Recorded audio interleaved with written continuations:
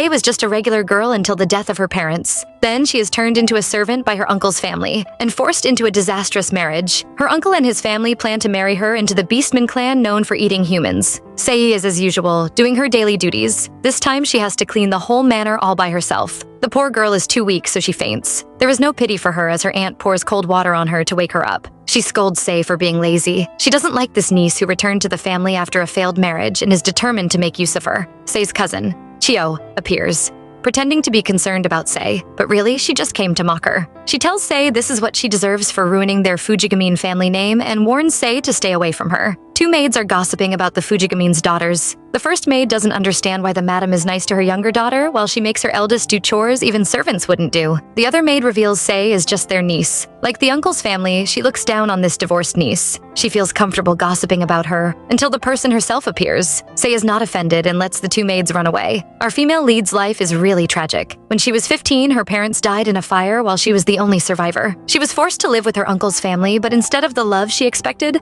all she got was hate and wickedness. Her uncle didn't waste time to let her know where she stands. He only took her in because she has their family name. His family worked her like a servant, insulted her, and reminded her daily that she was unwanted. By 16, they had already sold her off into a marriage for their own benefit. But that marriage didn't last long, and soon Sei is kicked out of the man's house. She tried to find a job, but no one wanted a maid as young as her. With no choice, she returns to her uncle's house, and the abuse continues. Sei endures it all because at least she has a place to stay. But all these chores are ruining her body, and even the skin on her hands is starting to peel off. Her only comfort in this world is Maru, her loyal old dog, the last gift from her parents. Sei stops feeling sad when her little friend comes rushing up to her. As long as she has Maru, Sei is okay. He is her only family, but Sei's nightmare isn't over. The wicked uncle and his family are having a meeting. Sei's cousin, Chio, learns the family plan. Her parents are eager to form a connection with the powerful Kamishiro family. They plan to marry her to the terrifying Beastmen, the rumored human eaters. Horrified, Chio pushes the marriage onto Sei instead, and her father agrees. Sei is heartbroken hearing this news. Everyone knows who the Kamishiros are. They are a beast clan full of white wolves who like to eat up anyone they dislike. The family head is even worse. He is a well-known criminal,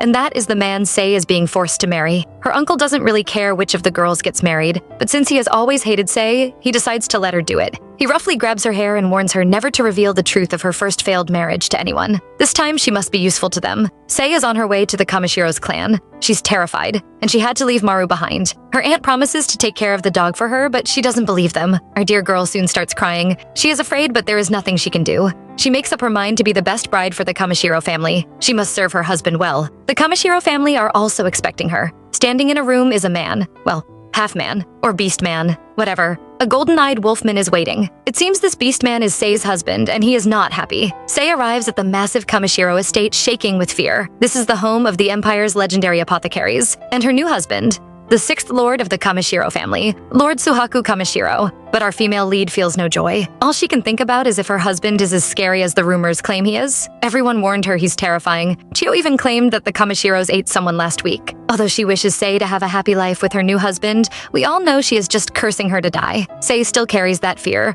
But when she sees the man she is supposed to marry, she is stunned. Can this handsome man with white hair and golden eyes really be the renowned monster and human eater? Answer: yes. When the man knows she is Sei Fujigamine, his new bride, he immediately becomes angry and hostile. He clearly isn't pleased to be marrying a human like her. He detests humans so much he would rather watch his family fall into ruin than marry a human. But his stubborn mother forced this marriage and this human bride on him. He is, however, determined to chase her away. He begins to change into his beast form, planning on scaring her so much she will regret coming here in the first place. And Sei is indeed scared. Who wouldn't be? Seeing this giant white wolf appear in front of you. Just one bite and it is over for her. But she knows she can't show this fear. So when Lord Suhaku asks if she is afraid, Sei lies that she isn't. He doesn't believe her at all, especially seeing the way she keeps trembling. He warns her to leave if she doesn't want to get eaten right now. The man has given her a chance to escape. Sei would love nothing more than to do that, but a life even worse than this is waiting for her if she leaves here. Returning to her uncle's house will be worse than death, so she decides to stay. She is prepared to be Suhaku's wife. The man gives her an impossible challenge: to make the other beastmen accept her as his bride. He doesn't believe she can do it, certain she will fail and run away soon. Sei immediately falls to the floor as soon as he leaves. Those people didn't lie. Lord Suhaku is seriously frightening. She is ready to begin her mission, but only then does she understand how difficult it is. The people here all seem to dislike her and avoid her every day. The servants mock her. The beastmen gossip about her. Nobody wants her there. They all believe she is going to run away, especially since Lord Suhaku hates humans. There is no way their marriage will work out. Sei is disappointed. Ever since her parents died, she tried to find a place where she is welcomed, but no one seems to want her. Not her uncle's family, not her first husband, and now not even the whole Kamishiro estate. But our girl isn't going to give up. She is determined to find a place for herself no matter what it takes. She decides to survive the only way she knows, by working herself to the bone. She is determined to prove her usefulness and goes about helping the servants do their work. What she doesn't know is that someone is watching her. Lord Suhaku finds this new bride mysterious,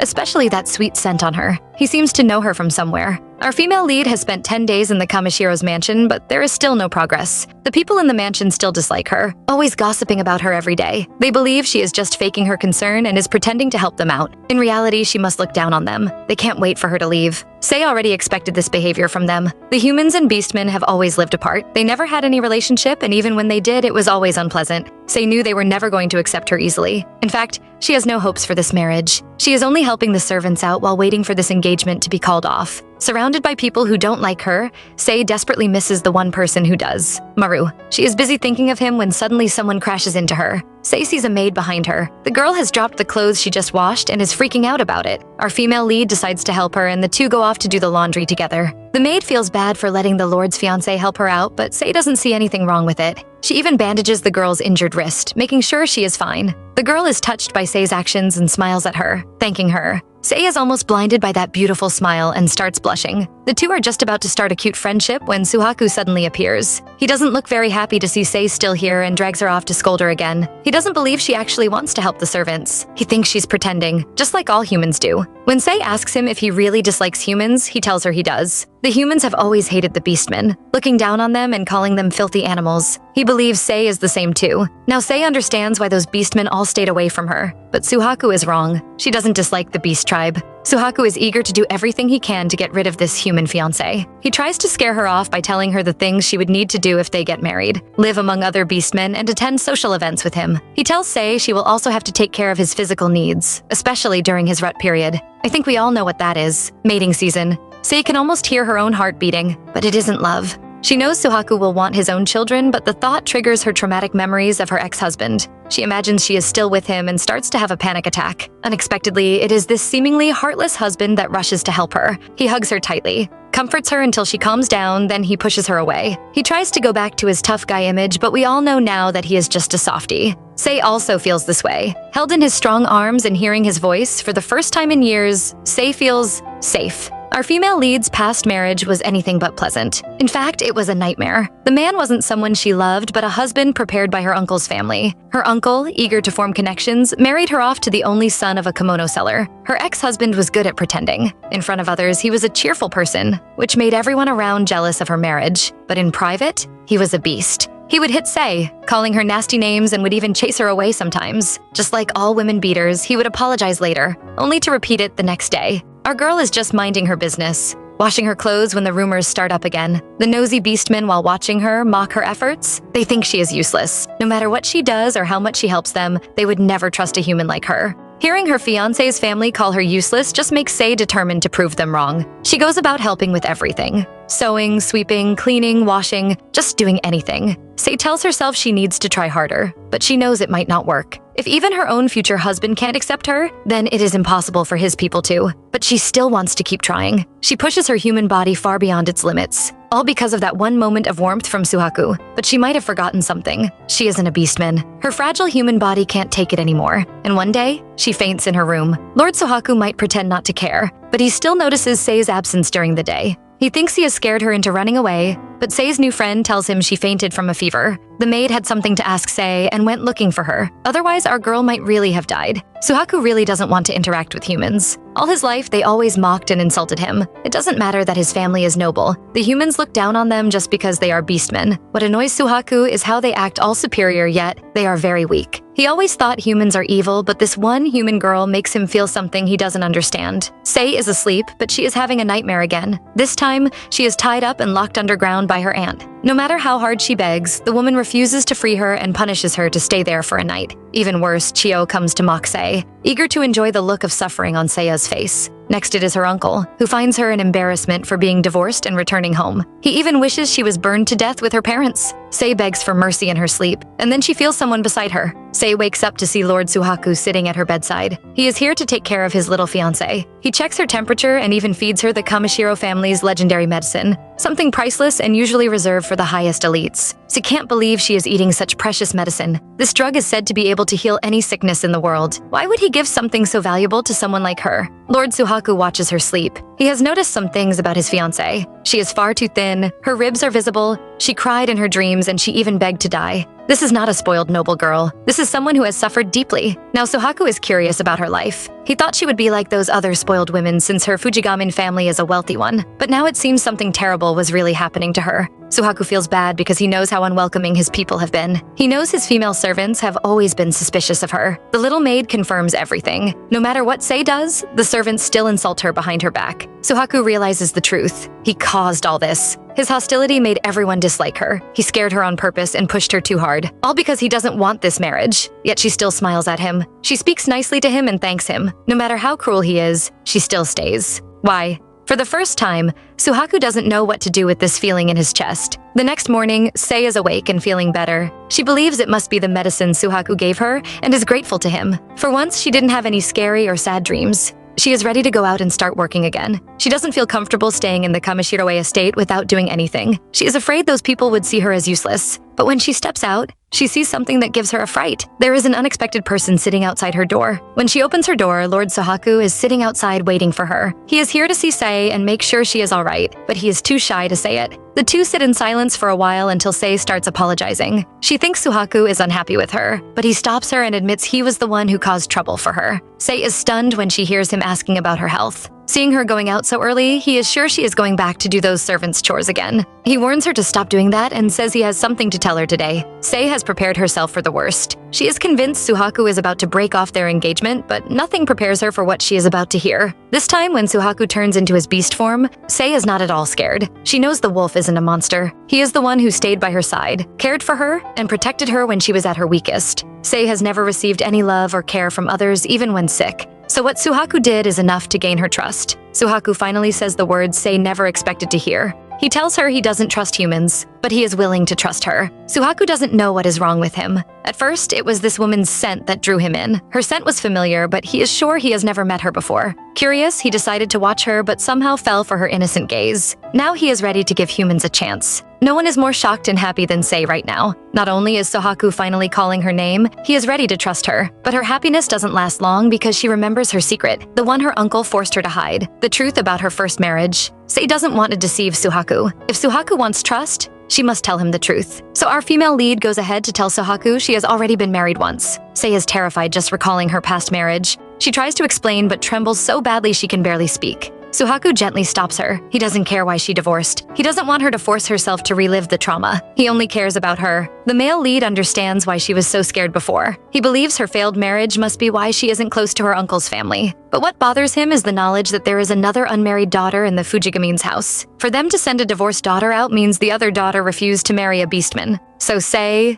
the abused, unwanted niece, was forced to take her place. The male lead lets Sei know he isn't bothered. Her past doesn't change anything. She is his fiancée, and he intends to keep it that way. Such a sweet confession, and yet all Sei can do is cry. The great wolf lord panics over his crying human bride. Now he wonders if she even wants to stay by his side or actually wants to break off the engagement. He is already panicking when Sei finally tells him she is very happy. In fact, our female lead has been very afraid. She was worried she would be chased out of the Kamishiro's estate just like she has been chased out of everywhere else. Ever since her parents died in that fire, it seemed like Sei had no place to go. No one wanted her, until Lord Suhaku took her hands. Now she also wants to put her trust in him too. On the other side of town, things aren't so rosy and sweet. Sei's wicked cousin Chio is throwing a tantrum. She can't believe the horrible marriage proposals being brought to her. She finds all the men irritating. What she wants is a perfect husband, the kind she can show off to Sei and use to make her cousin jealous. Just the thought of how terrified Sei must be living among the beastmen makes Chio very happy. She believes Sei must be miserable now, wishing she was never married into such a terrifying place. Little does she know she is wrong. For some reason, Chio keeps comparing herself to Sei. She believes she is young, super cute, and better than Sei. Therefore, she must find the perfect husband, so she can rub her marriage in Sei's face and make her feel more miserable. What a psychopath. But as they say, wishes never come true, especially not for someone as terrible as Chio. Chio returns home and receives a letter. For a moment, she thinks it is a rich, handsome admirer, only to discover it is from someone she considers beneath her. Irritated and bored without Sei to torment, she actually starts missing the terrified expression Sei always made. Her day takes a turn when Sei's dog suddenly barks at her. Disgusted and hating anything connected to Sei, Chio plots to get rid of the dog, but her mother refuses. She wants to keep the dog alive so she can use it as an excuse to squeeze more money from the Kamishiro family. Angry, Chio goes to complain to her father, but he snaps at her for bothering him with something so meaningless. Just then, an assistant arrives with a letter from the Kamishiro estate. Convinced it must be a letter to cancel the engagement, Chio tries to snatch it, only for her father to slam the table and order her out. She leaves, feeling extremely wronged. She has always been her parents' priority, but now everything is about Sei and her marriage. Chio is consumed with jealousy and hatred. In her mind, Sei has stolen her parents, and for that, she vows never to forgive her. Meanwhile, Sei remains blissfully unaware that a target is being placed on her back. She still believes she must be dreaming now that Suhaku has accepted her as his fiancée. She is determined to become the perfect wife for him. Sei receives a visit from the little maid she once helped. The girl is here to check on Sei and see if she is better.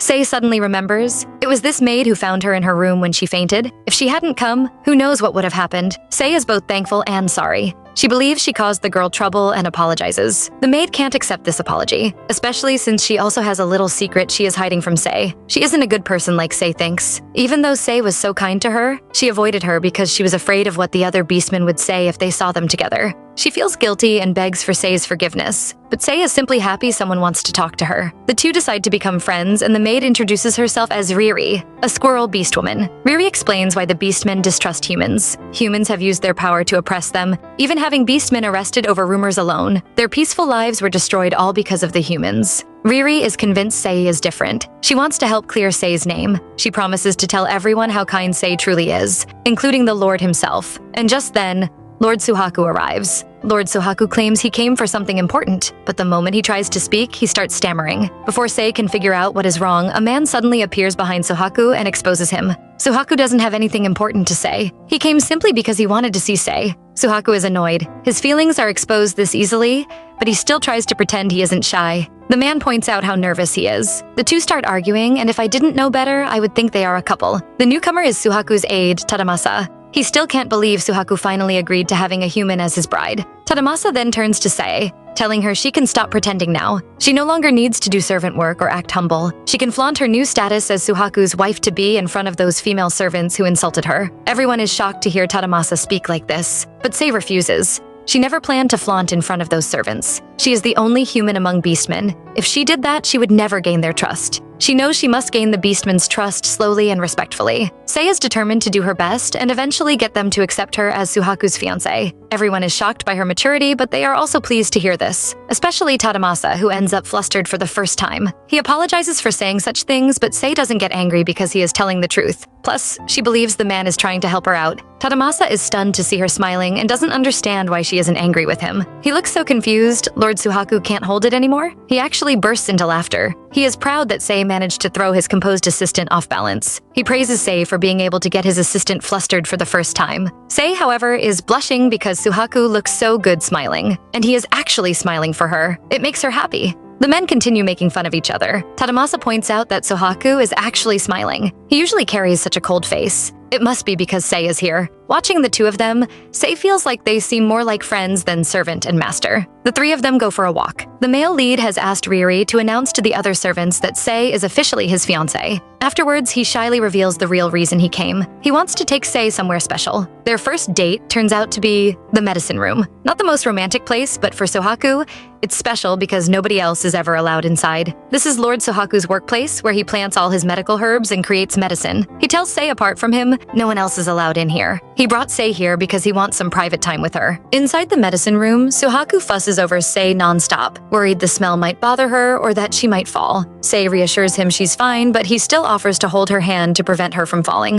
Suhaku wants to know if Sei has ever seen a beastman actually eat a human. Sei realizes the truth. She has only ever heard rumors from different people. She has never actually seen it happen. Suhaku tells her a secret. The taste of human blood is like drugs to the beastmen. Once they taste it, they can never forget the taste or stop craving it. However, the only beastmen who eat people are those who have tasted human blood. But this issue has caused a lot of problems between the beastmen and the human race. The humans believe all beastmen eat people, but it isn't true. Some of the beastmen clan, like the Kamashiros, hate human eaters. Suhaku promises Sae she is safe. He has never eaten a human before and never has anyone in his family. He promises to protect Sae. Moved, Sae confesses that she's no longer afraid because she now has him by her side. The words make Suhaku so shy, he almost kicks her out just to hide his red face. He rushes to find some work to do to hide his nervousness. Sae isn't ready to go, however, and offers to help him do some work. They begin planting herbs and mixing medicines together. Sae is happy he didn't refuse her. She watches Lord Suhaku make medicine and admires him even more. The beastman's medicine is known to be super good. It cures any illness. In fact, all the previous emperors have been using it. Sae knows her family company wants to start selling this medicine overseas. The Kamashiros also want to spread the medicine, and so the two families decided to join through marriage. Sae knows her marriage is just to seal a business contract, but she wants more than that. She wants to be useful to this man. Her chance comes when Suhaku asks her to read a foreign medical text, and Sae reads the language effortlessly. She explains her father once taught her during the 15 years they lived abroad. Back then, her father moved abroad to start up the Fujigamine Trading Company, and she and her mother moved together with him. She was always interested in foreign novels, so her father bought her a few books. He would teach her those languages as they read together. But after she returned to the country, she was forbidden from learning any foreign languages. Suhaku is confused by her story. He doesn't understand why a daughter of the Fujigamine family would be stopped from speaking foreign languages. Her father worked so hard to teach her, so why was she stopped from using it? Suhaku is shocked when she quietly reveals the truth. After her father died, her uncle forbade her from reading, burned her books, and destroyed the last gifts her father gave her. This time,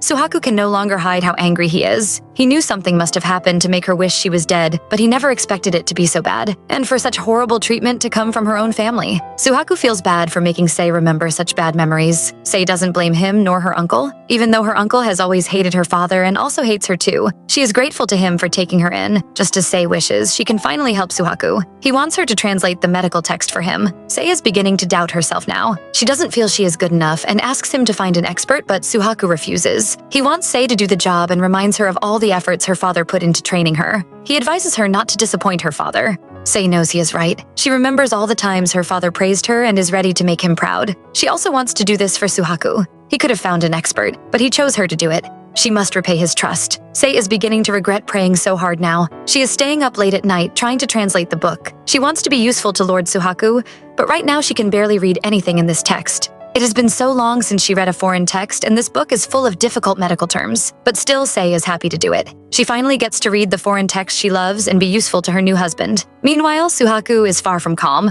In fact, our male lead is furious. He asks Tadamasa to carry out an investigation on Sae's background, and what he hears makes him very angry. From what the maids said, the Fujigamins have been treating Sae very badly. They refuse to give her food or let her sleep properly, and would even lock her up claiming they were disciplining her. Suhaku feels like destroying everything right now. He transforms into his beast form, his rage shaking the room. Even Tadamasa retreats in fear. Suhaku orders his aide to send a message to the Fujigamines. He is planning on holding a party to announce his engagement to Sae. He wants to use this party to warn the Fujigamine family. Back at the Fujigamine home, Jiru Fujigamine has received the letter announcing his niece's engagement to the Kamishiro family. The rest of the family are with him. Chio is enraged and jealous. She isn't pleased to hear a party is being held for her cousin and plans to humiliate Sae at the ball. Chio's mother is happy to hear the engagement is still going on. She was afraid they would call it off, and her source of money would be gone. Her husband also thinks the same thing. He despises the Beastmen, but plans to exploit their medicine once Sae marries Suhaku. He will use it to make himself rich. They have no idea Suhaku's invitation is not a celebration, but a warning. The day of the engagement party arrives. Sae dresses in a gown specially prepared by Suhaku. She is nervous because for the first time, she will stand before both families as the future Lady Kamishiro. Our female lead is afraid, wondering if she will be able to host this party well, not only as Suhaku's fiancée, but also as Fujigamini's daughter. The girl desperately needs her companion, Maru, right now. Riri brings some white gloves for Sae to wear, but when she does, it completely exposes the scars on Sae's palms. They were the burn marks she got from the fire that killed her parents. Riri is sorry for her, and they decide to stick to her normal black gloves. Riri starts doing Sae's hair. She and all the other Kamishiro estate maids will attend the party as servers. She earnestly wishes to see both Sae and Suhaku happy. Sae is grateful for her friend. Riri might not know, but just seeing her smile is enough to encourage Sae. The couple meets up outside to head to the party. When Suhaku sees Sae, he freezes. Blushing, stammering, completely undone, he can't believe how beautiful she looks. Sei feels the same. He's so handsome it leaves her breathless. Now she is afraid to stand next to him because he is so beautiful. Suhaku tells her not to be scared because he is going to be by her side. They head into the grand ballroom together. Meanwhile, Chio arrives with her fiancé, Kiyoshi Kaneko, intending to show him off to Sae. She is prepared to laugh at Sae, but is stunned by how beautiful the hall and the Kamashiro's estate are. It is worse when the fiancé she brought also starts praising her sister. Chio is about to show her ugly side, but she still needs to use him to make Sae jealous. Her fiancé is Kiyoshi Kaneko, the heir to a large trading company. Chio believes he must be better than Sae's beast fiancé, but reality proves her wrong. Her great fiancé tells her he cannot even afford to have such a grand party for her. Kaneko informs her that the Kamashiros are not just wealthy, they are a noble family and important to the entire nation because of their medicines. Even the emperor relies on their drugs. Chio thought that was just a rumor. Kaneko tells her the Kamashiro are a noble beast clan family. They might not appear in public very often, but they are the most respected in society or among nobles. They are a very powerful family. Chio is starting to feel regret. The only way she can cope is by convincing herself that Sei's fiancé is just some ugly beast man with a horrible personality. His medicine must be the only good thing about him, but she is about to be slapped in the face. Our couple arrives and the whole crowd starts talking about them. They keep praising the two for being a good match. Chio also looks back and is shocked to see the handsome Suhaku. She cannot believe this handsome man was the one she was supposed to marry, and she gave him to Sei. Chio can't believe she just gave such an opportunity away to Sei. Not only is this man rich, but he is also handsome. Suddenly, she doesn't find the fiancé she brought so attractive anymore. Even in wealth, he can't compare to the Kamashiro's family or Lord Suhaku. She feels disgusted and embarrassed to be seen with him and immediately walks away, leaving him behind. Chio isn't the only one shocked. Her mother is also surprised to see how wealthy the Kamashiros actually are. She too feels some regret. She should have forced her daughter to marry the beastman. She blames her husband for not telling her about this. All he cares about is his business. She is thinking about how to fix this mess. Well, she and her daughter definitely share the same brain. Chio is here to find her mother, and she has a suggestion for her. Our couple is greeting everyone and having fun when Tadamasa suddenly shows up. He has bad news for Suhaku. There is a suspicious person walking around their mansion. He didn't manage to catch the person because they left as soon as they noticed him. Suhaku tells him to keep guard. Another bad news, or rather, a bad person is here again. It is Jiro Fujigamine, Sei's uncle. This is the first time the two men have met in person. Suhaku is still polite, apologizing for not coming to see the man sooner. However, Jiro isn't so polite and calls Sei useless right in front of her fiancé. Marriages like theirs between humans and beastmen are extremely rare, especially those from noble families. Jiro feels bad for giving Suhaku such a useless girl in exchange. He tells Suhaku that all he needs to do is train her well after marriage. Our male lead is furious and wants to speak to her uncle alone. The two head to the study to talk. Jiro hasn't seen Suhaku's mother at the engagement. Suhaku reveals she is sick and is resting somewhere far away. After the death of his father, his mother has always been worried about the Kamashiro family, afraid it would go to ruin. She always believed it was important for humans and beastmen to coexist, which was why she arranged a marriage between the Kamashiro and Fujigamine families. She believes it would create a wonderful future for them. It is such a touching story that all Jiro can do is laugh in his head. He never considered partnering with the Kamashiros. To him, Suhaku might be the family head, but he is still just a young, ignorant boy. Since his family will be the one selling the medicine, he can already imagine how much money he can steal just by falsifying the accounts. He really likes the beastmen now. They're so ignorant. They have no idea they are about to feed him, but unfortunately, his grand plans of thievery are all wasted. Suhaku has no plans of feeding this ingrate. He already caught news that someone was selling bad medicine to people some years ago, and lying it was the beastman's medicine. He suspects it was the Fujigamine's family. Seeing Jiru's nervous face, Suhaku is sure of his thoughts. He asked Tadamasa to investigate the Fujigamine family and found out they were the ones most likely to have been selling that medicine years ago. Suhaku didn't manage to gather enough evidence to convict the man. The dealings were mostly done in secret between noble families, but now he is extremely cautious. If Jiro could do that years ago, then he might also abuse their family's medicine as well. He can't allow them to continue. Jiro is wondering if someone has already exposed him, but he refuses to confess and is determined to pretend he knows nothing. He tells Suhaku this is the first time he has heard such news. Suhaku doesn't argue with him. He only has one thing to tell him. From now on, the Kamashiro family will closely monitor the Fujigamin family's sales of their medicine. Suhaku is determined not to let such a thing happen again. They shake hands to seal the deal, but each man has his own thoughts. Jiro is annoyed, but he plans to play along for now. Suhaku, on the other hand, is planning to use this opportunity to keep his medicine safe and also protect his fiancée from her old family. Sei has no idea what the two are talking about. She just feels cold remembering how her uncle looked at her like she wasn't even human. It really scared her. But even worse is about to come. Chio and her mother are here. The two witches have made their way here to torment Sei once again. As soon as our female lead sees the mother and daughter, she knows bad things are about to happen. but she still has to greet them. When she asks about her dog, her aunt pretends not to know. Seeing Sei so worried, she tells her there is another option. She comes back home to take care of the dog herself. When our girl doesn't understand, the aunt tells her she should just come back home, because she isn't going to be Lord Suhaku's fiancé anymore. Chio is very jealous. Seeing Sei's shocked face, she reminds Sei that she was the one who gave her the opportunity. She allowed Sei to take her place, but now she wants the position back. Sei is in disbelief. She reminds her sister that she is already engaged, but Chio has already broken off that engagement. She is determined to get Suhaku back from Sei. Our girl is reluctant. She tells them it isn't possible, but the mother and daughter are too delusional. They believe they can talk to the Kamishiro family later and switch the brides. Now all they want is for Sei to come back home with them. Her auntie promises to take good care of her again, but Sei knows that means more beating and punishment. She can't accept that she will have to go back to being abused and maltreated again. Even though the Kamishiros are beastmen, she has begun to feel safe in their estate, especially when she is around Suhaku. She has already planned their future. After marriage, she would bring Maru back and they can finally live peaceful lives. But that dream seems impossible now. The two women gang up on her, persuading her to call off her engagement for her cousin. Sei can't breathe and is just about to give in when someone suddenly stops her. Lord Suhaku is here. Yes, help us destroy those witches. The two women are shocked to see the Lord. Chio starts acting all shy. After seeing how handsome and rich he is, she suddenly doesn't care about him being a beastman. Chio has made up her mind to snatch her sister's fiancé, so when the man asks what they were talking about, she starts to say bad things about Sei. Pretending to be shy, she says she came here to apologize to Suhaku on her cousin's behalf. She tells him Sei has deceived him. She claims she is his real fiancé, and Sei stole him away from her. Not only that, she directly reveals that Sei has been married before, but her ex-husband divorced her. Chio believes Sei isn't fit to be his wife. She tells Lord Suhaku she was worried about him, so she came to beg Sei to stop hurting him. And finally, Sei agreed to break off their engagement and come home. Sei has said no such thing, but before she can protest, her aunt grabs her and threatens to harm her dog if she says anything. Chio is now touching Lord Suhaku as she earnestly advertises herself. She even promises to do her wifely duties better than Sei. What a shameless saleswoman. She really believes she is younger, cuter, and deserves more praise than Sei. But what she doesn't know is that her twisted personality is showing. She and her dumb mother are smiling, thinking they have gotten the man, but they are going to be disappointed. Lord Suhaku pushes the girl away and tells her she is disgusting. Her acting skills are trash, and he needs her to stop. He tells them they must really think he is a fool to believe their nonsense.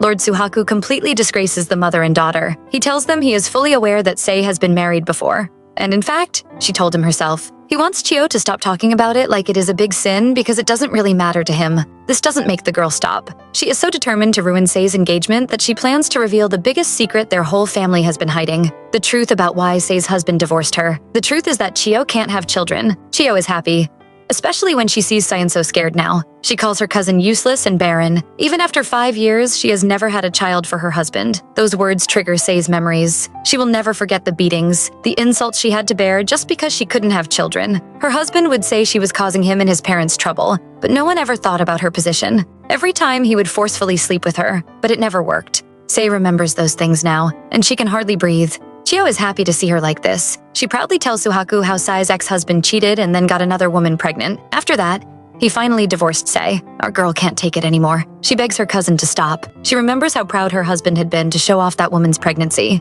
He was just happy to prove the fault wasn't with him, but that didn't stop him from forcing her one last time. Chio really thinks she has done something. She starts to self-advertise herself like goods again, desperate to take her cousin's place. Seriously, girl, just stop. She tells Suhaku he should marry someone younger, like her, and not a barren woman like Sei, who would end up being a problem for him. But she doesn't expect Suhaku to tell her to shut up. He tells the girl no matter what rubbish she opens her mouth to say, he will never accept anyone other than Sei as his fiancé. He even drags our girl to his side and presents her to them. This is the only woman he wants. He tells Chio he has no interest in a woman like her who self-advertises herself like some common goods. Poor girl, imagine a barren, divorced woman being chosen over a young, cute girl like you. Go male lead. The mother and daughter have been pretending to be innocent, but Suhaku already knows everything they did to Sei. He hasn't done anything to them because they are his wife's mother and sister. But if they continue talking rubbish about her, he wouldn't think twice about destroying them. Sei's aunt is finally scared. Suddenly, she remembers that Suhaku is a beastman and a powerful one at that. He isn't touching her, but she feels like she is choking. It seems like a terrifying beast is holding her throat. She is so scared that she starts begging for forgiveness. Chio is still delusional, asking why they should beg for their forgiveness. She keeps talking. saying the Lord will be unhappy to marry her sister. But this time, even her mother doesn't support her. She tells her to shut up and also apologize. No matter how unwilling the girl is, she still has to obey her mother. And so she apologizes to our female lead. Sei looks at the two women and remembers a time when everything was good. Back when her parents were alive, her uncle would bring his family over. Little Chio would hug her, always calling her big sister. The two sisters were affectionate. Sei really thought they had a good relationship, but it was after her parents died that she found out her uncle's family actually disliked them. Looking at the two women now, Sei wonders where it all went wrong. How did they turn out like this? Sei's aunt is afraid Suhaku might mention this incident to her husband. Turns out Jiru wasn't aware of their foolish plan. Suhaku doesn't want anything to ruin the engagement party he prepared for Sei, so he promises not to say anything. But that doesn't mean he has forgiven them. They leave the mother and daughter behind. Once they are gone, Sei immediately bows down and starts begging for Suhaku's forgiveness. She really didn't mean to hide the truth about her last marriage and how she couldn't have children. Sei is expecting his anger, but what she gets is a long and warm hug. Sei is feeling really guilty for not telling him, but Suhaku doesn't want her to apologize. He has always known she couldn't have children during her last marriage. The two are just about to start confessing some sweet feelings when an unwelcome visitor arrives. From the face Lord Suhaku is giving him, Tadamasa is sure he must have interrupted them. He nervously announces it is time for the dance to begin. As the main couple of the day, they need to be the ones starting the dance. Once he gives his message, he immediately runs for his life. Sei still wants to speak to Suhaku and explain everything to him herself. The two plan to meet later to discuss, but first, they go downstairs to start dancing. All Sei can think about during the dance is how much Lord Suhaku still wants her after knowing she can't have children. She doesn't want her fears to destroy this new marriage and has made up her mind to tell him everything. Meanwhile, the wicked cousin still can't believe everything that happened today. When she hears people praising the couple, it just makes her even more jealous. She even yells at her fiancé when he tries to speak to her and tells him she doesn't like him anymore. She really wants to break off their engagement. Chio feels pain anytime she hears people praising her cousin and her fiancé. It feels like they are all humiliating her. She is so annoyed that she just leaves the hall without even caring about the man she brought. But as she walks away angrily, someone is staring at her with an evil smile. It looks like something is going to happen to our Miss Cute. Sei and her man have separated. Suhaku goes off to greet some people while Sei just watches the party. Until suddenly, she hears a loud scream. It seems like someone is being attacked. The person seems to be a foreigner. No one can understand what he is saying, except for Sei. She rushes to the place to see a man squatting and crying while a beast woman stands near him. It looks like the beast woman is about to eat him. Of course not. The poor beast woman is just here to deliver drinks, but the foreigner misunderstands and thinks she is about to eat him. Both of them can't understand each other's language, so it causes such a big misunderstanding. It is quite fun to watch such a big man begging for his life, but he is also making the cute dog woman scared too. Finally, Sei appears and separates them. She comforts the scared beast woman and explains to the man that the woman just wanted to serve him drinks. The man is a partner of their Fujigamine trading company and is surprised when he hears Sei speaking a foreign language. Once he realizes it was all a misunderstanding, he is embarrassed and apologizes. He has always been afraid of beastmen, which is why he was so scared. Sei tells him she was once like him, always scared of the beast tribe because of her ignorance. But once she got to know them, especially her husband, she found out they are really gentle. Because of Sei, the man is able to speak to the beast woman while she interprets for them. After apologizing, he suddenly sees how pretty the beast woman is and even starts asking for her name. Looks like a love story is about to start. Everyone around, especially the beastman, is also praising Sei. Not only can she speak foreign languages, but she also treats the beast woman very gently. They are all proud of her. Suhaku is very happy to see his people accept his wife. He is also happy to see her defending his people. Suddenly, he wants to have that conversation with her and invites her to come outside with him. Sei is finally telling Suhaku her story. At first, she was extremely happy to marry her ex-husband. He might have been chosen by her uncle, but he was also her ticket out of that wicked household. But how could the person her uncle chose ever be good? Her husband was not only an animal abuser, but also a wife beater. After hitting her, he would proceed to forcefully sleep with her using the excuse of making babies. Her married life was indeed very miserable, but still she tried to stay, convincing herself her husband would be nicer to her if she could just have a child. Then she would finally be able to live a happy life with her dog and her baby. So she endured everything he did to her, dreaming of a future that would never happen. Eventually, her husband got another woman pregnant. Sei wasn't sad about that. She already knew he had several lovers. What made her despair was realizing it was her fault they could never have children. Speaking to Suhaku now, she tells him there might also be a possibility she won't be able to give him children either. She apologizes for hiding something so big from him, but Suhaku really isn't concerned about that. He is someone who only cares about his medicine and finding more techniques to move his family's business forward. If not for his mother forcing him, he would never have thought about marrying, and even more so the humans he dislikes. But now that he has met her, his feelings have changed. Of course, he wants children, but more than that, he would like to marry her. Even if they can't have children together, he would still choose to marry her and no one else. Being embraced by him makes Sei's heart melt. To this man who has chosen her over and over again, she is ready to give herself to him. When she tells him yes, her smile is so bright, it affects Lord Sohaku. Anytime he sees her smile, his feelings for her always increase, and it makes it hard for him to hold back his desire to touch her. This time, he doesn't hold back and actually kisses her neck. Sei doesn't find it unpleasant at all. She is just very shy. Suhaku wonders if that is why she smells so sweet. Ever since he met her, her sweet scent has stuck to him so much that he can never forget it. Even though he was meeting her for the first time, his beast already knew her scent. Our female lead can't control herself right now. Everything about this man just makes her heart beat. From how gentle he is, to how good his voice sounds. She knows this is just an arranged marriage, a business contract even, but the way Suhaku is looking at her with so much heat almost makes her believe he has deep feelings for her. Suhaku asks her the question that has always been on his mind. Have they met somewhere before? Before she can answer, all the lights suddenly go off. There is a blackout at the banquet. Suhaku sends someone to investigate, and they discover that someone purposely cut off the power supply. When Tadamasa goes to look at it, he sees someone suspicious in the garden and goes after them. Sei is comforting the beast woman. They are all afraid, but she tells them to stay calm, stay together, and promises them Sohaku is already fixing the problem. The man himself appears and asks her to help explain the situation to those guests who speak foreign languages. The wicked cousin is also afraid. Someone hits her and she almost falls, but she is saved. Her savior turns out to be the man she abandoned, her fiancé, Kiyoshi Kaneko. He is worried she might fall again and suggests they go into the garden. The two go outside. Chio, eager to seduce Suhaku, thought she wouldn't need this fiancé again. Now that her plan has failed, she has decided to settle with him. She tries to convince herself she doesn't want Lord Suhaku because he is a beastman. She keeps telling herself Sei will soon regret her choice, but it seems she should have been worried about herself. Kiyoshi Kaneko is no longer the lovely man he pretended to be. He grabs Chio and tells her he has always hated how proud and arrogant she is. He calls her the stupid daughter of a rotten merchant and lets her know he also settled for her. She is not the one he wants at all. Sei and Suhaku are busy checking around when they suddenly hear a scream from the garden. They rush outside to see a beastman holding down a human. It is Tadamasa, and he has caught the person who cut off the power supply. Suhaku praises him. Sei is happy thinking all their troubles are over E number sign now, until she suddenly hears a voice screaming for help. When she looks over, she sees her cousin Chio. She seems to have injured her legs. Sei runs over to help her, although I don't know why, but the person she is helping is not grateful at all. Instead, she is wondering why this is happening to her. Maybe because you're a bad person? The men have also seen the girl. Suhaku asks the man on the floor if he hurt Sei's cozy,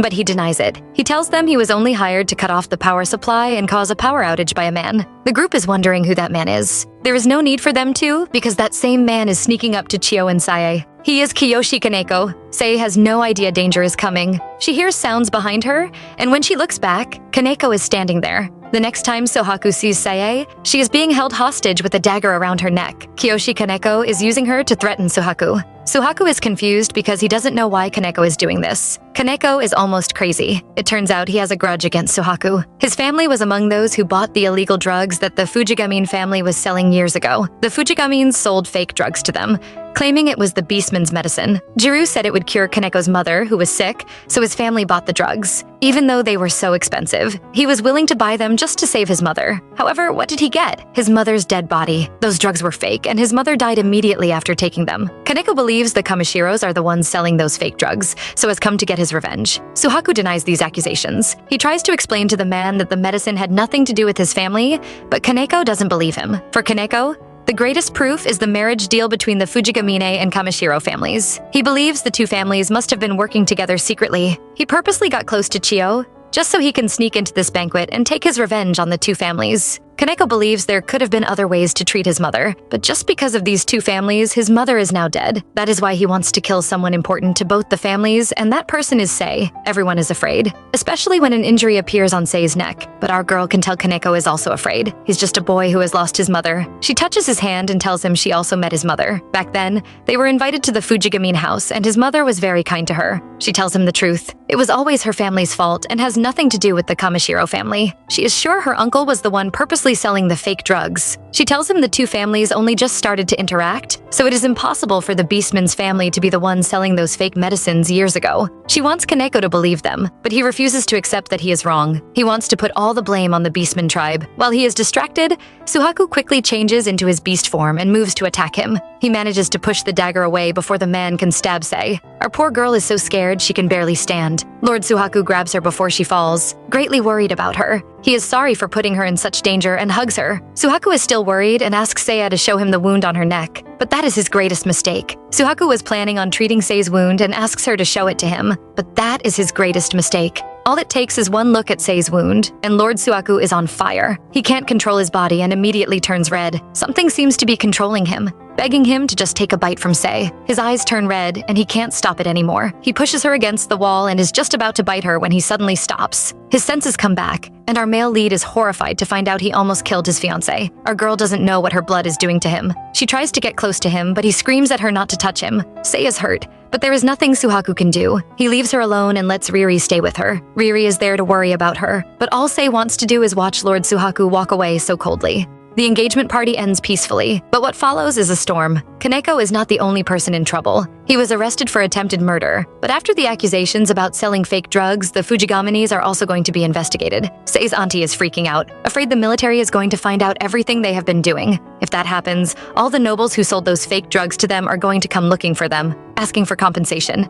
Even worse, she is afraid the Kamashiros might call off the engagement, but her husband isn't worried at all. He has thought of a plan. All they have to do is lie that they were also tricked and push all the blame to the foreign country they bought it from. He is also sure Lord Suhaku won't call off the engagement because of how much he likes Sei, and he is right. The parents are worried about being arrested, while all Chiyo can think of is how she was rejected by 2 men. She keeps recalling the way Lord Suhaku and even Kaneko insulted her. She doesn't understand why she is being treated this way, and like a normal human being, she decides not to blame those men. Instead, she blames Sei for getting in her way. She makes up her mind never to let Sei have peace. She will never let her get married happily. A few days have passed since that terrible part, but Riri still can't forget about how dangerous it was. She still worries about Sei's wound, but our female lead assures her it is fine. Sei also remembers that night, but she feels more pity for Kaneko. From his behavior when she spoke about his mother, Sei knows he must love her very much. Since she also lost her mother, she understands how much pain he must feel. Her mind is also filled with thoughts of her husband. She hasn't seen him since the day he shouted at her not to touch him.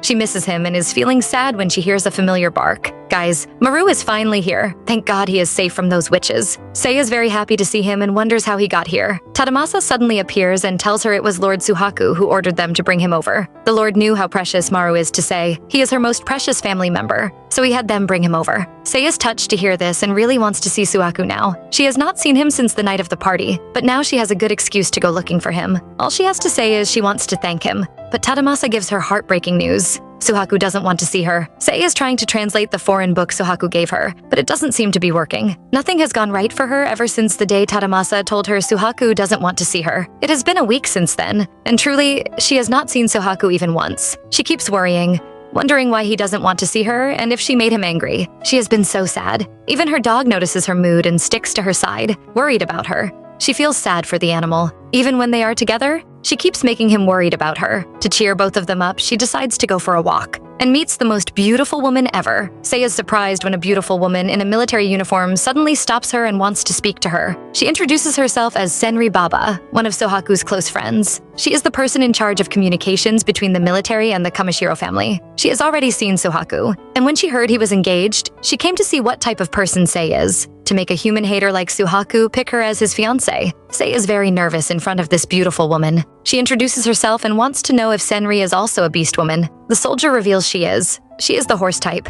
Suhaku was a good soldier, but he could never beat her in speed. Sei is surprised because she never knew Suhaku was a soldier. Senri tells her Suhaku was a military doctor before he came back to become the head of the Kamishiro family. She finds it suspicious that Sei doesn't know anything about Suhaku, even as his fiancé. She tells Sei it must be because beastmen and humans are from different worlds. We don't know if she is trying to cause problems between the couple, but Tadamasa stops her before she can continue. He tells her to stop being so inconsiderate of Sei's feelings, but the damage has already been done. Now Sei is feeling sad again. Just like Senri said, she knows nothing about Suhaku's past and doesn't even know why he wouldn't see her. It looks like her title of fiancé is just empty. Just then, they notice the man himself staring at them from above. But immediately he sees Sei looking at him, turns and walks away. Lady Senri leaves, but she has already caused damage in their relationship. Now, Sei really believes humans and beastmen live in different worlds. She thinks the reason why Suhaku won't open up to her or tell her anything is that she is human. That is totally not true. Suhaku is not avoiding Sei because she is human, but because every time he is near her, he gets an uncontrollable urge to have her. He doesn't understand why this is happening. He was a military doctor and had seen human blood countless times, but he didn't know why Sei's blood affected him this way. He seems to remember something, a time when he was still a military doctor. Then Sei was kneeling in the middle of a burning place and crying. We don't know what is happening, but we do know the last thing Suhaku would want in this world is to hurt her. Tadamasa is concerned when he comes looking for his lord and sees him in pain. Suhaku tells him he is fine, and Tadamasa says Senri has left. He says he misses the days when the three of them used to hang out, but it seems something has happened between them. More importantly, Senri brought news about the military investigating the Fujigamine family, but it seems something shady is going on. It seems like Suhaku is involved in the accident that killed Sei's parents 10 years ago. Tadamasa asks his lord to tell her before it gets too late. Sei is having a bad dream, a very, very terrible dream. In the dream, Lord Suhaku is cheating on her with that pretty soldier, Senri. Her ex-husband appears and tells her Suhaku would prefer any woman over her. But even in her dreams, Sei knows it isn't possible. She knows Suhaku isn't that type of man. So when she wakes up, she decides to go looking for him. She wants to see him and is tired of his avoiding her. Whether he wants it or not, she is going to talk to him today and find out what is happening. She goes to his medicine room, but when she sees him, he is sleeping peacefully. She loses all her courage when she sees how tired he looks. She doesn't plan to disturb him and just wants to remove the leaf on his shoulder when the man wakes up. He doesn't expect to see her here and tries to drag her out, but it is too late. His eyes turn red as his beast takes over. Sei is still talking when Lord Suhaku suddenly grabs her. Oh no, guys, he is about to eat her, about to bite her. He is kissing her. Guys, he is kissing her. Our male lead can't control himself anymore. Sei's scent is so sweet that he can't think straight anymore and starts licking the wound on her neck. But that was a horrible mistake. It triggers the beast side that needs her blood, and he suddenly turns into his beast form. He wants to eat her. Sei is terrified and closes her eyes just as he leans down to bite her neck. Our girl is waiting for the pain, but nothing happens. She is still alive. When she opens her eyes, she sees that Suhaku bit his own hand instead of hurting her. He immediately moves away from her and does his wolf call, summoning Tadamasa to the place. He orders his aide to take Sei away while he kneels down in pain.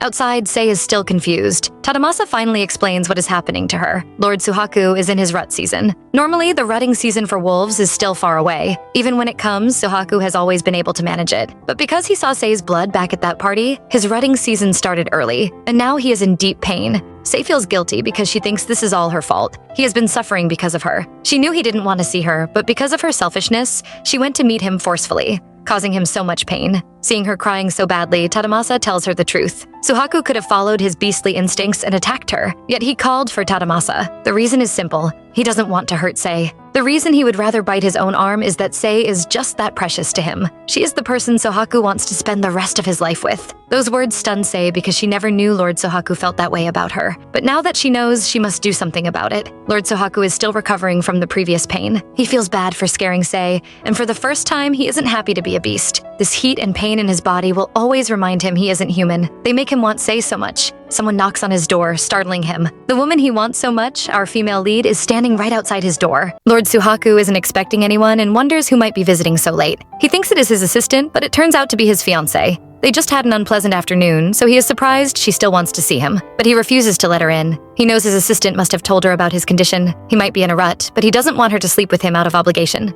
If he sees her right now, he will ruin her like a beast. So he tells her to leave. The man thinks that is enough to scare her away. He refuses to see her because he knows she is afraid of intimacy. Her trash ex-husband had only thought about getting her pregnant and had been too rough on her. Suhaku doesn't want to add to her trauma. This is the right thing to do. But Sei doesn't think so. Lord Suhaku is the only person who has ever confessed his feelings to her truthfully. He had once asked her to trust him, and now she tells him she does from the bottom of her heart. She apologizes to him and pushes open the door. She doesn't stop there. She takes the initiative and kisses him. Lord Suhaku's heart is beating so fast. He blushes and holds her tightly. The girl in his arms tells him not to hold back. Just knowing that he wants her makes her very happy. The couple has moved to the bed, but their intimate time is ruined when Suhaku touches her hand. Sei realizes she forgot her gloves. She is self-conscious because of her burn scars. She feels bad about it until the man kisses the spot. He doesn't want her to hide and says he wants all of her. Sei has to admit, Lord Suhaku is completely different from her ex-husband. He wants her so passionately, reminding her he is a beast man, but she doesn't mind getting ruined by him. The couple woke up the next morning after an interesting night. Lord Suhaku is worried he might have hurt her, but Sei assures him she is fine. She's more worried about him and his rut. He tells her it has disappeared since she accepted him. The girl grows shy again, covering her face and blushing, which makes the man smile. He apologizes for making her worry and explains why he stayed away. The sight of her might make him change into his beast form, and he was afraid she would dislike him. He promises to tell her everything from now on. After all, they will soon get married. Sei is happy to hear this and smiles. Suhaku wants to know more about the burn scars on her hand, so she tells him her story. 10 years ago, the hotel she was staying in with her parents caught fire. She made it out but tried to go back inside to save her parents. In her hurry, she touched the burning building with her bare hands. To our surprise, the man seems to know her and says she is really the girl from back then. He gently holds her hands, feeling bad for her. Seeing his sad face, Sei remembers the past. That night, someone had taken care of her injured hands. A doctor from the military had come to save the people who had been caught in the fire. She had been in shock back then, but she always remembered how hard the man had tried to help her. She had always wondered why. All Sei wants is to forget that sad day. But when Lord Suhaku holds her hand so gently and looks right at her, all her forgotten memories come rushing back. Sei starts crying. It turns out Lord Suhaku was that doctor. He was the one who saved her. That was why when they first met, Suhaku thought her scent was familiar. The couple hug each other happily. Things are changing for our female lead. She has not only grown closer to her fiancé, Lord Suhaku, but his people are also beginning to accept her. It might be a small change, but Sei really cherishes these moments, just like now. She is finally done translating Lord Suhaku's foreign book and brings it over to him to read. He happily accepts it, and the two spend some sweet time together. Meanwhile, Sei's wicked uncle is having a meltdown. He has just lost another client, and he blames it all on Kaneko, the man who tried to kill Sei. But he won't let these things bother him. As long as Sei marries Lord Suhaku, everything will be fine. Unfortunately, his daughter Chio hears this and isn't happy. In her twisted mind, her father has abandoned her and chosen Sei. Since they don't care about her anymore, she is going to destroy Sei's marriage. Sei's ex-husband, Shuichi, is being a nuisance. He scolds his new wife, yelling at her to get out of bed and help with the work. The lady is pregnant and reminds him that the doctor asked her to stay in bed. He thinks she is challenging him and yells at her, scaring their little daughter. Shuichi walks away, muttering about how lazy pregnant women are. A servant stops him and announces he has a female visitor. Shuichi doesn't ask who she is. He wants to know if she is pretty. When the servant says she is beautiful, he immediately smiles like a pervert. He decides to see her immediately. Shuichi is very eager to see his beautiful visitor, greeting her happily and welcoming her to his shop. But when he sees the woman's face, he loses his smile. His visitor is none other than his ex-wife's cousin, Chio. The woman greets him and he responds. He reminds her he has divorced her cousin Sei, but she says she already knows. She is, after all, Sei's younger sister. She apologizes for visiting so suddenly, feigning sadness. She announces she is here on Sei's behalf. Shuichi is actually curious to know more about his ex-wife. He has heard rumors about her new marriage. All he remembers about her is how gloomy and slow she was. She loved her dirty dog so much, but what he really liked was how terrified she was of him. He imagines her scared face and immediately starts smiling like an old pervert. He rushes to invite Chio inside, making the girl smile like a disgusting snake. Our heroine has no idea that two people are now scheming against her. She is spending the day with Lord Suhaku, and he praises her translation. She is really happy to hear this and asks him more about the book. She noticed it was all about making medicine. Suhaku reveals he is making a drug that will suppress the beastman's desire to drink blood and to rot. Sei is surprised to hear this, but he tells her that other countries have already started making these drugs. They are called suppressants. If the beastmen want to live peacefully among the humans, they absolutely need these drugs. Now, Sei understands why he bought the foreign book. In her mind, all she can think about is how amazing her fiancé is. He is working so hard to create a society where the beastmen wouldn't be discriminated against. He is too hardworking, so she decides to do her best to support him. A sweet moment suddenly occurs. The two are picking herbs when suddenly their hands touch. Sei looks away as her heart begins to beat faster. Lord Suhaku is sorry and wants to apologize.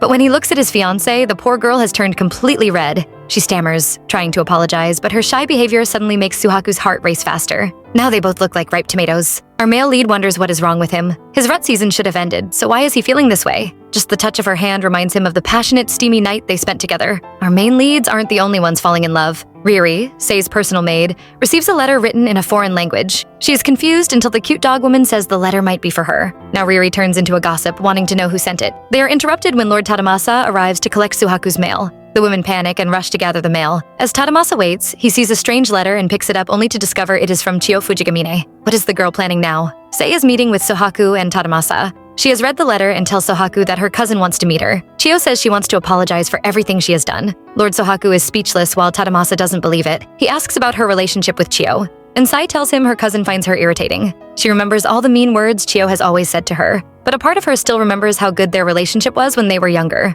Lord Suhaku has never forgiven Chio. He still remembers how she accused Sai at the banquet, but he knows Sai still loves her cousin. So when she asks for permission to meet Chio, he agrees but tells her she won't be going alone. Tadamasa can't understand his new mistress. She is really a softie. If it were him, he would have cut off such a cousin completely. He thinks she is the same as Lord Suhaku. Although the Lord dislikes humans, he would never ignore a sick or injured human.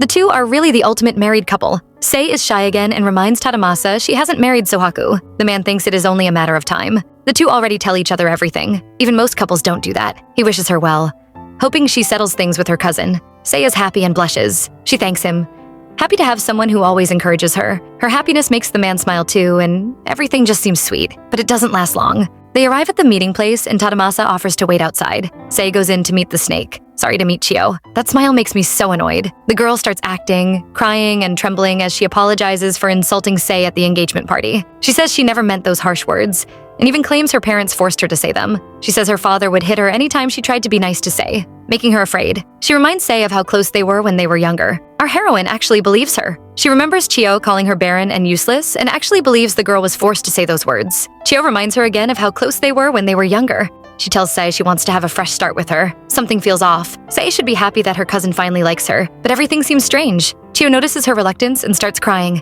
acting as if Sei has betrayed her. Sei rushes to comfort her. She tells the girl to give her some time to think. Chio grabs her hand, happy to have an opportunity to meet her again. When Sei doesn't answer, she suddenly hugs the girl, begging her not to abandon her. She reminds her that they are sisters and have no one else. Sei is finally touched and agrees to meet Chio again. What she doesn't see is the evil smile on her cousin's face. Outside, Lord Tadamasa has been listening to their conversation. It doesn't seem like Chio plans to harm Sei, but for some reason, he feels uneasy. At home, Lord Suhaku is also worried, so Riri brings him some tea. She knows Sei will meet with her sister today and wonders whether they have reconciled. Well, Lord Suhaku is stressed out, wondering the same thing. Lord Suhaku notices something strange. Sei has arrived home, but she still looks sad. He asks her about it, worried Chio might have done something to her. Sei says nothing happened and tells him Chio even apologized properly, but too many unpleasant things have happened between them, making her wonder if she should forgive her. She tells him Chio still wants to meet with her and asks for his permission. The man has no problem with her seeing her cousin, but insists she go with someone. He still doesn't trust Chio. Enough about that crazy girl. Sei has noticed something lately. Lord Suhaku has been spending more time with her. Sometimes he will even remain in his beast form, just like now. She has heard that beastmen don't show their beast form to humans. This can only mean one thing. Lord Suhaku must trust her now. The wind blows, making Sei shiver. She is actually cold, but she will bear it just to stay with her man. What she doesn't expect is for Lord Suhaku to notice and suddenly hug her. It turns out the man can't feel the cold since he is in his beast form. He apologizes but notices her staring at him. He starts to panic as he realizes he touched her while in his beast form. Sei suddenly holds him and even moves closer. She tells him his beast form is very warm and fluffy. Now our male lead is blushing like a teenage girl. He thought she would dislike his beast form, but Sei isn't concerned about that. It doesn't matter what he looks like. He will always be her fiancé. The man starts blushing again. He pulls her close and even wants to kiss her. Well, that will be hard considering he still looks like a wolf. Thankfully, Maru arrives and starts barking wildly. He is probably afraid this wolf is about to eat his mistress up. Sei is worried because the dog keeps growling at Suhaku while acting sweet with her. Meanwhile, our male lead is feeling wronged. Turns out he can understand what Maru is saying. The dog absolutely hates him and is warning him to stay away from Sei. He reminds the dog he is the one who saved it, and the arrogant Maru finally allows him to pat his head. Sei scolds the naughty dog and tells him to be grateful to Lord Suhaku. The two play around while Lord Suhaku watches them happily. What a perfect family. Days have passed, and Sei is finally meeting her cousin again. Chio is eager to see Sei, but not for anything good. She mocks her cousin for being an idiot. All it took was a few fake tears to get Sei to forgive her. Sei arrives and Chio switches to her sweet self, complaining about being late. Her fake smile fades really fast when she notices Sei didn't come alone. She is here with Tadamasa. Sei says Lord Tadamasa will be driving them around today. To Chio's twisted mind, it sounds like Sei is bragging. She must want to show off her new car and how much better it is. She pretends to be calm, but she is angry that Sei brought an assistant. She finds it disgusting to be escorted by a beastman. Chio is about to enter the car when Tadamasa suddenly moves closer and asks what evil thing she is planning. The girl is shocked for a moment, then smiles. She pretends not to understand what he is saying and rushes into the car. She wants them to visit a popular sweet shop. She knows Sei doesn't trust her yet, but she isn't concerned. Her plan has only just begun. It is a new day. Lord Suhaku is taking a look out the window when he notices 3 women standing downstairs. Sei seems to be going out with Chio again. Tadamasa notices them as well and tells Suhaku he doesn't like Sei's cousin. Suhaku scolds him, telling him to speak carefully. He says Lady Senri will be arriving soon for their weekly report. Tadamasa has heard some rumors about Fujigamine's company. Their business seems to be collapsing, and he is worried it might affect the Kamishiro family. On Chio's side, it is complete chaos. She pulls Sei along, dragging her to different stores to shop. Behind them, poor Riri is about to cry as she chases after them. Our female lead is happy. Ever since Chio apologized, their relationship has gotten better. Now they even go into town together. It is almost like everything that happened before was a dream. Chio asks Sei if she is tired, worried she might be bothering her by inviting her out all the time.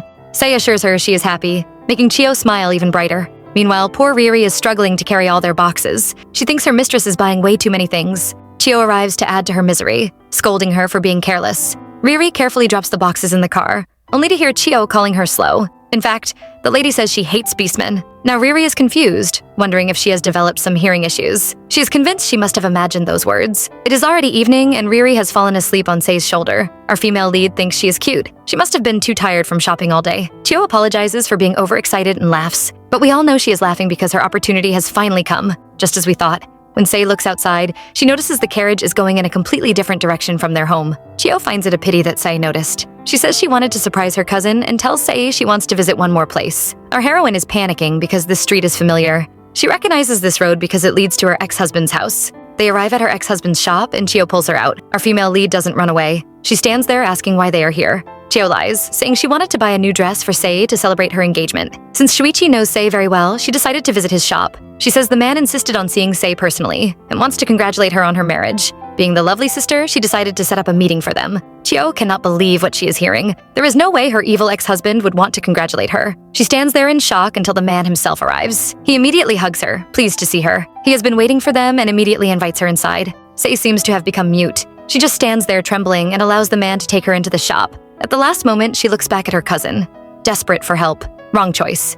Chio just stands there and waves. She even says they have a lot to talk about and encourages the two to spend more time alone. Now, what is going to happen to our heroine? Lord Shuichi is pleased with himself. He tells Sei not to worry because no one is here. He made sure to close his shop today, as he believes she must be afraid of people seeing them. He seems to think something might happen between them. Meanwhile, our girl is just confused, wondering why he would think she came to see him. The man probably thinks he is being sexy as he likes his lips. In reality, he just looks disgusting. He reminds Sei of their good physical chemistry and even suggests they have fun one more time. Shuichi has pushed the girl to the floor, trying to harass her. He tells her not to be embarrassed. They haven't seen each other for so long, and he is desperate to hear her moans again. He recalls the many nights they slept together when they were married, and it excites him. She might not have gotten pregnant, but those nights were always enjoyable. Our female lead keeps struggling. She doesn't want to remember those nights. Those days might have been fun for him, but they were torture to her. She starts panicking while the man keeps saying lewd words. He even asks if she has slept with her new fiancé. He is sure she hasn't. Suhaku might be a noble, but he is still a dirty beastman. He thinks Sei doesn't want to marry Suhaku,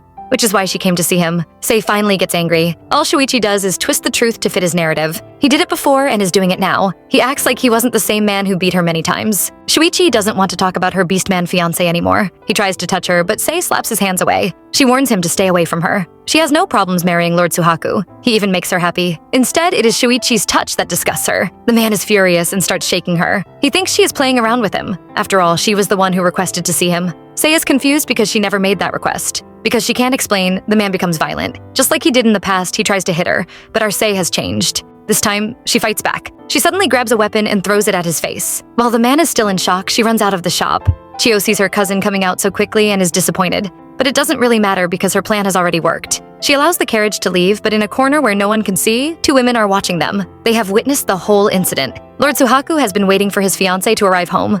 He rushes to meet her, but immediately notices something is wrong. Even Riri looks worried. When he tries to touch her, Sei moves away. He grows suspicious and asks whether anything happened while she was out. Sei begins to panic. Is she going to tell him the truth? Lord Suhaku is suspicious. He is sure something went wrong. Sei remembers everything that happened and how her ex-husband tried to harass her. It makes her even more nervous. Her behavior is too suspicious, and Lord Suhaku can tell something is wrong. He believes Chio must have done something to her again. Sei disappoints everyone when she decides to hide what happened from Suhaku. She lies to him, saying they just visited too many places. Lord Suhaku asks again because she looks too pale, yet Sei keeps lying. She claims she is just tired from riding around in the carriage. After hearing that the maids will bring her food up to her, she thanks Suhaku and wishes him goodnight. She is clearly chasing him away. Although she smiles at him, it looks very fake. And the man notices it. He is clearly unhappy as he leaves. Once he is gone, Riri starts questioning Sei. She also suspects that something has happened. She tells Sei she can confide in her. However, Sei refuses to. She can't forget what happened. After she escaped from Shuichi, she questioned Chio about what happened. The man seemed to believe she came to see him, but Chio denied ever saying that. She claimed the man tricked her and started crying, blaming herself. Still, she didn't forget to ask Sei if anything happened between her and Shuichi. That was when Riri woke up. The maid knew nothing about what happened and just apologized for falling asleep. Sei refused to say anything after that. She doesn't want anyone to know what happened, but it is too late. Days have passed, but the city is already full of rumors. When Lord Suhaku goes to a beastman meeting, they ask him about his engagement to Sei. Our male lead is ignorant and tells them he is planning for his wedding. The other beastmen remind him of the rumors about Fujigamini's company, but Suhaku doesn't care. He even plans to take responsibility for them. The other men don't support him and even advise him to call off his engagement. One man even tries to warn him about his fiancée, but the rest stop him. Now Suhaku is worried, wondering if something has happened to Sei. The other men see how ignorant he looks and decide to tell him about the rumors spreading around town. The nasty rumors have reached the Kamashiro's estate. A group of maids surround a confused Riri and ask her if the rumors are true. Everyone is saying Lady Sei had an affair with her ex-husband. Riri defends her mistress, but the other maids tell her there are witnesses. People saw Sei entering and leaving her ex-husband's home. The rumors have spread all over the city. Meanwhile, Chio is having the time of her life. She is at the Fujigamin home listening to some music. She has never been happier. She doesn't regret paying those servants to spread the rumors. She imagines how angry her father would be when he hears the rumors. This is enough to destroy the marriage between Sai and Suhaku. The girl smiles because she can't wait for her cousin to be thrown out again. Just the thought of it makes her laugh happily. The maids at the Kamishiro house are busy cleaning. They all notice their new mistress hasn't left her room all day. Riri is worried, but the rest of the maids gossip. They believe Sei must be feeling guilty. She must have really slept with her ex-husband, which is why she is feeling ashamed. Riri is so angry she starts yelling at them. She tells them Sei isn't that kind of person and blames them for avoiding her just because she is human. She tells them how special Sei is. Her beast form is a squirrel, which makes the humans and even beastmen look down on her. Only Sei has been kind to her. The other maids finally look guilty. Riri promises them the rumor isn't true and plans to enter the town to investigate. The dog woman stops her and tells her to calm down. Lord Suhaku and Sei have to settle these issues themselves. She advises Riri to wait until Lord Suhaku returns from his business trip tomorrow. Then Riri will know if Sei is worthy of her trust. Our heroine is still hiding in her room. Everything has been ruined, and she somehow believes it is her fault. She blames herself for not refusing her ex-husband properly. She lied to Lord Suhaku, saying nothing had happened. Yet, she has been hiding in her room since then. She thinks she is a horrible person. She starts to cry until she hears Maru bark. It turns out Lord Suhaku is back. Sei is surprised to see him since he was supposed to return tomorrow morning. Suhaku says he came back early to talk to her. Sei realizes he already knows. She finally tells him the truth and says she really spent time alone with her ex-husband. She apologizes for lying to him that day, saying nothing had happened. But the man isn't bothered by that. He holds her hand and tells her he trusts her. He wants her to tell him everything that happened that day. Sei finally says the truth. When she tells Suhaku how her ex-husband tried to push her down and harass her, the man is furious. She assures him that nothing happened because she managed to escape. Lord Suhaku still looks angry, and Sei thinks it is her fault. He stops her from apologizing and reveals he isn't angry at her. He is more annoyed with her ex-husband, who tried to touch her without her permission. His anger turns to guilt when he remembers how he tried to touch her once in the medicine room. He apologizes, but Sei doesn't mind and even hugs him. She blushes as she reveals she didn't dislike his touch. Her relationship with him is completely different from her ex-husband's. She remembers that nasty man and gets scared again. She moves away, but Lord Suhaku suddenly pulls her close. He tells her he wants to spend the night with her.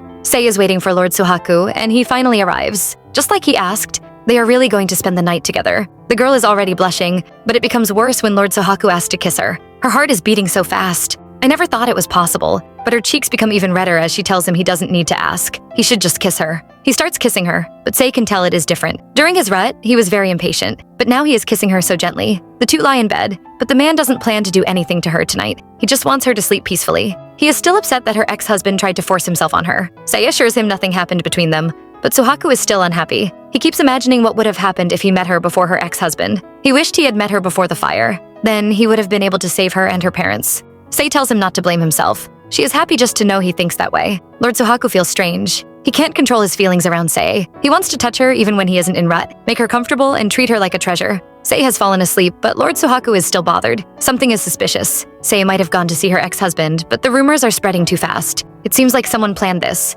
and there is only one suspect. We see Shuichi panicking the next morning. He has just heard the rumors about him and Sei, and wonders who could have seen them. If his wife hears these rumors, it is going to be terrible. He believes it isn't his fault because Sei came to him first. Yet she kept saying weird things. He is insulting her when a maid announces he has a visitor. Shuichi goes to see who it is and sees a strange man standing at the door. He wonders who he is, but we all know it is our male lead. Shuichi has no idea who his new visitor is, but the man's expression is truly frightening. When the man finally speaks, he accuses him of harassing his fiancée. Shuichi is sure this is Sei's fiancée. He is annoyed and disgusted to see the beastman posing as a human. He really thinks humans are superior to the beastmen. He immediately denies touching Sei, even claiming he wouldn't want a woman he has already divorced. He calls her boring and says Suhaku can have her for himself. Well, he has successfully pissed off our male lead. Suhaku turns into his beast form and questions the man, accusing him of bringing Sei to his store secretly. Meanwhile, the scumbag is so terrified he falls over. He thinks Suhaku is going to eat him. He calms down once he remembers it is a crime for beastmen to harm humans. Suhaku might be from a noble family, but he can't touch him. Suhaku has no idea what Shuichi is thinking. He just wants to know the truth. He thinks the man used Sei's cousin to trick her into coming over. Shuichi denies it and says it was Chio who came to him and said his ex-wife wanted to see him. Suhaku asks, but even Shuichi doesn't know who is spreading these rumors. He reminds Suhaku that they are also destroying his reputation. Well, he doesn't look like he is lying. Suhaku has confirmed his suspicions. Chio must have planned everything. He has no use for Shuichi anymore and turns to leave. But it seems the scumbag is tired of living. He thinks our male lead is leaving because he is afraid and starts mocking him. He tells Suhaku to give up on Sei if he wants children. He has remarried and is already expecting his second child, but no matter how many times he slept with Sei, she never got pregnant. Well, Shuichi finally receives the reaction he is looking for. Suhaku punches the wall beside the man's head and it immediately crumbles. He tells the man to shut his dirty mouth if he doesn't want to end up dead. The scumbag takes one look at Suhaku's frightening face and trembles. He is expecting a beating, but Suhaku has planned something worse. The next moment, a servant rushes in with bad news. Many of their customers have refused to do business with them. Shuichi is shocked to hear this until the servant tells him they all have ties with the Kamishiro family. In fact, all his best customers are gone. His business will soon be bankrupt. On the other side of town, Lord Jiru is practically foaming at the mouth. He is so angry. His wife tells him to calm down, but he just can't. He has heard the rumors about Sei having an affair with her ex-husband. He thinks Sei has ruined her chance with Lord Suhaku. His wife tries to comfort him,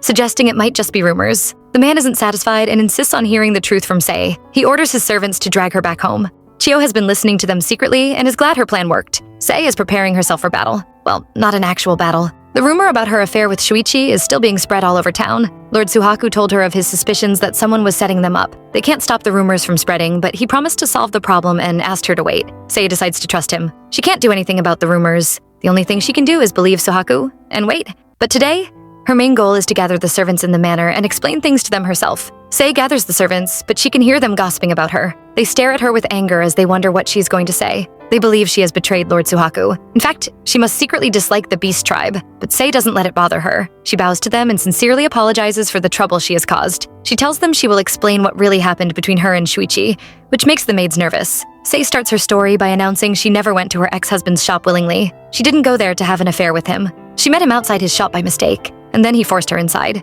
Because she was too scared, she didn't resist him at the beginning. At the end, she managed to escape. She promises the maids that nothing happened between her and Shuichi. She even reveals her biggest secret to them. Her ex-husband divorced her because she couldn't get pregnant. The maids are all shocked to hear this. Sei tells them she was never loved during her marriage. Her ex-husband thought she was worthless and always treated her like an object. The maids are all silent. Sei doesn't know if they believe her, but she wants to tell them the truth. After spending time with Suhaku, she has realized how important it is to believe in your friends and talk about even the hardest secrets. She refused to tell the truth last time, which caused this mess. But nothing will change if she keeps hiding, so she decides to face it. She tells the maids that Lord Suhaku gave her a home. She would never betray him or any of them. Riri is touched and hugs her. She tells Sai not to worry because she believes her. The maid even blames herself for falling asleep that day. If she hadn't, her mistress wouldn't have been put in danger. She believes it is all her fault that this nasty rumor has spread, and she begins to cry. Sei comforts the girl, telling her it wasn't her fault. The other maids finally speak. The dog woman can tell how hard it was for Sei and thanks her for explaining things to them. She thought Sei wouldn't bother speaking to them since they are just servants. The other maids agree with her, and they all tell Sei they believe her. Our female lead is so touched, she begins to cry. She keeps bowing to them, thanking them for trusting her. None of them notices the man hiding in a corner watching them. Tadamasa catches his lord hiding like a thief and tells him not to worry anymore. Turns out, Lord Suhaku has always been bothered about Sei's relationship with the female servants. Tadamasa doesn't understand his master. If he was so worried about her, why didn't he go out to support her instead of hiding somewhere and eavesdropping? Lord Suhaku says Sei had to face this alone. He announces he is leaving and tells Tadamasa to prepare the car. Sei is walking with Riri. The maid is proud of her, happy that they were able to talk things out. Sei says it was only because Riri was there and thanks her. Their day is going so well until they notice a carriage stops in front of their house. It is from the Fujigamine family. Chio steps out looking worried. She immediately clings to Sei, crying and begging her to return home quickly. She has no idea the male lead is behind her. She is busy describing how angry Lord Jiru was after he found out about the rumors of her affair with her ex-husband. Sei is confused because she has already sent a letter to her uncle explaining what happened. Chio says her father didn't accept the explanation. He is so angry he isn't listening to anyone. She begs Sei to follow her back to the Fujigamine's house and explain things to her father. She is already smiling happily, thinking her plan has worked, until Lord Suhaku appears. For some reason, even though Sei's cousin seems to have changed and has even started caring about Sei, Lord Suhaku just can't trust her. Chio clings to Sei, begging her to return home immediately. She claims her father has heard the rumors of her affair with her ex-husband and ordered her to bring Sei home. Sei is confused because she has already explained everything in a letter to her uncle. Chio tells her Jiru still isn't satisfied with her explanation. He is too angry and refuses to listen to anyone, making her scared. She begs Sei to return home with her. Sei is already panicking. She remembers all the torture her uncle put her through. He has never once listened to her explanation. If she goes back home, he won't just scold her. He would probably beat her up too. She doesn't know what to do, but thankfully Lord Suhaku arrives. Chio greets the man but sees how angry he looks. She is smug, thinking he is angry with Sei for causing him trouble. Her plan is going perfectly well. She had hardly finished that thought when Lord Suhaku said Sei won't be returning to the Fujigamine's manor. Chio immediately loses her smile. Her evil attitude begins to show as she angrily asks him what he means by that. In her mind, she thinks he has to be joking. Why is he stopping her? Well, Lord Suhaku believes someone set this entire rumor up, and he tells her so. Of course, he suspects it is Chiyo, and he tells the girl that whoever planned this must be close to Sai. Chiyo's heart might just fail at this point. Lord Suhaku keeps talking, pointing out how quickly the rumors are spreading. He tells her they are currently investigating the source of the rumors. Once they learn the truth, he will go with Sai to Fujigamin's manor to explain it to her father. At this point, Chiyo deserves an Oscar. The girl doesn't even panic. She just acts shocked, asking why someone would set Sai up like this. She even says she will pray for them to find the culprit, more like curse them. Since Sei won't be returning home with her, she runs away. Sei watches her cousin leave. She wants to know whom Lord Suhaku currently suspects.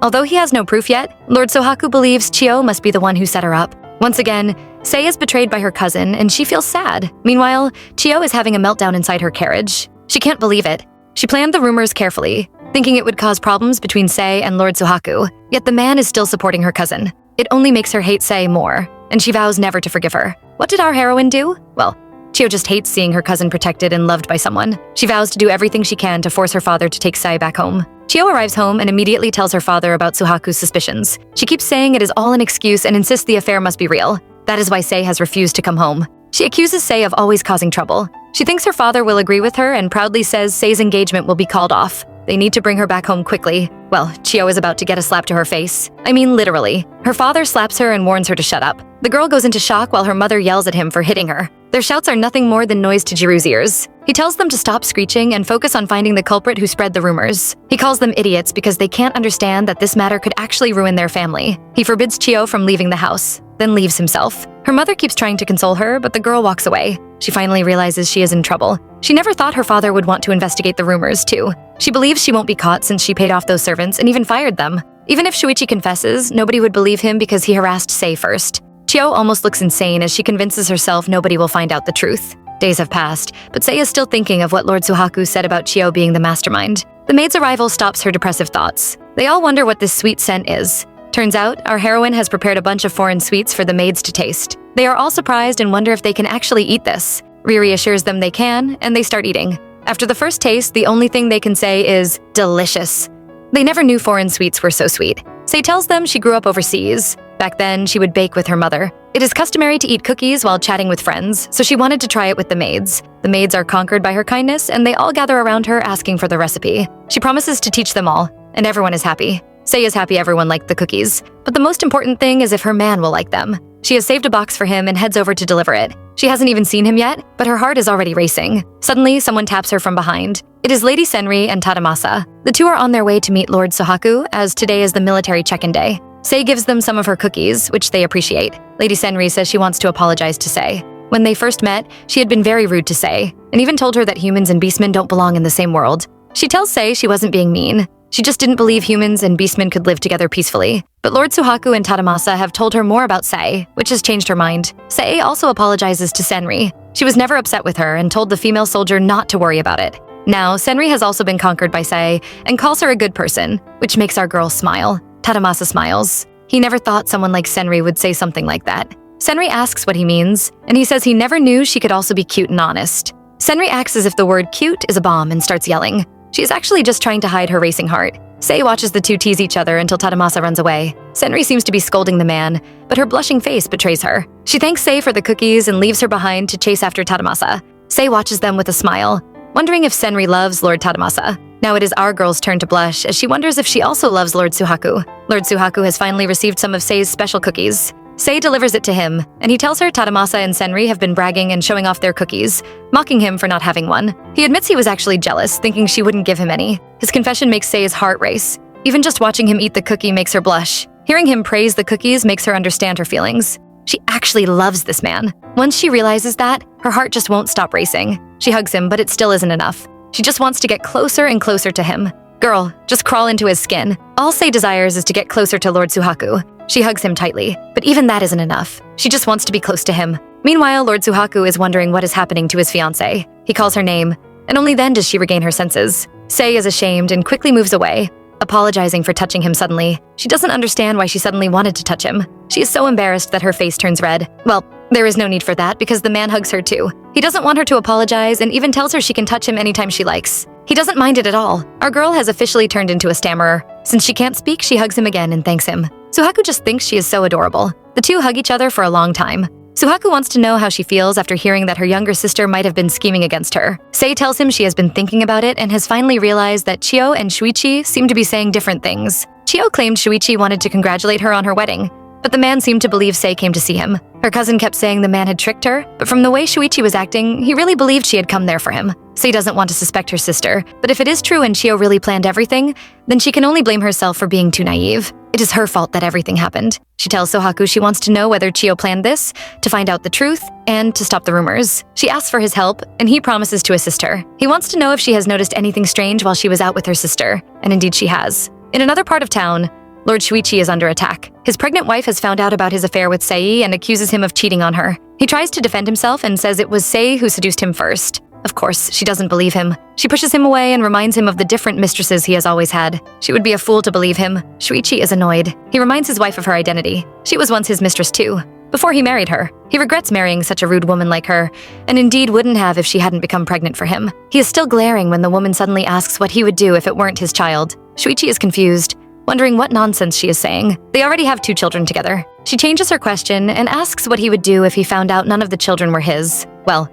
his wife has really been hiding a big secret. She was really desperate to marry him and knew how much he wanted a child. But no matter how many times they slept together, she could never get pregnant. The woman decided to be bold and sleep with another man to get pregnant. She vowed never to do it again.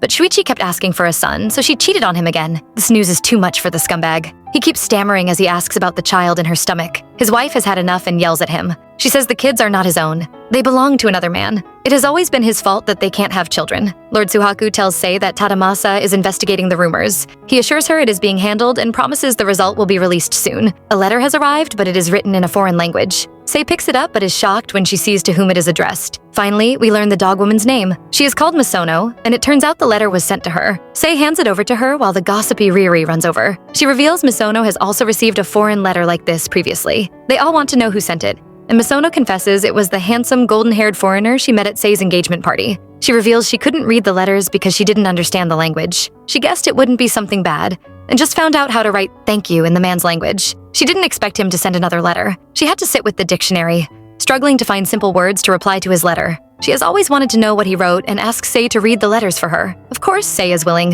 Misono gathers all the letters and hands them over to Sei. The first letter is just an apology for frightening her during the party, and he says the drinks she gave him were delicious. In the second letter, he says he is happy to receive her reply and thanks her for writing it in his language. Riri is freaking out as she realizes these are love letters. Misono keeps denying it, but her blushing face betrays her. She is eager to read today's letter, but Sei hands it to her. Today's letter is written in their language so she can read it. Misono is surprised. The man apologizes in his letter. He finally realized she couldn't read the previous letters because they were written in a foreign language. From now on, he will write in her country's language. He says he treasures her letters, but he wants something more. He wants to see her smile again. So sweet. The man wasn't joking when he said he wanted to see her. Lord Edward actually visits their manor. He apologizes for visiting suddenly, but he was just desperate to see his lover. He becomes shy as he confesses he has already learned her country's language just so he could speak with her. Misono is so happy. She smiles brightly and thanks him for coming to see her. Edward is charmed by her beautiful smile and begins to blush. She is just so cute. The two seem to have forgotten there are people around. The single Riri is hurt by the bitter taste of love, while our couple watches them happily. Suhaku is surprised by the man's visit. After hearing he is an investor in Fujigamina's manor, he tells Sei about his plan. He has been searching for a foreign partner to build a relationship with. Now that he has met Edward, he plans to speak to him and ask Sei for her help.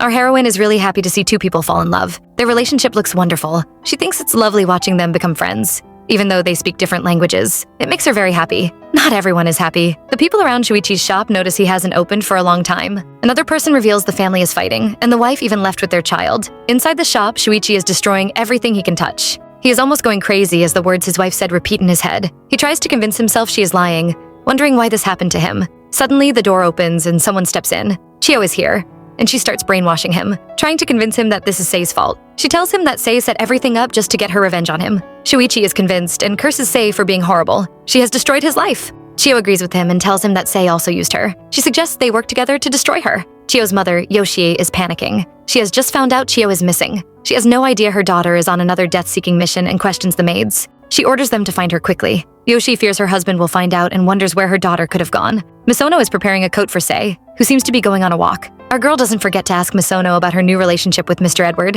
Misono tells her the man plans to send her more letters. It seems like he won't be leaving their country anytime soon. Sei offers to help her with any language problems, and Misono thanks her. She is about to head outside when they notice a storm coming. We're all curious about where Sei is going, so let's go back to a few days ago. The men have found a hairpin, which Sei recognizes as Chio's. It was in the hands of one of the Fujigamine family's former maids. It is made of pure gold, and if sold, would fetch a lot of money. Sei had told Sohaku her suspicions about the maids. Tadamasa investigated and finally spoke to one of them, only to find out Sei was right. That day, she had seen the two maids hiding in a corner, watching them. She is heartbroken when her suspicions are proven right. Tadamasa tells her that Chio gave the maids some valuable items to sell off. In exchange, they had to spread the rumor about Sei's affair all around the town. Chio even made sure to fire them after, an act even Tadamasa thinks is disturbing. She really used and abandoned them. This time, Sei won't forgive her cousin. She blames herself for being foolish enough to forgive Chio and trusting her. She reveals that Chio sent her another letter asking them to meet. She has decided to go and plans to force Chio to confess to her crimes. She will make her explain everything to her uncle and aunt.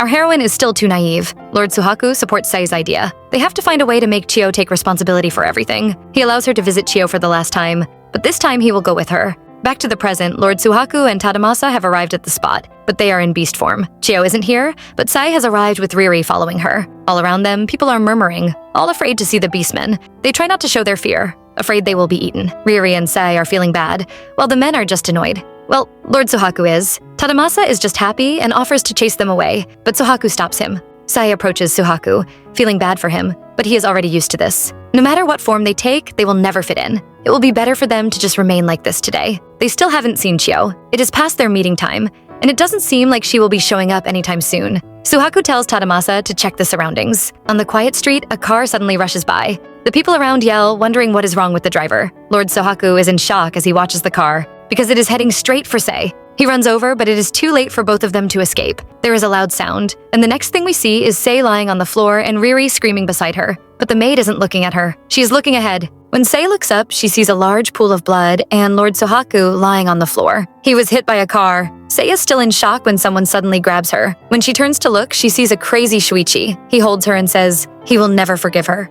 Shuichi has gone crazy. He seems to be driving somewhere. Not only does he keep talking about never forgiving Sei, but he has also kidnapped the girl. Our heroine is tied up in the backseat. She wonders why Shuichi is doing this and concludes he is crazy. She remembers how he ran his car into them, injuring her fiancé. She wants to cry, but she knows it won't solve anything. She can't just sit here scared. She has to find a way to escape. The girl looks around only to notice the man is heading out of town. She has no idea where he is taking her. Shuichi arrives at an abandoned warehouse and steps out. He tries to pull Sei out, but she keeps struggling. He is very violent and just carries her out and throws her into the warehouse. The girl is in pain, but her heartbreak increases when she hears someone's laughter. She looks up to see Chio smiling at her. Chio is very happy. She admires the view and tells Sei such filthy places really suit her. Our girl is shocked. Shuichi goes out to get rid of the car, leaving the two sisters all alone. Sei has finally realized the truth. She asks Chio if she was the one who planned all this. She must have told Shuichi their location and set them up to be alone in his shop that day. She is the one who paid those maids to spread a fake rumor about her. Her cousin doesn't feel bad and even mocks Sei, calling her a clueless idiot. Lord Suhaku already suspects her, so she doesn't need to hide the truth anymore. Our heroine can't believe it. She had really thought her cousin wanted to start over and be as close as they were when they were kids. Those words make Chio laugh. She tells Sei she must really be a nice person. She has always loved Chio and treated her like a younger sister, but Chio never cared. She tells Sei she had forgotten all about their past. Sei is heartbroken, but seeing her in pain makes Chio very happy. She keeps laughing and finally confesses she has always been jealous of Sei. Even when they were kids, she hated seeing Sei so happy and having everything. Sei's heart is broken. Lord Shuichi returns and Chio leaves them alone. She encourages the man to do whatever he wants to say and happily tells the girl goodbye. Our heroine is left alone with the man who believes she ruined his life. He looks crazy as he approaches Sei. Our girl can't do anything and just closes her eyes, praying for her man to appear. Well, her man has fainted, and Lord Tadamasa is begging him to wake up. Suhaku finally opens his eyes and his assistant is happy. He wants to treat Suhaku first, but the man's focus is on Sei. When he hears that she has been kidnapped, he immediately tries to stand up. Tadamasa tries to stop him because he is seriously injured, but Suhaku refuses any medical care. Right now, he needs to find his Sei. He sends Tadamasa away to seek help from the military. As he walks around, he sees some familiar clothes on the floor. He remembers the dress. That was what Riri was wearing. It might be raining, but that won't stop our male lead from saving his woman. He is tracing Riri's scent when he finally sees the girl herself. Just like he suspected, she had changed into her squirrel form. She looks very cute, yet tired. Lord Suhaku notices and tells her to calm down and tell him where Sei was taken. Riri says Sei was forced into the car that hit him. When she noticed, she changed into her squirrel form and followed them. She reveals Sei is being held at an abandoned warehouse outside of town and begs Lord Suhaku to save her. Suhaku is touched. Riri is so small, yet she ran all the way here with her little body. He praises her and keeps her safe, waiting for Tadamasa. He prays that his fiancée remains safe. Sei faces the crazy man who believes she ruined his life. No matter how hard she wishes for him to stay away, he still approaches. He grabs her clothes and suddenly accuses her of knowing he can't have children. Our heroine is confused, wondering if the man is completely insane. He was the one who divorced her because she couldn't have kids. He was even expecting a child with another woman. He chokes her, demanding an answer. He keeps mumbling, saying his children belong to another man. Sei is in shock because this means it was never her fault that they couldn't have children.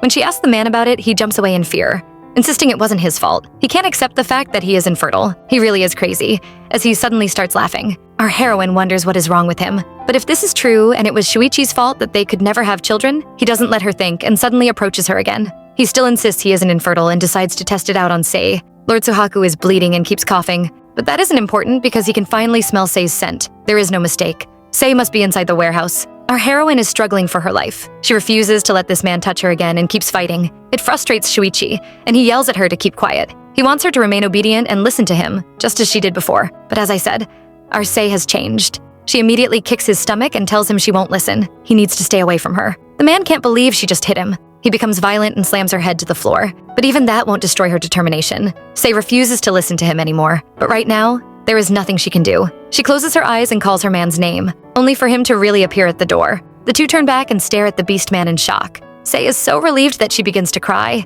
Well, bad news for Shuichi. The sight of her tears makes our male lead snap, and he suddenly becomes feral. Get him.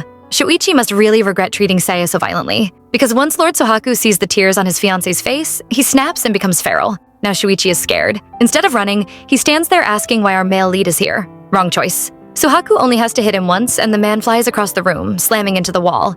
Suhaku's sharp claws have injured his arm, and Shuichi lies on the floor wailing like a child. Our male lead isn't done with him. He approaches, wondering just how much more the man has to hurt Sei. Oh no. It seems we have all forgotten that beastmen can't control themselves when they see blood. Right now, Shuichi is bleeding, and the sight of his blood makes Lord Suhaku lose control. He can't even hear Sei, who begs him to stop. Our heroine realizes he can't hear her. He keeps attacking Shuichi and is now choking him. The man questions Suhaku, reminding him that it is a crime for a beastman to hurt a human. A very unfair rule, though. It seems Shuichi really wants to die, as even now he still insults Sei, saying Suhaku is wasting his life for a worthless woman. As expected, our male lead is furious and slams him down again. Now Sei is very worried. She keeps begging Suhaku to stop, but he can't hear her. She is still tied up and desperately moves around, praying that the rope loosens. It does, and she immediately runs forward. Shuichi has been beaten up badly. Lord Suhaku is about to land the killing blow when Sei suddenly rushes to his front, calling his name. She cries and begs him to stop. Our male lead is struggling, so she holds his hand. He finally regains his senses and holds her hand. He turns back to his human form and gently calls her name.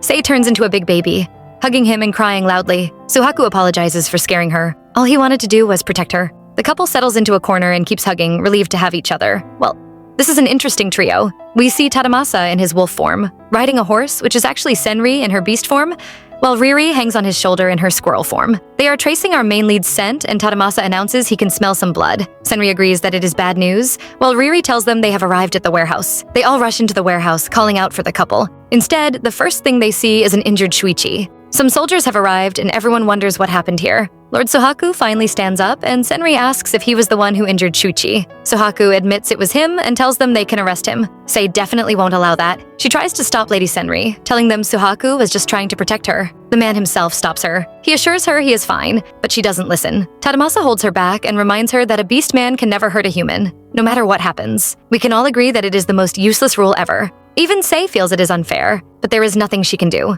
The soldiers check on the scumbag who, unfortunately, is still breathing. What a pity. Thankfully, they also arrested him. Our heroine watches as her fiancé is taken away. She tries to follow him, but Tadamasa stops her. She is in despair, begging them not to take her man away, but no one listens to her. Our heroine isn't the only one having a breakdown. Jiro Fujigamine can't believe Suhaku has been arrested for harming a human. He wonders just what the man was thinking. But Jiro has always been a businessman. He immediately decides to cut ties with the Kamishiro family and announces that the engagement is called off. Chio and her mother hear this. Her mother isn't pleased, thinking it will be a big disgrace for Sei to return to their home a second time. Chio is happy and suggests they also disown Sei from the Fujigamine family. She is really pleased. Both Shuichi and Suhaku have been arrested, and no one will believe Sei. Everything happened exactly the way she wanted. This is amazing news for the snake. Chio. Her mother is still worried because their business has been going badly. Chio assures her mother that everything will be fine. She is going to marry a good man and support her family. Her mother doesn't support her because it isn't the right time for Chio to marry. Well, we aren't the only ones terrified of Chio. The look on her face frightens her mother, who quickly changes her mind and agrees with her. She tells the girl she is their only hope now. At the Kamishiro estate, Tadamasa asks about Sae and learns she hasn't been sleeping or eating. The maids think this is normal since she just went through a scary incident. The man planned to take her to the military for questioning, but decided to reschedule upon hearing that. The maids are worried and wonder what would happen to their family if Lord Suhaku never returns. But even Tadamasa is confused. He is taking a walk when he sees Sei. She is dressed up and tells him she is ready to leave. Her determination makes him happy, and he promises to follow her anywhere. The maids gather to wish Sei goodbye, acting like she is going on a long journey, but their sincerity makes her smile. Sei asks Riri about her beast form, and the maid reveals she doesn't like anyone seeing her that way. Because she is an animal form beast woman, she always ends up naked, which makes her shy.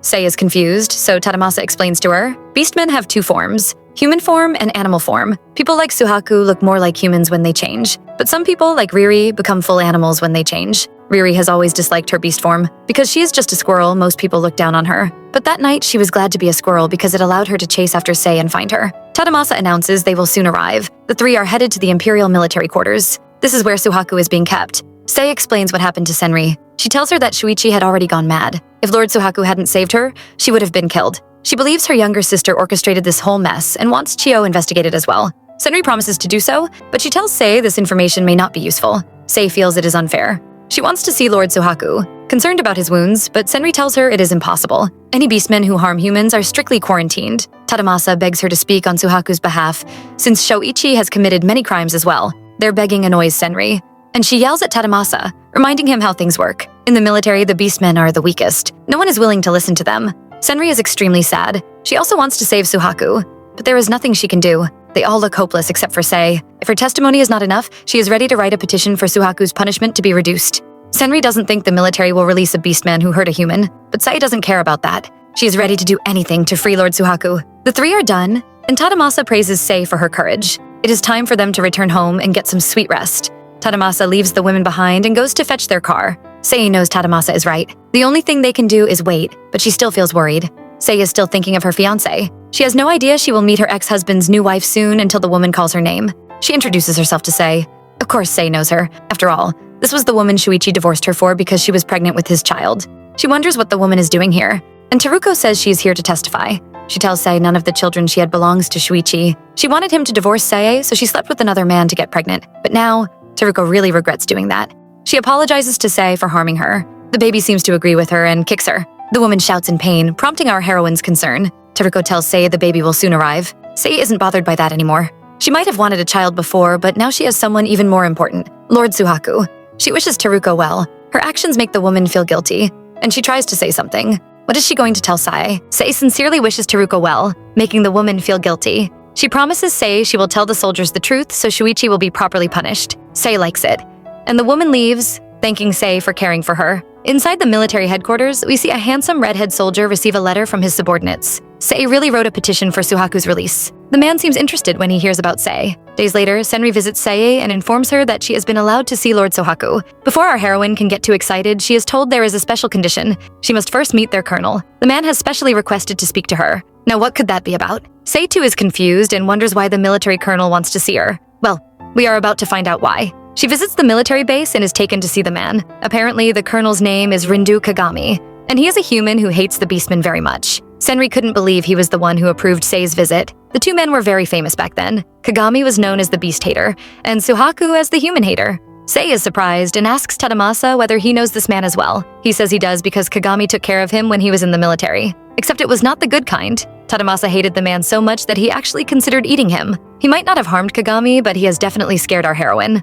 But she is still determined to do anything to save Suhaku. Sei has arrived at Kagami's office, and the first thing she notices when she enters is the sweet smell of flowers. The man seems very friendly and even tells her to relax around him. Tadamasa follows her in, and Kagami finally notices him. Tadamasa doesn't waste time insulting his perfume, only for Kagami to say he can't recognize him. Low blow. Tadamasa definitely wants to fight, but Senri begs him to calm down. Kagami can't be bothered by those two silly people. Sei has requested that Suhaku's sentence be reduced, and he tells her the military would never allow it. But if he were to specially plead for Suhaku, he might even be able to free the man.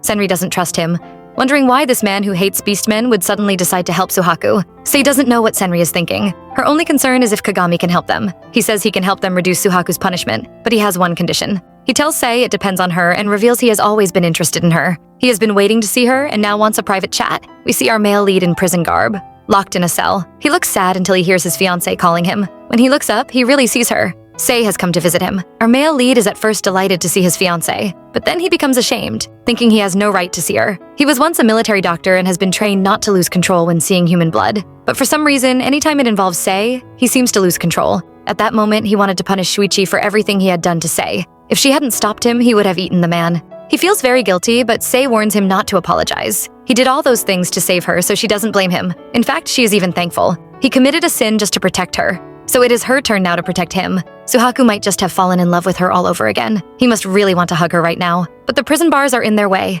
They can only touch their foreheads together. This is another form of torture for them, being so close and yet not being able to touch. She is still worried about his health, but he tells her he is fine. He is a beastman, so his body is naturally stronger than a human's. She tells him about her plan to have his sentence reduced. Suhaku knows that it is impossible. The military would never have pity on a beastman. Someone interrupts them. Kagami arrives and says it is indeed impossible. Suhaku is shocked to see him, while the man is as cheerful as always. Suhaku demands to know why Kagami is here. The colonel talks about how he read Sei's petition, and her feelings for Suhaku impressed him, making him approve of her visit. He lets Suhaku know that he has been chatting with Sei, and she even told him how she met Suhaku. He seems to be purposely annoying our male lead as he touches Sei. Of course, Suhaku reacts and shows his fangs, warning the man to stay away from his fiancée. Kagami laughs and moves away, but wants Suhaku to stop glaring at him. After all, he is the one helping him now. Like the rest of us, Suhaku is shocked that a beast hater would want to help him. He is sure the man must have a plan. Kagami does want something. He wants Suhaku to owe him a favor. He advises the beastman to make the smart choice and rely on him. Done with annoying Suhaku,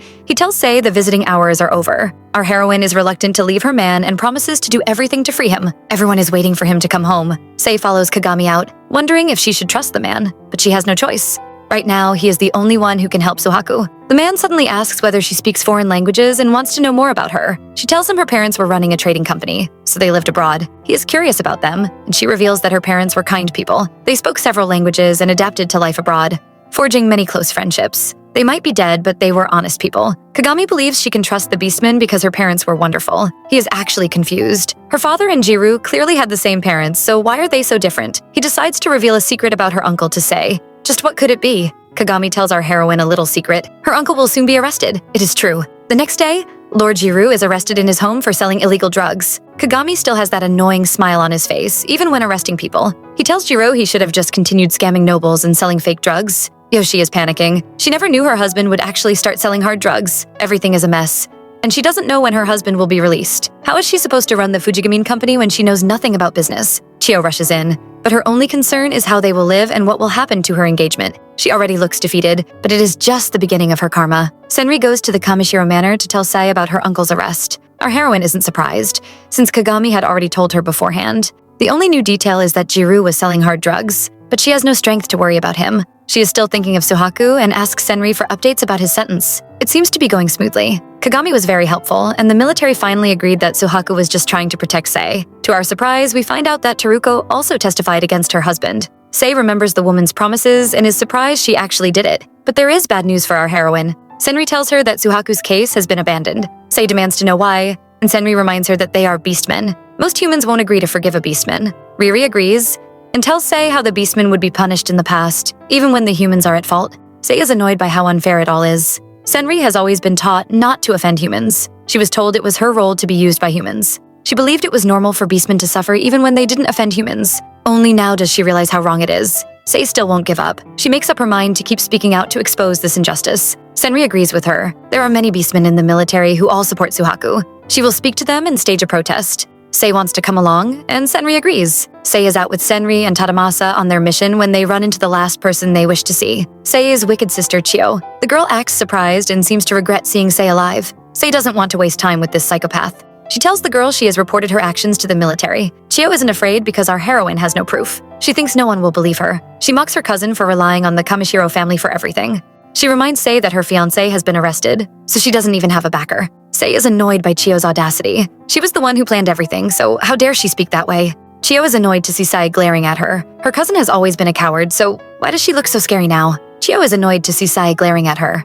It makes her scared, and she yells at our heroine, telling her to speak. The situation calms down when Chio's mother arrives. She smiles at her daughter, but it changes to fear when she sees Seiyao. She nervously asks what our heroine is doing here. Sei brings up the issue of Jiru's arrest, which makes Yoshi panic. She probably thinks Sei is after their company and tells her someone has been helping them run it. She tells Sei to stop worrying about it because it is none of her business.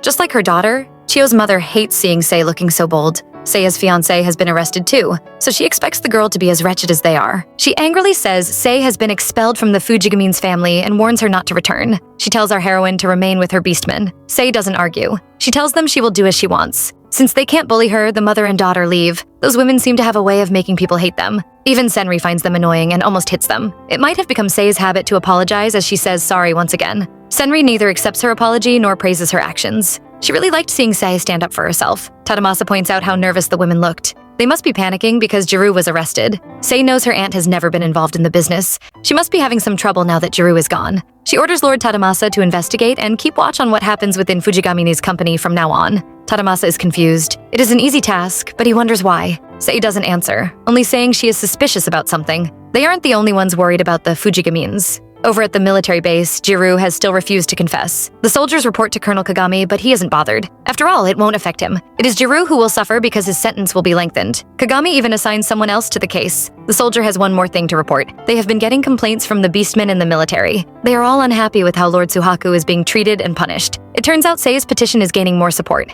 Yay. Nothing can really bother Kagami. He still doesn't care about this. His soldier, meanwhile, is worried, asking why he would assist Suhaku when he's just a beastman. Everyone knows how much he hates them. We finally see Kagami's mean side as he warns his soldier to shut up and get out. The poor man looks like he has just seen a ghost and quickly rushes away. Kagami sits alone, thinking of what the soldier said about the beastmen supporting Sei. He never thought a human would be able to capture the hearts of the beastmen. She is really better than he expected. At the Fujigamin's home, Chio happily welcomes her mother home. Yoshi has just returned from the bank, and she happily asks for a new dress to celebrate her future engagement. Well, she is going to be disappointed. Chio finally realizes something might be wrong as her mother's face is pale and she keeps shaking. She asks about it, and her mother finally reveals it is all gone. There is nothing left in the bank. The girl can't believe it, asking how their money could be gone. It turns out the person running their business for them is missing. Her mother tried to reach them, even going to their house only to find it empty. Chio has finally realized that their money has been stolen and blames her mother. She trusted her friends so much that she even gave them access to her bank account.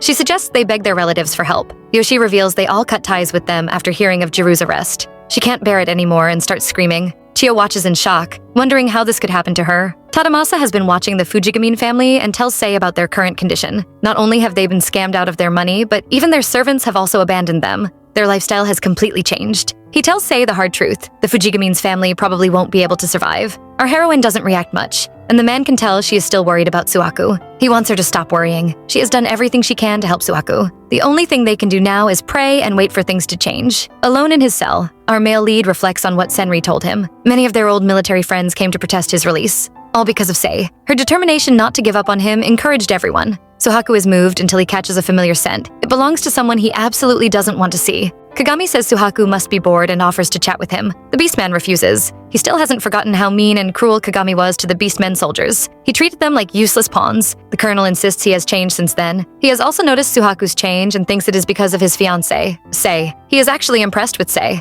Because of her efforts, Suhaku will soon be released. But as usual, the colonel has a condition. Suhaku will have to exchange something for his freedom. What could that be? Chio has always been proud, so it is very satisfying to watch her beg a maid to stay. All their servants have left, and the last one seems to be leaving too. Chio tries to convince her to stay back, but the woman shoves her away. She has always disliked the current Fujigamin family. She will be a fool to keep serving them when they can't even pay her. Chio throws a tantrum after the maid leaves. She believes she doesn't deserve this. She's already used to servants doing everything for her, even feeding and changing her clothes. She really can't survive. Her mother returns home, but this time she is smiling. This is a sign that she has found some money, and Chio is finally happy. The money seems to be a lot, and with this, they can survive for some time. Chio wonders where her mother got so much money, and the woman reveals she sold the company. Chio can't believe her mother would sell the company behind her father's back. Well, Yoshi has bigger news. She plans to divorce the man. The money from selling the company will be her divorce fee. Chio doesn't seem to understand their situation, still concerned about losing her status. Her mother isn't worried. She has a new target, the man who bought Fujigamine. He is a business expert and is very rich. From the way she describes him, golden hair, blue eyes, foreigner, she is clearly talking about Edward. She discovered he was single and wants her daughter to seduce him. Then they will have an even higher status. Yoshi is meeting Lord Edward. She returns to the company to sign off on the final rights and receive the last payment from him. The woman thinks of the money and wastes no time in signing the agreement. She doesn't care about the Fujigamin company. Her only concern is avoiding poverty. After the signing, Edward tells her the Fujigamin family has no connection with the company anymore. The woman can't refuse because her husband committed a crime and sold drugs. In her mind, she scolds him for causing her trouble. After selling his company, she plans to divorce him. She thanks Edward for buying the company despite the situation. At first, no one would buy it, and she panicked. The man promises to make the company work. He reveals he is just an investor. Someone else will take over the company and manage it from now on. Yoshi doesn't care about that and, after wishing him well, asks about the money. Edward hands over a suitcase full of money, and the woman almost cries in happiness. This money is actually too much for a failing company.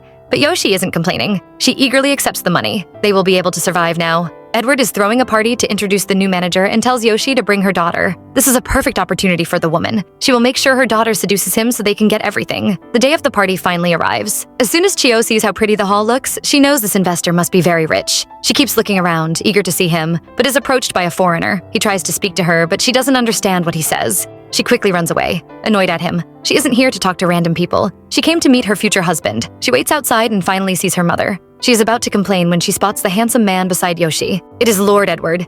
Her mother introduces him to Chio, and for the first time, we see Chio shy. Her heart is racing, and she is amazed by how handsome the man is. He is different from her former fiancé. Even Seiya's Beastman can't compare. She decides that Lord Edward is her soulmate and is worthy to become her husband. Her mother urges her to speak to him, but he refuses. He says he has to introduce the company's new president and walks away. He thanks everyone for attending today's party to celebrate the rebirth of the Fujigamin company. He tells them he invested in the company only to help a certain lady. From now on, that lady will be running the company. We are all curious to know who this mysterious lady is. Edward finally opens the door, allowing her in. Chio and her mother are shocked to see this person, as they know her. The new president of the Fujigamin company is Sei. Edward introduces the new president of Fujigamin's company, and it turns out to be our heroine. Yoshi and Chio are shocked. They never thought Sei would be here and rush to confront her. Sei has no explanation for them. Just like Edward said, she is the new president. She reveals she was the one who encouraged Edward to invest in and buy the company. Yoshi is unhappy and accuses Sei of tricking them. Our heroine reminds her of whose fault it is. Her aunt was just too greedy for money and didn't read the contract carefully. The woman says she wouldn't have sold it if she'd known Sei would be the owner. Sei mocks her,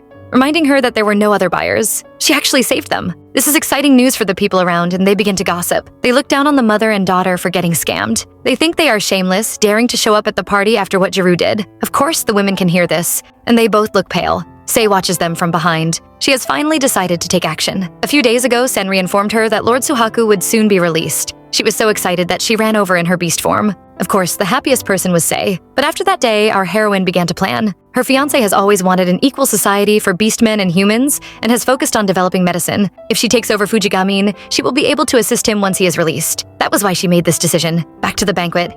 Sei criticizes Jiru and his family. She reminds the mother and daughter that the company was created to be a bridge between countries. The generations after the company's founder, including her own father, all followed this rule. Yet after Jiru took over the company, he started selling hard drugs. She says her aunt isn't better, rushing to sell and abandon the company. She calls the family greedy and accuses them of destroying the Fujigamin's company. From now on, she will lead the company herself. Edward is impressed, glad he made the right decision by investing in her. Sei continues her speech.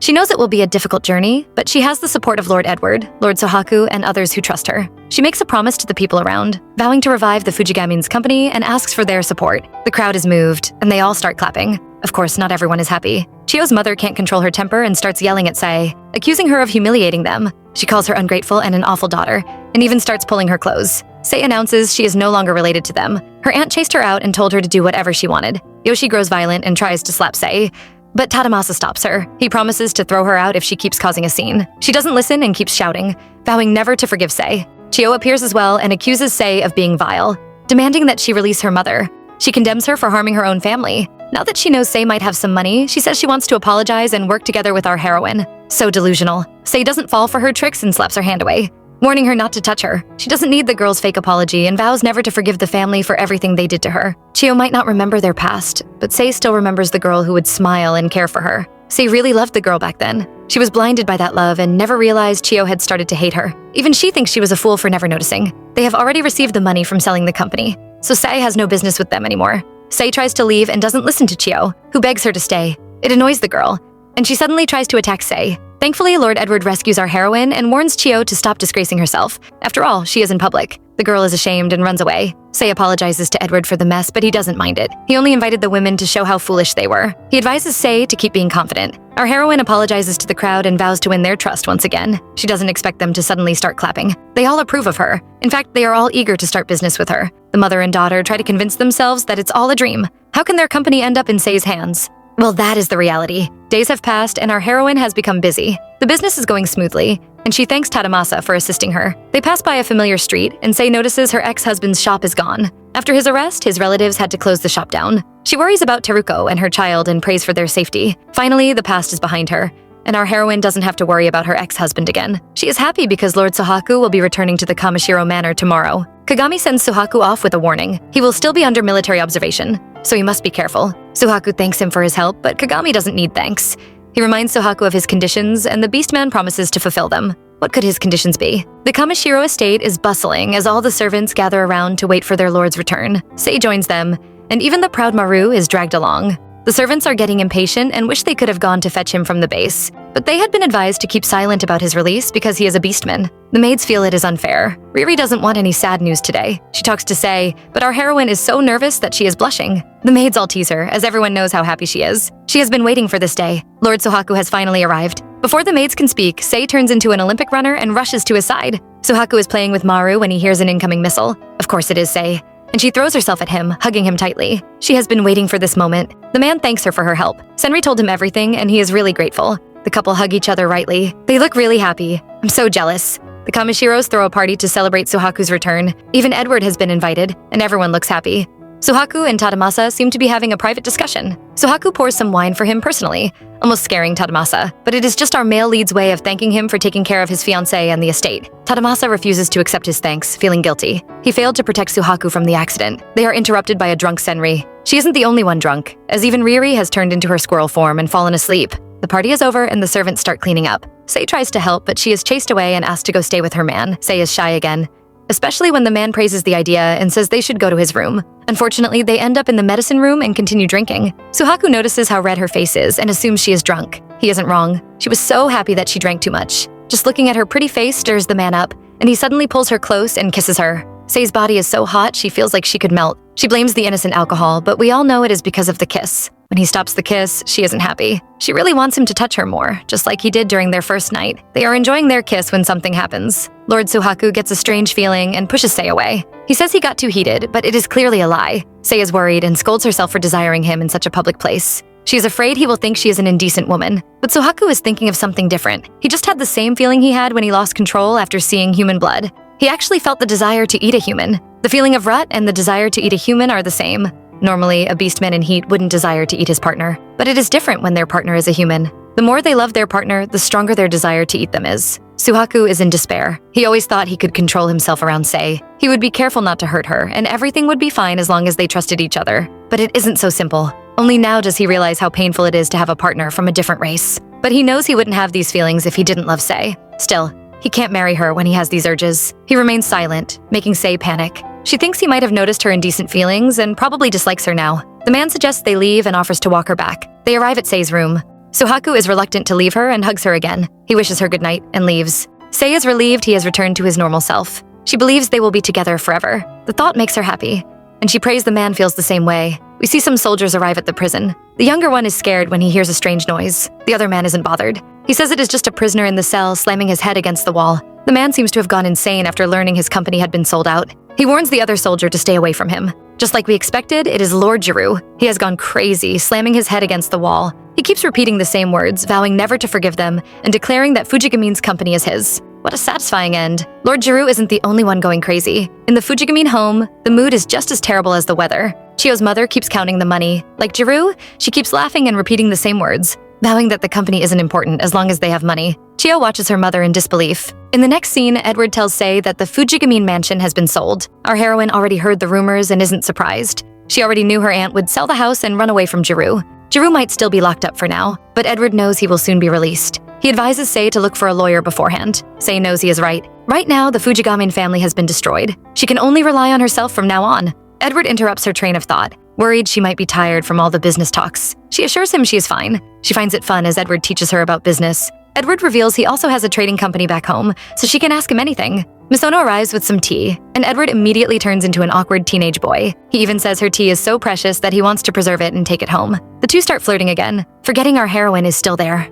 Thankfully, she isn't bothered. Edward gives her a present, though, a trading book that will be helpful for her business. Sei thanks him and begins to read. He wants to know what her company will trade in, and Sei says she will focus on medical supplies. She wants to sell medical devices and ingredients to support the Kamishiro medicine. Edward supports her idea and offers to introduce her to a friend in that business. Suhaku is with Tadamasa, and the man keeps talking about how hardworking Sei is. He tries to annoy Suhaku by praising her, but his master doesn't fall for his trick. Tadamasa suggests they start preparing for the wedding now that both of them are free, but Suhaku's reply shocks him. Our couple meets in the hall, and Suhaku is stunned when he sees Sei. She is wearing a foreign outfit which looks really good on her. He praises her and she smiles. He asks about her business, and she reveals she will start selling medical supplies. He is shocked by her reason. She hopes it will be useful for his medical research. He is happy she is considering his work, and she promises to do her best to support him. He is proud of her and touches her face, but that feeling appears again. His claws have grown sharp. He immediately moves away from her, terrified that it happened again. But Sei misunderstands his actions and thinks he doesn't want to touch her. She tries to convince herself that she was just imagining things, but there is worse news for her. Remember the condition Kagami kept talking about? Well, Suhaku finally reveals what it is. In exchange for his freedom, he promised to rejoin the military. Our heroine is shocked. Suhaku explains that after he left, the fights between the beastmen and the humans continued. The higher-ups have been troubled by this and have decided to bring Suhaku back into the military. Sei is upset. The military not only locked Suhaku up without a reason, but they are also now demanding his return. She remembers the favor Kagami asked for and realizes it was all part of a plan. He had threatened Suhaku. She blames herself for seeking Kagami's help, but Suhaku doesn't want her to feel guilty. If she hadn't done that, he wouldn't have been released. He has always known Kagami couldn't be trusted, but he can't deny that the man helped them this time. Well, it is already determined that our male lead will return to the military. His return has been postponed so he can prepare and settle his affairs. He tells Sei he will still make medicine while working there and promises to buy all his supplies from her company. Sei promises to support him. She tells him about the land Lord Edward bought for her. Our male lead suddenly panics. He misunderstands and thinks she is leaving him. Sei explains that the land is just to build a new office for her company. Now the beastman is embarrassed and apologizes for overreacting. Sei grows shy and asks if she can continue living in the Kamishiro estate. She doesn't expect the man to suddenly hug her. He says she can stay here forever, and the two become very lovey-dovey again. Suhaku knows he wants to marry her, but he is terrified. His feelings for Sei keep growing, but the stronger they become, the less he trusts himself. He is afraid he will lose control one day and eat her up. The thought is too terrifying, and our hero becomes more desperate to create the suppressant,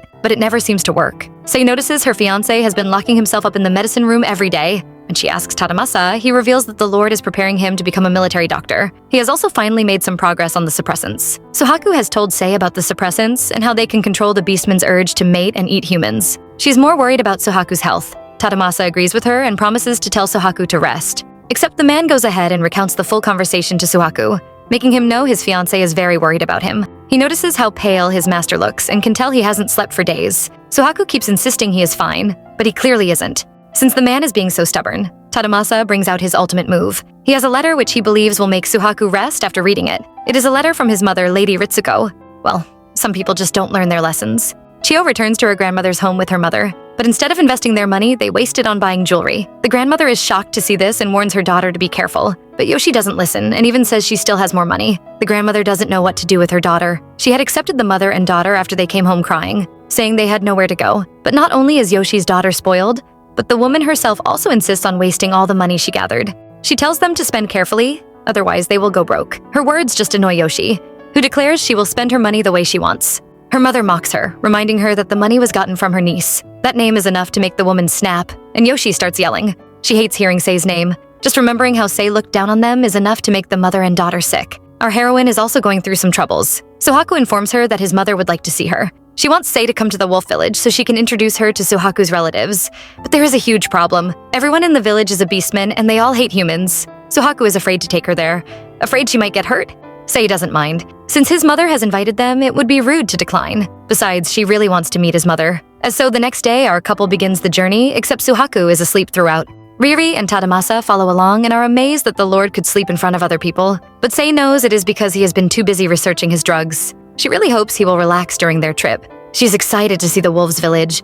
It might be far from the capital, but it is where Suhaku grew up. They finally arrive at the village. Sei thinks this is Tadamasa's hometown too, but he says he was born in a different village. He met Suhaku in the military. Suddenly a beastman runs over yelling Suhaku's name.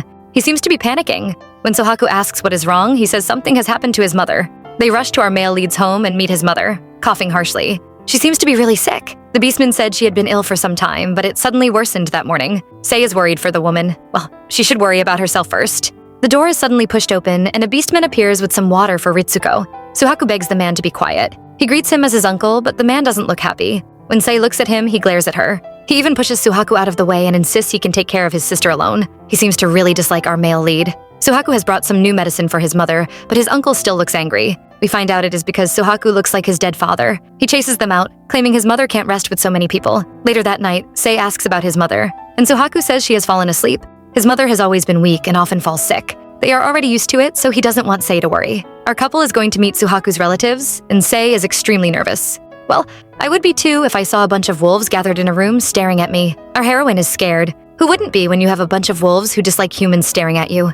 Sei can tell what the look on their face is. They don't trust her. The banquet is off to a rocky start as one of the wolves yells at them to get in. Sei recognizes him. He was the wolf who had been caring for Suhaku's mother. She feels nervous, but it disappears when she remembers Lord Suhaku is by her side. Suhaku thanks the wolves for inviting him and taking care of his mother. He introduces Sei to them as his fiancé. Sei does a full 90-degree bow with her forehead touching the floor just to show her respect. While some still don't like her, a few are amazed by how pretty she is. One of the female wolves offers her a seat to make her comfortable. Suhaku introduces that wolf as his aunt, Etsu. Etsu introduces the rest of the wolves sitting on her side of the table. They are all from the Kamishiro family. Turns out Suhaku is an only child. His father died years back, leaving only him and his mother. Suhaku has never spoken much about his family, and Sei mentions this to him. Since he is unwilling, his aunt tells Sei about his family. Suhaku's father, Suichiru, was known as the most beautiful white wolf. Ritsuko was his childhood friend, and everyone agreed they were a perfect match. They were the ultimate married couple. Ritsuko's brother doesn't seem to agree with this story. He seems to dislike Suhaku's father. The reason? The man died before his sister could. Etsu introduces the people sitting at the other table. They are from the Ginju family and are Ritsuko's family members. The wolf who has been disturbing our couple is Taiko, the first son. Everyone knows he loves his sister very much. He wasn't happy when she was married off and always fought with Suichiru. Suhaku talks about his father and Sei sees how happy he is. She is sure his parents must have been a wonderful couple. Well, the Kamishiros are the only ones enjoying the talk of the past. Taiko doesn't care about that and wants to focus on the news of Suhaku's return to the military. He is angry and asks if our male lead isn't ashamed to be used by humans again. The relatives try to persuade him, but Taiko feels it is unfair how the humans treat the Beastman soldiers so poorly. Sei still thinks it is her fault that Suhaku couldn't refuse. The man himself isn't bothered. In the past, he might have felt used by humans, but it is different now. He tells them that after meeting his fiancée, he learned it was important to respect people regardless of race. He announces his desire to help humans and beastmen live in peace together. Sei is touched by his words, while his uncle is just annoyed. The other beastmen gossip. They believe it will be impossible to live with humans, but they all think Sei's and Suhaku's marriage will bring hope to the beast tribe. Taiko isn't pleased to hear this. He slams his cup down and declares their marriage won't work. His sister might have arranged this marriage, but he still won't support it. It is too easy for a beastman to become a man-eater, especially for the wolves. Taiko shares a story. There was once a man who, like Suhaku, fell in love with a human and decided to marry her. He fought the entire village and ran away with his bride. Unfortunately, they didn't have a happy ever after. It is more like a nightmare because the man lost control and ended up eating his wife. Taiko doesn't want a man-eater in their family and asks Suhaku to control himself. That is one question our male lead cannot answer. Taiko becomes suspicious and begins to question Suhaku, certain he is now attracted to human blood. Suhaku remains silent for too long, making Taiko suspect he is attracted to human blood. He even believes Suhaku must have tasted it after attacking Shuichi. Suhaku quickly swears he hasn't tasted blood. His uncle refuses to believe it. Sure, Suhaku is pretending. We aren't the only ones who have had enough of him. His wife slaps his head with a plate. She apologizes and chases the man away. The rest of the wolves complain about the banquet being ruined, but Sei keeps looking at Lord Suhaku. It is time for bed, and Lord Suhaku comes to say goodnight to his fiancée. Thanks to his dramatic uncle, the banquet ended quickly. Sei isn't bothered by the drama, and the man promises to see her tomorrow. As soon as he leaves, the girl stops smiling. She could tell Lord Suhaku was nervous when he heard his uncle's accusation. The man had refused to touch her lately, and she finally understands why. The next day, Sei goes looking for him, only to be told he is teaching the village's children the sword. Of course, she has to watch him. She arrives and immediately sees Suhaku fighting. He looks very charming. Judging by the group of ladies blushing and cheering him on, we can tell he is very popular. Our heroine is also charmed by him. Lord Tadamasa praises his master and reveals Suhaku has been trained in martial arts as a soldier. Sei is surprised because Suhaku is a military doctor. Tadamasa tells her beastmen are always sent to the front of the battles. Suhaku might be a doctor, but he is still a beastman and was trained to fight. The children complain about how strong Suhaku is, and he gives them some advice. Sei is happily watching her man when someone suddenly calls her. It is one of Suhaku's many admirers, and she challenges Sei, demanding to know if she is truly Lord Suhaku's fiancée. Back in the capital, Chiyo is having fun. She has just bought another batch of luxury clothes and overpaid the store. She thinks beautiful things suit her, and she's happy she still has plenty of money left. She is so blessed. Well, she wouldn't be any longer. She overhears some people on the street talking about some recent attacks by man-eaters. After hearing that beastmen visit the area, she decides to run home, but she is panicking too much and somehow gets lost. She suddenly hears some beastmen talking. Except these aren't normal beastmen, but man-eaters. They are even sharing human blood. Chio is terrified and decides to run away quickly. However, she is too late. The beastmen already notice her smell and find her hiding place. Chio Fujigamin is panicking. How did a normal shopping trip end up like this? She tries to escape, but the wolfman catches her. She falls to her knees in fear. She wants to run away, but her legs refuse to move. The black wolf's red eyes are too scary. The other wolf is prepared to kill her. Since she has seen their faces, she deserves to die. That is the reasonable solution. But the black wolf disagrees. After the man-eating incident yesterday, the military surrounded the city. They won't be able to eat Chio today. The other wolf isn't satisfied, not wanting the girl to escape. Chio is eager to survive and promises to keep their secret, but the men don't need her promise. The black wolf pulls her closer and takes a sniff. He has memorized her scent. Chio is terrified and runs away screaming. The other wolf is amused by how fast she escapes, but he understands. Just one look from the black wolf is enough to make you feel like dying. We see Chio crying in fear. She can't forget the black wolf's words about memorizing her scent. Over at our heroine's side, she is challenged by a group of Lord Suhaku's admirers. They look down on her for being human, thinking she isn't worthy of being his fiancé. They try to convince Sei not to steal him away, saying the man belongs to everyone. Riri and Tadamasa are angry on her behalf, but the ladies insist they are right. It would have been fine if the Lord's fiancé was a wolf, but she is just a weak human. She doesn't deserve him at all. Sei feels bad, but Tadamasa advises her to ignore them, calling them kids. Our male lead hears the commotion and comes over. His admirers start blushing just looking at him. Even our Sei isn't spared. But before she can speak to him, the other ladies push her out of the way and surround the Lord. They all praise his skills, but his eyes are on his fiancé. He wants to hear her praising him. The girl calls him amazing and says she couldn't take her eyes off him. Just a single compliment from her is enough to turn the mighty Lord into a shy schoolgirl. The other ladies are stunned. They have never seen the Lord blush or look so shy before. Lord Suhaku isn't the only one with a lot of admirers. A group of soldiers gathers around to admire their lord's new fiancée. They all think Sei is very pretty. Even her scent smells nice. Our hero almost explodes from jealousy. He decides to take his revenge and orders the boys to begin another round of battles. The boys all moan in pain, but the ladies are happy to watch them. Except for one of them. One of the female wolves, Akane, seems to really like Suhaku. She keeps glaring at Sei. The crowd is focused on the match and nobody notices the wolf glaring at them through the door. He looks really suspicious. Lord Suhaku visits his mother, who feels guilty. She asked him to return home, but all she can do is lie in bed sick. The man isn't concerned, telling her to focus more on her health. The woman has heard about last night's banquet and her brother's terrible behavior. He never wanted Suhaku to marry a human, but she insisted.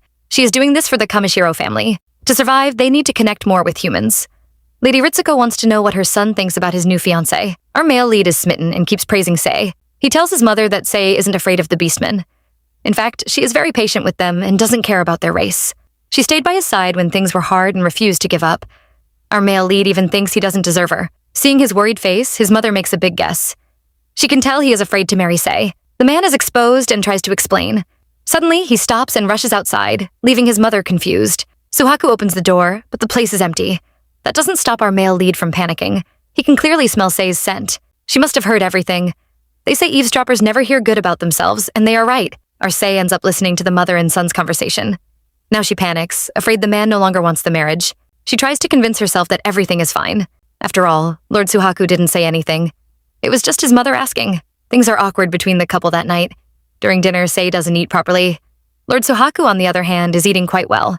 Our heroine remembers Suhaku begging her to stay. She decides to trust him once more. Over at the capital, the military arrives at Chio's house. Unfortunately, they aren't here to arrest her as we hope. They are searching for the man-eaters and decide to hold interviews among the people. The soldier describes the main culprit, and it matches the black wolf that attacked Chio. She hasn't forgotten his words and starts screaming in fear again. She doesn't want to hear anything about the beastmen. The soldier returns to the military headquarters and reports to Kagami. He wasn't able to find any information about the black wolf. He mentions his meeting with the girl who seemed afraid to talk about the beastmen. He thinks she looks very familiar, but Colonel Kagami isn't interested in her. The soldier is worried about the black wolf. This wolfman is really smart. For years, he has been killing and eating humans, but no one has caught him. He wants the colonel to hand over the investigation to the beastmen since they are better trackers. Kagami refuses. The beastmen might be strong, but he is afraid they would be tempted by human blood. They need a beastman with a strong spirit. It seems the man already has someone in mind and is just waiting for him to arrive. Our heroine is starting to worry. Last night, Lord Suhaku didn't sleep in their room. Ever since they arrived here, the two haven't slept together. Sei's day is destined to be strange. Someone comes looking for her and it turns out to be the girls from yesterday. But they don't look like they came to fight. Actually, they are here to apologize for their rude behavior. They feel bad for being so mean to her, even though she is Suhaku's fiancé. They apologize and are ready to run away, but Sei stops them. She insists on them staying and even offers them some sweets. The thought of eating candies is enough to bribe the girls, and they start drooling. Just as they thought, the candy is very sweet. But just as they are enjoying this peaceful moment, trouble arrives. A wolfman appears, but he looks very suspicious. Akane recognizes him as Santa Jinju, her childhood friend. She thinks he is here to see his father, Takeo. The man refuses to speak and keeps his head down. Akane thinks he came here for some sweets too and is just feeling shy. She offers him some candy, but the man suddenly pushes her away. He looks crazy and rushes towards Sei, prepared to attack her. The wolfman seems to have come for Sei. He rushes towards her and is about to bite her face off. Suddenly, Lord Suhaku appears and pulls him away. He throws Santa to the floor, but the man doesn't give up. Our male lead notices the boy isn't in his right mind. From his appearance, he looks like a man-eater. Sei is still terrified. She really thought she was going to die. Tadamasa rushes over to protect them. Lord Suhaku is happy he was secretly stalking. Sorry, watching Sei from afar. If he hadn't, his beloved would have been hurt. Santa hasn't given up and keeps trying to attack Sei. Suhaku holds him down and orders Tadamasa to bring his medicine box. Our male lead has made a suppressant, but it is actually a failed product. Still, it is better than nothing. The noise is too loud and Lord Takeo comes out. He scolds them for disturbing his sister's rest, but it turns to anger when he sees Suhaku holding down his son. Our male lead says his son tried to attack Sei. He thinks Santa might be a man-eater and plans to hold him down till he is calm. Lord Takeo can't believe his son is a man-eater, but it is true. When Santa finally wakes up, he confesses and says his friend forced him to drink human blood. Tadamasa, always the troublemaker, says his friend must be a really bad person. Suhaku is more concerned about where they found the blood. Santa reveals his friend bought a small bottle of blood from the capital. Lord Takeo is disappointed in his son and nearly beats him up. He wonders why he would take the blood, knowing he could get addicted to it. The boy begs his father to forgive him, but Takeo is determined to punish him. Lord Suhaku interrupts and tells his uncle to stop. He believes the boy would be fine since he only took a single lick. Besides, his suppressant seems to be working well, and the boy could easily recover. Our male lead might have looked gentle, but he suddenly becomes stern. He could forgive anything, but Santa nearly harmed his fiancée. He refuses to let it go and wants his uncle to take responsibility. Left with no choice, Lord Takeo kneels and begs Suhaku to forgive them. Yesterday, he said he didn't want a man-eater in the family, only for his son to end up as one. He is ready to receive his punishment. Arce has always been a sweet girl. She stops the men from kneeling and forgives them. Lord Suhaku saved her, so she wasn't injured. She doesn't want to make it a big issue, and says Lord Suhaku will decide their punishment. Her fiancé indeed has a punishment. He wants to keep Santa with him so he can monitor the boy's condition. Lord Takeo has always been cold-hearted and mean, but he is finally touched by the couple's kindness. He starts crying and thanks them for helping him. Everything seems fine until Sei notices Suhaku's hand is bleeding. She is worried and rushes to his side, but the man stops her. He suddenly hugs her, ignoring the people staring at them. He is just happy to see her safe. Sei can feel the Lord trembling and is surprised. He must have been terrified. Knowing that he treasures her so much makes her very happy. She knows he rejects their marriage only because they are from different races. But she isn't going to give up. Sei takes Suhaku to the room to bandage his hands, but she is doing a terrible job. She apologizes but seems to forget her husband is a wife slave. Anything she does is perfect for him. This couple seems to have a lot of heart-racing moments. Sei remembers how Suhaku protected her, even risking his own life. She suddenly holds his hands and tells him how grateful she is. She makes the Lord blush again. She knows the man is worried about marrying her because of their races, but Sei is ready to accept him. Lord Suhaku blames himself for the incident and keeps apologizing to her. She must have been terrified. The girl isn't worried about this since her man protected her. She confesses to him and says she is willing to marry him. She doesn't care if he has man-eating urges. Lord Suhaku was right. Sei was really listening to them yesterday. He doesn't blame her for eavesdropping and wants to talk about their marriage. Sei doesn't think his man-eating urges are a big issue. She has been with Suhaku for so long and it still hasn't happened. Lord Suhaku finally confesses and says he once had an urge to eat her. It happened after he returned from the military prison. He explains that the urge to eat humans and the urge to mate with a human are very similar. The more he thinks about marrying her, the more his desire to eat her grows. He really wants to marry her, but he is so afraid. He is focused on making the suppressant so humans and beastmen can live together. Sei thinks he has succeeded, but he tells her the medicine he gave Santa was a failed product. It can reduce the urge but doesn't destroy it completely. Suhaku is desperate to make the suppressant, but he is starting to feel insecure. He doesn't know how long it will take or if he can make one. Sei tries to encourage him. She thinks everything will be fine even if he can't make the drug. She totally trusts him. But her words make him upset. He tells her the drug is important. He knows how dangerous his feelings are, so he can't trust himself anymore. After all, he is just a beastman. Sei dislikes hearing him talk down on himself. Ever since he returned from the military, he has refused to change into his beast form. She knows his wolf is important to him and tells him not to hide from her. She begs him to show her his beast form again. For the first time, the man refuses her request. He doesn't want Sei to see him as a beast anymore. He is so angry, he leaves the room and ignores her calls. The girl looks completely heartbroken. Outside, Riri and Tadamasa hear the noise. They see Lord Suhaku walking away, looking angry. They are worried, wondering if the couple had a fight. They aren't the only ones concerned. Lady Ritsuko steps outside and sees her son's angry face. It is nighttime, but our female lead refuses to sleep. It suddenly starts snowing and everywhere becomes cold. Still, she refuses to head inside. She thinks waiting out here might make Lord Suhaku suddenly appear. Well, someone indeed comes, except it isn't the person she is expecting. Lord Suhaku's mother is here. Sei is waiting for her fiancé, but instead of the man, his mother shows up. The lady joins Sei to admire the snow. Our heroine is very worried about her mother-in-law's health, but Lady Ritsuko assures her she is fine. She feels bad for calling the couple here, only to abandon them once they arrived. Sei isn't offended. She offers the lady her blanket, afraid she might catch a cold. She seems to have forgotten that Lady Ritsuko is a wolf. The woman can't feel the cold at all. She reminds Sei, but our sweet girl insists. She believes her gloves are enough to protect her. Cute. Lady Ritsuko also thinks the girl is adorable and smiles. Our heroine is charmed by that pretty smile.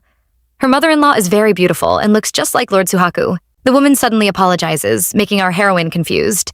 The lady feels guilty for forcing the two children into marriage. She tells Sei she was worried about the Kamishiro family. Their medicine might be popular in the country, but foreign medicine is becoming better. She was afraid their family would fall behind and decided to form a marriage alliance with the Fujigamine family.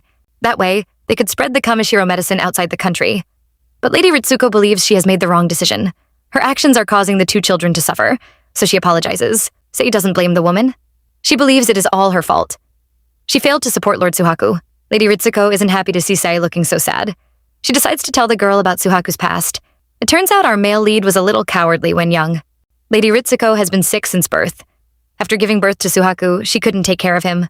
The little boy would sit by her bed, worrying about her health. He would cry and beg her not to die. Because Suhaku's father was always busy, the poor boy had to bear the pain alone. Because of that, he developed a soft personality. When he told her he wanted to become a military doctor, Lady Ritsuko was very worried. She knew he wasn't suited for the job because he always bears all his problems alone. But Lord Suhaku was determined to study medicine. He wanted to save lives, so she couldn't stop him. Ritsuko thinks her son is really fragile, but Sei doesn't agree with her. She thinks Lord Suhaku is a strong, kind man, and that was why she liked him. She has experienced different emotions since she met the man. Sometimes they had a peaceful relationship. Other times they had some misunderstandings. She has seen Suhaku worry about those things, but she knows it is only because he cares about her.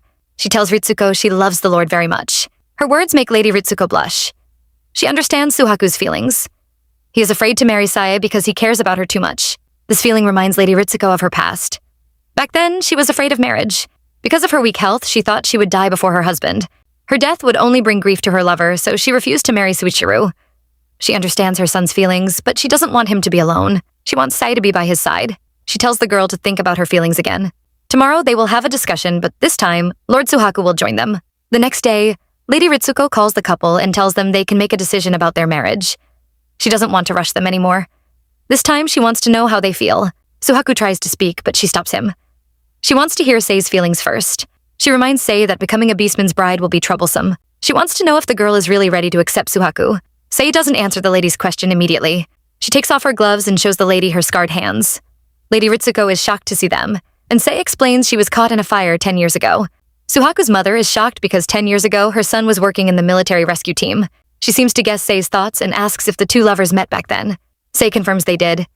10 years ago, Lord Suhaku saved her and treated her injuries carefully. Because of him, she didn't suffer from more pain and was left with only scars. But these scars are something she is proud of because they remind her of Suhaku's kindness. They are really precious. She tells Lady Ritsuko just how kind her son is. Every time he tries to understand her feelings and treasures his time with her. She really wants to stay by Lord Suhaku's side, but they are from different races. He is a beastman, and she is a human. It is impossible for them to be together. Their races will always be enemies.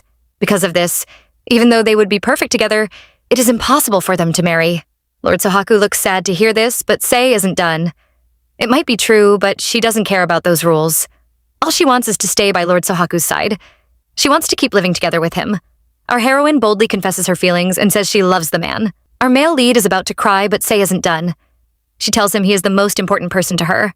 She will wait for him to create the suppressant no matter how long it takes. She tells him to stop pushing her away because she can't take it anymore. From now on, she is going to stay by his side forever. Sei looks at the man and is shocked by what she sees. Lord Suhaku has changed into his beast form and is crying. He also confesses his love for her and reaches out to hug her. The two lovers have completely forgotten about the woman watching them. But Lady Ritsuko is also happy to see them reconcile. Our innocent Riri is very happy to see the couple back together. She immediately starts crying and tells Sei she was really worried. She was afraid they would continue fighting. Our main leads have no idea their little quarrel would cause so much trouble. Sei comforts the girl and promises her that everything is fine. Tadamasa and Suhaku are watching the ladies when someone interrupts. Lord Takeo is here to see Suhaku. Our male lead is concerned about Santa. His uncle says the boy is fine, but he still suffers from his man-eating urges. Lord Suhaku believes it will soon end. Since the boy only took a little blood, his urges will soon disappear. Speaking of blood, Lord Takeo has brought some over. Our male lead looks disgusted when he sees the blood. His uncle reveals this was the blood Santa took. He managed to get it from his son's friends. The blood has gone bad, and Lord Takeo hands it over to Suhaku. Our male lead decides to keep the blood. It could be useful. His uncle advises him to keep it wrapped up. Lord Takeo is still feeling guilty. He decides to help Suhaku and promises to do anything he wants. Our male lead has a request. He wants Lord Takeo's son. He wants to bring Santa back to the capital and continue his research using the boy's blood. The next day, our couple prepares to leave. Santa is still sick, so he can't follow them. Lord Takeo promises to bring him to the capital. The Lord no longer opposes their marriage and even wants to support them. Lady Ritsuko is very happy and is already planning their wedding dates. Sei is very thankful to her mother-in-law. The woman blushes but has one more request. Since Sei will be marrying Suhaku, she wants the girl to call her mother. Our heroine is very happy and immediately calls her mother. Our male lead is surprised to see his mother looking so happy. During the train ride, Riri and Tadamasa keep smiling. They look like two little perverts. They are just happy to see the couple sleeping and leaning against each other. The lovers finally arrive at the Kamishiro estate. Sei meets the abandoned Lord Edward. The poor man has been managing the Fujigamine company while she ran off to see her in-laws. The company seems to be going well, and he tells Sei she has nothing to worry about. Poor Lord Edward. The couple has just arrived, and they already have another job for him. Lord Suhaku wants him to introduce a foreign doctor to him. Edward is shocked by this request. He has many doctor friends, but all of them are overseas. How is he supposed to bring them over? Sei supports her fiancé and tells Edward to find someone else. The man agrees, but wonders why they need one. Lord Suhaku reveals he is making a suppressant that can make life easier for the beastmen. But his skills are limited, so he needs to meet a doctor with better knowledge. Because of his identity as a beastman, none of the humans are willing to speak to him. He won't be able to approach foreign doctors because of the language difference. This is why he needs Edward's help. He wants the man to assist him so that beastmen and humans can finally live together. Lord Edward is very tempted by the idea. Since his little lover is also a beast woman, he promises to do his best. We seem to have forgotten about Chio, but here she is. Once again, she collects some money from her mother to go shopping. She really hasn't learnt her lesson. She ignores her mother, who seems to be going crazy. The woman keeps counting the money and even speaks to it. Chio plans to go out, but as a little princess, she needs someone to dress her. She goes up to her grandmother and orders the woman to prepare her clothes. But the lady completely ignores her. When she gets tired of Chio's complaints, she tells the girl she isn't her granddaughter. She really doesn't like Chio and chases her away. The girl is annoyed and leaves the house. She decides to go to her favorite cafe and spend all her money. She tries to convince herself she is rich and happy, but the twisted look on her face says a lot. She doesn't notice the man following her until it is too late. The man grabs her and pulls her into a hidden alley. He covers her mouth to stop her screams and seems pleased to have found her. He seems to recognize her, but Chio is sure she doesn't know him. The man suddenly opens his mouth and we see some very sharp teeth. He says he has been very worried. The other wolf asked him not to kill her, but he is afraid she might report them to the military. He suddenly changes into his wolf form. Chio finally remembers the man. He was with the black wolf who attacked her before. The man is prepared to end her life, but Chio isn't willing. She doesn't want to die and begs someone to save her. We are disappointed when someone actually does. The black wolf arrives and attacks his friend. Chio is stunned to see him. Wondering why the beast man would save her? Chio isn't the only one surprised to see the black wolf. The other beast man wonders why the black wolf saved the girl. He is shocked when the wolf warns him not to touch Chio again. The black wolf looks very scary, terrifying the beast man. He keeps apologizing, begging the man to forgive him. The black wolf tells Chio to follow him and even takes her to his home. He has noticed her injured hand and wants to treat her injuries. The girl's heart starts beating fast, but it is certainly not from love. She is terrified. This place is completely empty. If she refuses the wolfman, he might just kill her. She allows the man to treat her injuries, but she keeps shaking. He seems amused by her behavior and asks why she is so scared. He isn't going to eat her. He tells her he doesn't eat women or children. His words make Chio relax, until she remembers he is a beastman. No matter what, he still eats humans. More weird things are about to happen. The black wolf says he was able to find her because he memorized her scent. Chio is terrified until the wolf starts confessing his feelings. He says it was just a threat at first, but soon he couldn't forget her scent. Now Chio's heart is racing, and this time it is from love. The black wolf escorts her back to a safe path. He warns her to be careful and even seems worried about her. Chio shyly leaves, but she doesn't notice the weird smile on the wolf's face. Lord Takeo arrives at the capital with Santa, and our couple welcomes them. The Lord says his son hasn't had any man-eating urges again, but he wants Suhaku to examine him. Santa looks very young. He apologizes to Sei and Suhaku for his behavior. He promises to do his best to assist his brother's research. Things are finally getting better. Edward has also found some foreign doctors. With Santa's help, the men begin their research. Spring has arrived, and Sei is hanging out with her maids. Riri mentions the cherry blossoms and says they have bloomed. Sei wishes she could go and see them with Lord Suhaku. But lately, her man has been too busy. He is focused on his research, so she rarely sees him. The peaceful atmosphere is ruined when someone runs in. It is Lord Suhaku, and he rushes to Sei's side. The man is sweating so much and he can barely breathe, making Sei worried. But she doesn't need to be afraid. The man is here with good news. The maids can already guess what is happening. Well, since the couples are both free today, Suhaku wants them to go on a date. Just like Sei wishes, she goes to see the cherry blossoms with Lord Suhaku. He takes the girl to a beautiful forest close to their manor. Just when I think our male lead's romantic feelings are finally awake, he reveals that his father created this spot. Lord Suishiru built this manor for his wife. Since she loves the forest so much, he found this beautiful spot in the woods. Sei is touched by his parents' love story, but the man wants them to create their own. He is very happy to be here with her. Our heroine blushes and tells him she is also happy. She is concerned about his medicine's progress. Our male lead pretends to be casual as he reveals they have finally made the suppressant. That was why he rushed to see her. By using Santa's blood and with the foreign doctor's help, they finally made a serum that can block the man-eating urges. Sei also helped with her medical supplies. Because of the three of them, their research has finally succeeded. Sei is happy and also praises the man. He shows her the bottle of suppressant, which he has just completed. They haven't tried it out, but they believe it can control both the man-eating and the mating urges. Lord Suhaku is as kind as ever. He has prepared some for the Kamashiro's estate, but wants to spread the medicine to the beastmen in the military. Once they are sure it is safe, they will spread it to all the beastmen in the country. Sei is very happy because the beastmen and the humans can finally live together. She wants to keep supporting Suhaku and can't wait to see that future. Well, the future is about to start with her. The moment we have all been waiting for arrives. Lord Suhaku brings out a ring. Sei is in shock and wonders if he is about to propose. Well, the answer is yes. The helpful Lord Edward told him that couples exchange rings overseas, so Suhaku decided to make one. He even chose a ring that would fit her gloves. Sei is still speechless, but our Lord doesn't waste time. He puts the ring on her fingers. The girl is stunned by its beauty. The man gently kisses her hands. He feels sad for making her wait for so long. He has always wanted to say these words to her, and it is finally time. Our male lead asks Sei to marry him. He wants to know if she is ready to stay by his side and overcome the barriers between humans and beastmen. Is she ready to be his bride? Well, Sei refuses. Just kidding, our girl agrees. The painful days of her sufferings are finally over. Under the cherry blossom, the couple shares a kiss. This moment is so magical. It takes all of Sei's pains away. The Kamashiro estate seems to be celebrating. I think it is our couple's wedding day. The maids are all stunned to see Sei and praise her beauty. They can't wait for Lord Suhaku to see her. Speak of the devil. The man arrives to see his fiancée and is immediately shocked. Sei is dressed up in white and looks really beautiful. It is our couple's wedding day. Sei looks really beautiful in her wedding dress. She is so pretty that Lord Suhaku becomes speechless. He stands there staring at her until our girl becomes embarrassed. She tells him he is making her shy. Our male lead seems to have turned into a little romantic. He reminds her of their engagement party. Back then, he really thought she was the most beautiful woman in the world. That thought hasn't changed, and he tells Sei she is gorgeous. This man sure knows how to please a woman. His words make Sei smile. The wedding ceremony begins, and we see Lady Ritsuko handing Sei over to her son. Our couples share the wedding drink. Sei is supposed to be happy, but she feels sad when she remembers her dead parents. She really wishes they were here, but is sure they are watching her from above. We need to give Lord Suhaku some praise. He somehow manages to guess why Sei is feeling sad. He says her parents might not be here, but everyone present is now her family. Our girl is touched, but Suhaku isn't done. It seems he wants our poor girl to cry. He makes a vow and dedicates his whole life to her. Because Sei stood by his side and ignored their different races, he promised to spend a lifetime loving her. Their marriage will become an example and will bring the beastmen and humans closer. Suhaku finally gets his wish, and Sei starts crying. She is speechless, but she also makes a vow silently. She will love Lord Suhaku for the rest of her life. The wedding banquet starts, and everyone is happy. Lady Ritsuko believes her husband and Seiya's parents will be happy to see them married. She knows our couple will be busy since they both have different jobs, but she is sure they will be fine. It is time for the wedding night, except our couple is outside relaxing. Sei believes today will be unforgettable. After all, it was the day she officially married Lord Suhaku. Finally, we can call him her husband.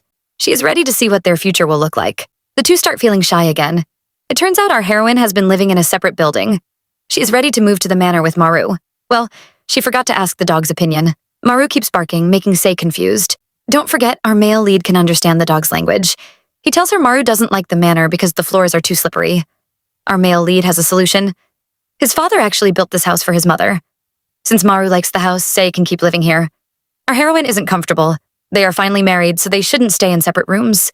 She feels embarrassed because she wants to be by Lord Suhaku's side every time. She doesn't need to worry because the man feels the same way. He pulls her closer and promises to visit her every night.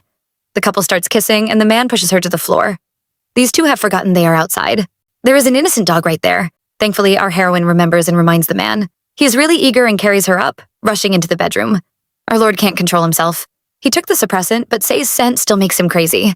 But this time it is different. He doesn't feel like eating her anymore, so our lord decides not to hold back. He wants her. Our male lead tells Sei how much he wants her. Well, he is just in luck, because the lady also wants him too. The two spend the rest of the night getting intimate. The next morning, Sei wakes up to see Lord Suhaku holding her. The man feels a little regret. He really wanted to admire her sleeping face a little more. Sei teases him and tells him he will have more chances. After all, he will see her every night. Her words make him happy, and he hugs her again. A few days pass, and Lord Suhaku is finally returning to the military. Now we see why Sei is so obsessed with him. He looks really handsome. The man teases her and tells her she is making him embarrassed. The girl praises him, saying he looks really good. From now on, he will be a military man again. Suhaku is actually nervous, but his wife encourages him. She tells him goodbye, and the man leaves. Lord Suhaku returns to the military office, and the first thing he notices is the smell of perfume. Of course, we can all guess who it is. It is Colonel Kagami. He welcomes our male lead back. He has heard about Suhaku's marriage to Sei and congratulates him. He wishes them happiness, but Suhaku can tell it is just empty words. He doesn't need such a fake blessing and wants to know why the man called him over. Well, Kagami has some bad news for him. It turns out Lord Jiro Fujigamini has escaped from prison. We must all be curious about Lord Jiro's escape from prison. Well, the colonel explains. Yesterday, the soldiers were taking Lord Jiro to court to receive his punishment. Somehow, the man managed to snatch a gun from the soldiers. He even killed 2 of them before escaping. Lord Suhaku is confused since the prisoners are supposed to be handcuffed during the car journey. Kagami doesn't look ashamed when he says the handcuffs were broken. Because of that, Lord Jiro was able to pull them off and escape. Kagami might not feel ashamed, but our male lead thinks it is a big disgrace. The colonel isn't offended. He wants the Beastman to find Jiro quickly. He tells him how crazy the Lord was while in prison. He kept talking about the Fujigamin Trading Company and insisted it belonged to him. He refused to take responsibility and even blamed someone for stealing from his company. I think we all know who that is. Lord Suhaku seems to realize this, and he isn't happy. He steps out of Kagami's office only to be greeted by a crowd of beastmen. They have all missed him and have been waiting for his return. Suhaku is touched and says he has also missed them. Back in the office, Kagami is feeling excited. Now that Suhaku is here, everything will be fine. Just like Suhaku promised, he visits Sai at night, but this time he looks very worried. The girl notices and asks what is wrong. The man remembers Kagami's words and feels more concerned. He suddenly pulls Sei close and starts kissing her. The couple is prepared to get intimate, but Maru interrupts them. He still doesn't like Lord Suhaku. Our male lead is annoyed and reminds the dog that he is married to Sei already. The dog doesn't agree and ignores the Lord. He only smiles when Sai hugs him. Lord Suhaku watches his wife and finds her cute. He suddenly hugs her. His behavior is too strange and makes Sei worried. She wants to know what is wrong. The man decides to tell her the truth. He says Lord Jiro has escaped from prison. Our heroine is in shock. She never expected her uncle to escape and started to feel scared. Lord Suhaku can see she is afraid, but they can't avoid this conversation. The situation involves her, so he wants her to calm down and listen to him. He tells her the colonel gave him the information. The man has given Lord Suhaku his first mission. He wants him to hunt down Lord Jiro and find him. Since it concerns his wife, Suhaku is ready to do his best. He promises to find her uncle. Still, he is worried about her safety and decides to assign her more security. Apart from Tadamasa, she will have another bodyguard. Sei is surprised and wonders who it will be. Lord Suhaku tells her it is someone she knows well. And it is. The next day, Lady Senri arrives. Our heroine is very happy to see her. The female soldier will be Sei's new bodyguard. The 2 ladies keep smiling and even shake hands. While our main leads are happy, their enemies are in trouble. Yoshi is thrown out of the house by her mother. The old lady has had enough of them. Yoshi begs her to let them stay and says she has nowhere to go. Her mother doesn't agree. Since Yoshi has always been proud of her money, she tells the woman to use it to rent a hotel. She is tired of taking care of them. Chio listens to their argument and gets annoyed. She's tired of this house already. So when her mother goes looking for her, she can't find her daughter. Chio has escaped. She is tired of everyone, even her own mother. Right now, she just wants to see the Black Wolf. We find out why Chio hates Sei so much. She resents our heroine for having everything she has always wanted. A good marriage, status, and perfect parents. For some reason, she returns to the Black Wolf's house. She can't forget the Beastman and keeps thinking about him. Even the filthy rag he used to bandage her hand becomes something special. She gets her wish as the Black Wolf appears. He seems surprised to see her and calls her troublesome. Chio is confused. She is supposed to dislike beastmen, but this man is different. The wolf is bothered by her tears and offers to listen to her problem. The girl acts like she has found her savior and cries like a child. Chio tells the wolf her story. She makes Saya seem like a bad person who stole from her. This is a lie, but the black wolf believes her. He has always envied others because he is an outcast. He supports Chio, which makes the girl happy. She thinks he is the only one who understands her. The man also has the same thought. He starts flirting with her and calls her name beautiful. He holds Chio's hands, which makes her shy. The wolfman changes into his human form, which is unfortunately not shown. But he seems to be very handsome because Chio's face turns completely red. He suddenly moves closer and kisses her. He promises to protect her. That is enough to make Chio happy. But instead of enjoying that feeling, she compares herself to Sei again. She believes she is better than our heroine. Sei has no idea what her delusional cousin is up to. She has finished her work for the day and Senri keeps praising her. She thinks Sei is amazing and wants the woman to teach her. Tadamasa mocks her and reminds her that she is supposed to be a bodyguard. The two kids are playing around, but Sei is worried. She has a meeting tomorrow with an important client. If everything goes well, she will secure high-quality materials from overseas. She is determined to do her best to support Lord Suhaku. The man she is thinking about returns from the military. He is surprised to see her with some documents. The girl says she wants to work from home. He is worried she isn't resting enough and reminds her to take a break. They are ready to go inside and enjoy some tea when someone stops them. Sei hears her name, and when she looks back, she sees her aunt. The woman looks very scared and tells her that Chio is missing. She thinks Sei might know something and begs her to tell the truth. Tadamasa and Senri are ready to chase her away. Meanwhile, our heroine is terrified. It seems really suspicious. Why did Chio go missing as soon as Lord Jiru escaped from prison? She thinks the two might be related and starts to feel scared. Lord Suhaku returns to the military. He keeps thinking about Yoshi's words and decides to tell the colonel about Chio's disappearance. Rindu Kagami isn't a simple man. His family is very powerful and has raised many military leaders. The most popular one is Rindu's grandfather, Marshal Kagami. The man is the supreme head of the imperial military. Because of his family background, no one has dared to challenge Rindu. After our male lead returned to the military, he was placed under Rindu's command. The colonel is more concerned about catching Jiru.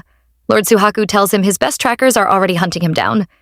Rindu isn't impressed and mocks Suhaku. He doesn't need him to track smells, he wants results. Our male lead tells him about Chio's disappearance, but the colonel doesn't seem bothered.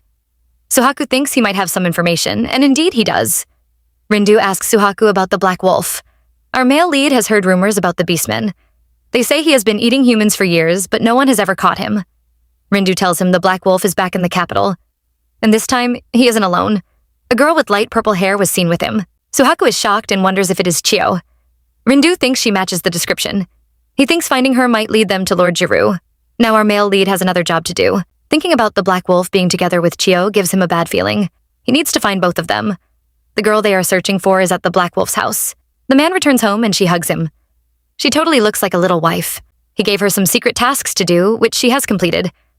The man praises her and it makes her happy. She really believes he is in love with her. He might not come home often, but he really loves her. He changes to his human form, and Chio looks obsessed. He's just so amazing. For the first time, she is really happy. Our heroine is at the Fujigamine company when Riri arrives with a stranger.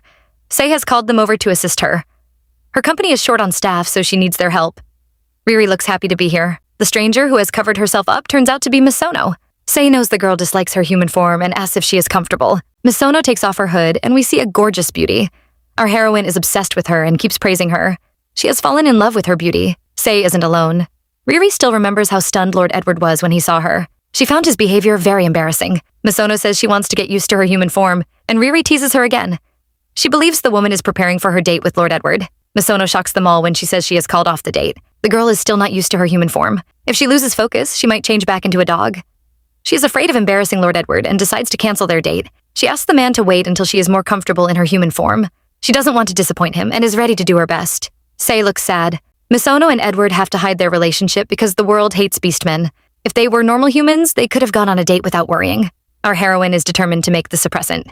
That is the only way the beastman can live a free life. The client she is meeting produces the best medical machines. If she secures this deal, she can partner with other companies and mass-produce the suppressant. Our heroine is ready to do anything for this goal. But is she ready to sacrifice the beastman? The client arrives and wants to know more about her proposal. Our heroine says she wants to build a factory that can mass-produce the suppressants.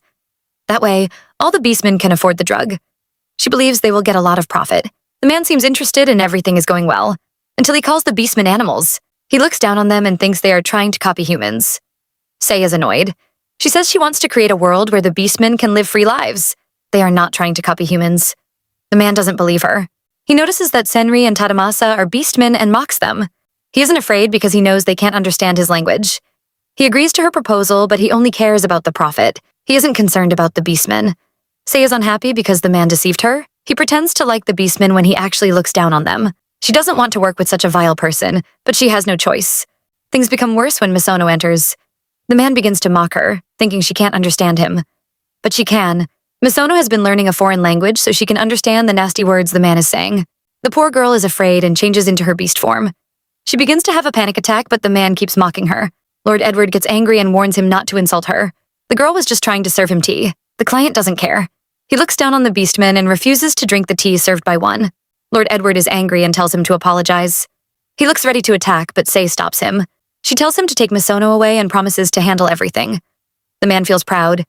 He believes he can control Sei because he is from a large company. She won't dare to offend him since she just started her business. The man is really a hypocrite. He looks down on beastmen but wants to do business with them. He knows he will make a lot of money. He thinks he has all the power, but Sei disappoints him. She refuses to work with him. Everyone is shocked to hear that. The man finally starts to panic. He reminds Sei that her project has already started. She won't be able to find another company as big as his. Well, our girl doesn't care. She would rather work with small companies than partner with someone she can't trust. The man tries to hide his shame by insulting her. Still, he runs away in disgrace. Tadamasa and Senri are confused. They can't understand anything but are sure there was a fight. Poor Misono is panicking. She blames herself and thinks it is all her fault. She runs away and hides in a corner to cry. Lord Edward chases after her and finally finds her. They have all been worried about her, and he tries to convince her to come back. He tells her not to worry about the business, but Misono is feeling ashamed. She seems to lack confidence no matter what form she takes. She can't even control her own form. She is still feeling sad when the man suddenly confesses. He tells her he likes her smile. From the first time he saw her laugh, he fell in love. He doesn't care if she is a beast or a human. He just loves her. The man becomes shy. He was planning to confess on their date, but now everything is ruined. His embarrassed look finally makes the girl smile again. The man is happy to see her smiling, but his happiness increases when she says she loves him. The lovers are hugging and don't notice someone watching them. Our heroine doesn't disturb the two and is happy to see them. She believes everything will change. One day, the hate for beastmen would end. And then they could all live together peacefully. She is ready to do everything to make that possible. She refuses to give up and starts searching for other companies that can mass-produce materials. She is ready to work with others to achieve her goal. This time, she will find trustworthy partners. Lord Suhaku is also busy. His men have finally tracked Lord Jiru's smell. They trace him to a hidden alley. But it is very strange because that place is a meeting spot for beastmen. They even sell human blood here. Our male lead is suspicious. Santa's friend also said he bought his blood from the capital. This must be the spot, but why would a human like Lord Jiru be here? Just then, our male lead notices a hidden figure watching him.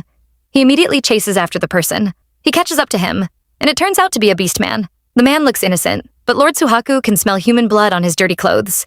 The beastman finally realizes Suhaku is a beastman soldier. Our male lead thinks he might be a man-eater and plans to bring him back to the military. The beastman suddenly becomes violent and attacks him. He accuses Suhaku of being a slave to humans. He is shocked when our male lead changes into his beast form. Lord Suhaku is really cool. He stops the beastman with just one hand. He wants to know if he has ever eaten a human. The man denies and says he has only drunk human blood. Suhaku wants to know where he found blood, and he says he bought it from the Black Wolf. We see our heroine making a call. Misono and Edward look worried, but they shouldn't be. There is good news. A company is finally willing to work with them. They will produce the suppressants together. The lovers are happy, but are still worried about the machines. Sei tells them the company has its own machines and is willing to lend it to them. Even better, their company president likes beastmen. He had a beastman friend once, but because of discrimination, they separated. The president still regrets it. He wants to create the suppressants so others won't suffer like him. The three are very happy.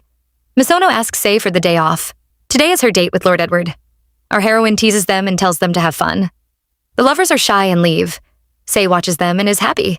She is more determined to make the suppressant. But our heroine is also worried. They have no idea where Lord Jiru and Chio are. Sei is afraid they might be planning something evil. And they are. Well, Chio is. She has become the Black Wolf's mistress, staying in his house and waiting for him to return. Her prayers are answered and the man shows up. But he looks really sick. Immediately he sees her. He asks for some blood. Chio hands him a bottle. She doesn't think it is wrong. She believes the man when he says people sold their blood for money. She thinks he is a saint who doesn't harm humans. Who is going to tell her the man is a wanted criminal? The man makes up another story. He claims his parents forced him to drink blood when he was a kid. He confesses and tells Chio he is a man-eater. He says he doesn't want that life anymore. Now he wants to spend his days with her. He claims he can't live without her. Chio loves hearing those words. She believes the man is in love with her. She makes up her mind to support him and do whatever he wants.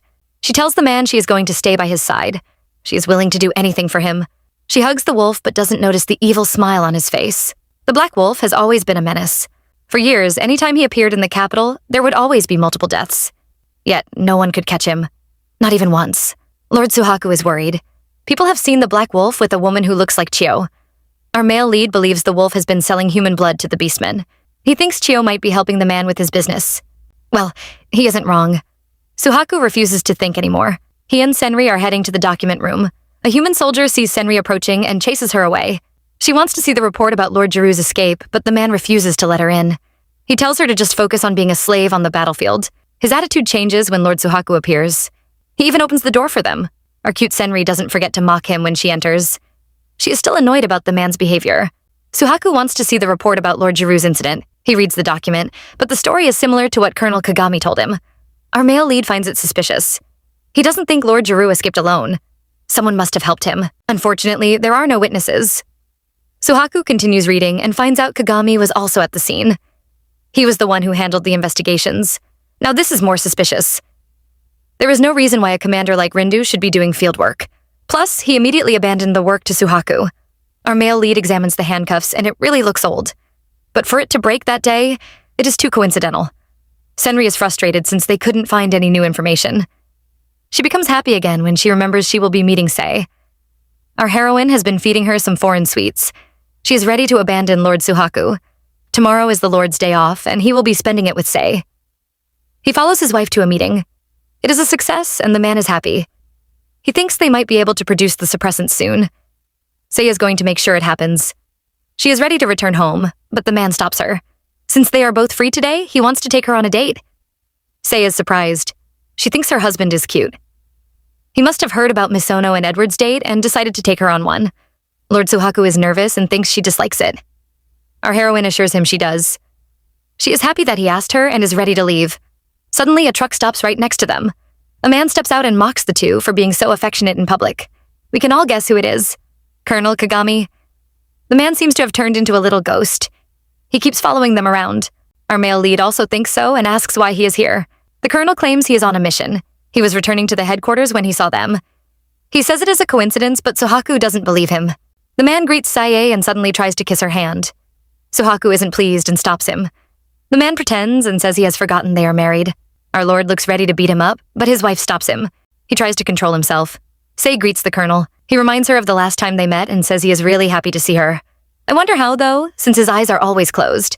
The man really has no sense of danger because why can't he notice the wolf staring at him, about to eat him up? Lord Suhaku gets a strange feeling when he sees the colonel talking to Sei. He even starts to sweat. Rindu seems to know everything about the girl. He has heard about her new company and her plans to produce a suppressant with Lord Suhaku. He keeps praising her and even seems concerned about her. He warns her about the Black Wolf and urges her to be careful. Sei has no idea what he is talking about. Lord Suhaku says he already has bodyguards protecting his wife. The colonel thinks it isn't enough. He casually drops a huge piece of information and says the Black Wolf is connected to Lord Jiru. Our couple is shocked. Suhaku is confused and wants to know more. Rindu says they will discuss it tomorrow. He tells him they will be very busy and advises Suhaku to rest. Well, he has just destroyed our couple's date. It is night, but our heroine is still worried about the Black Wolf. Someone seems to have told her about him. He is a threat to the army, but nobody knows his identity.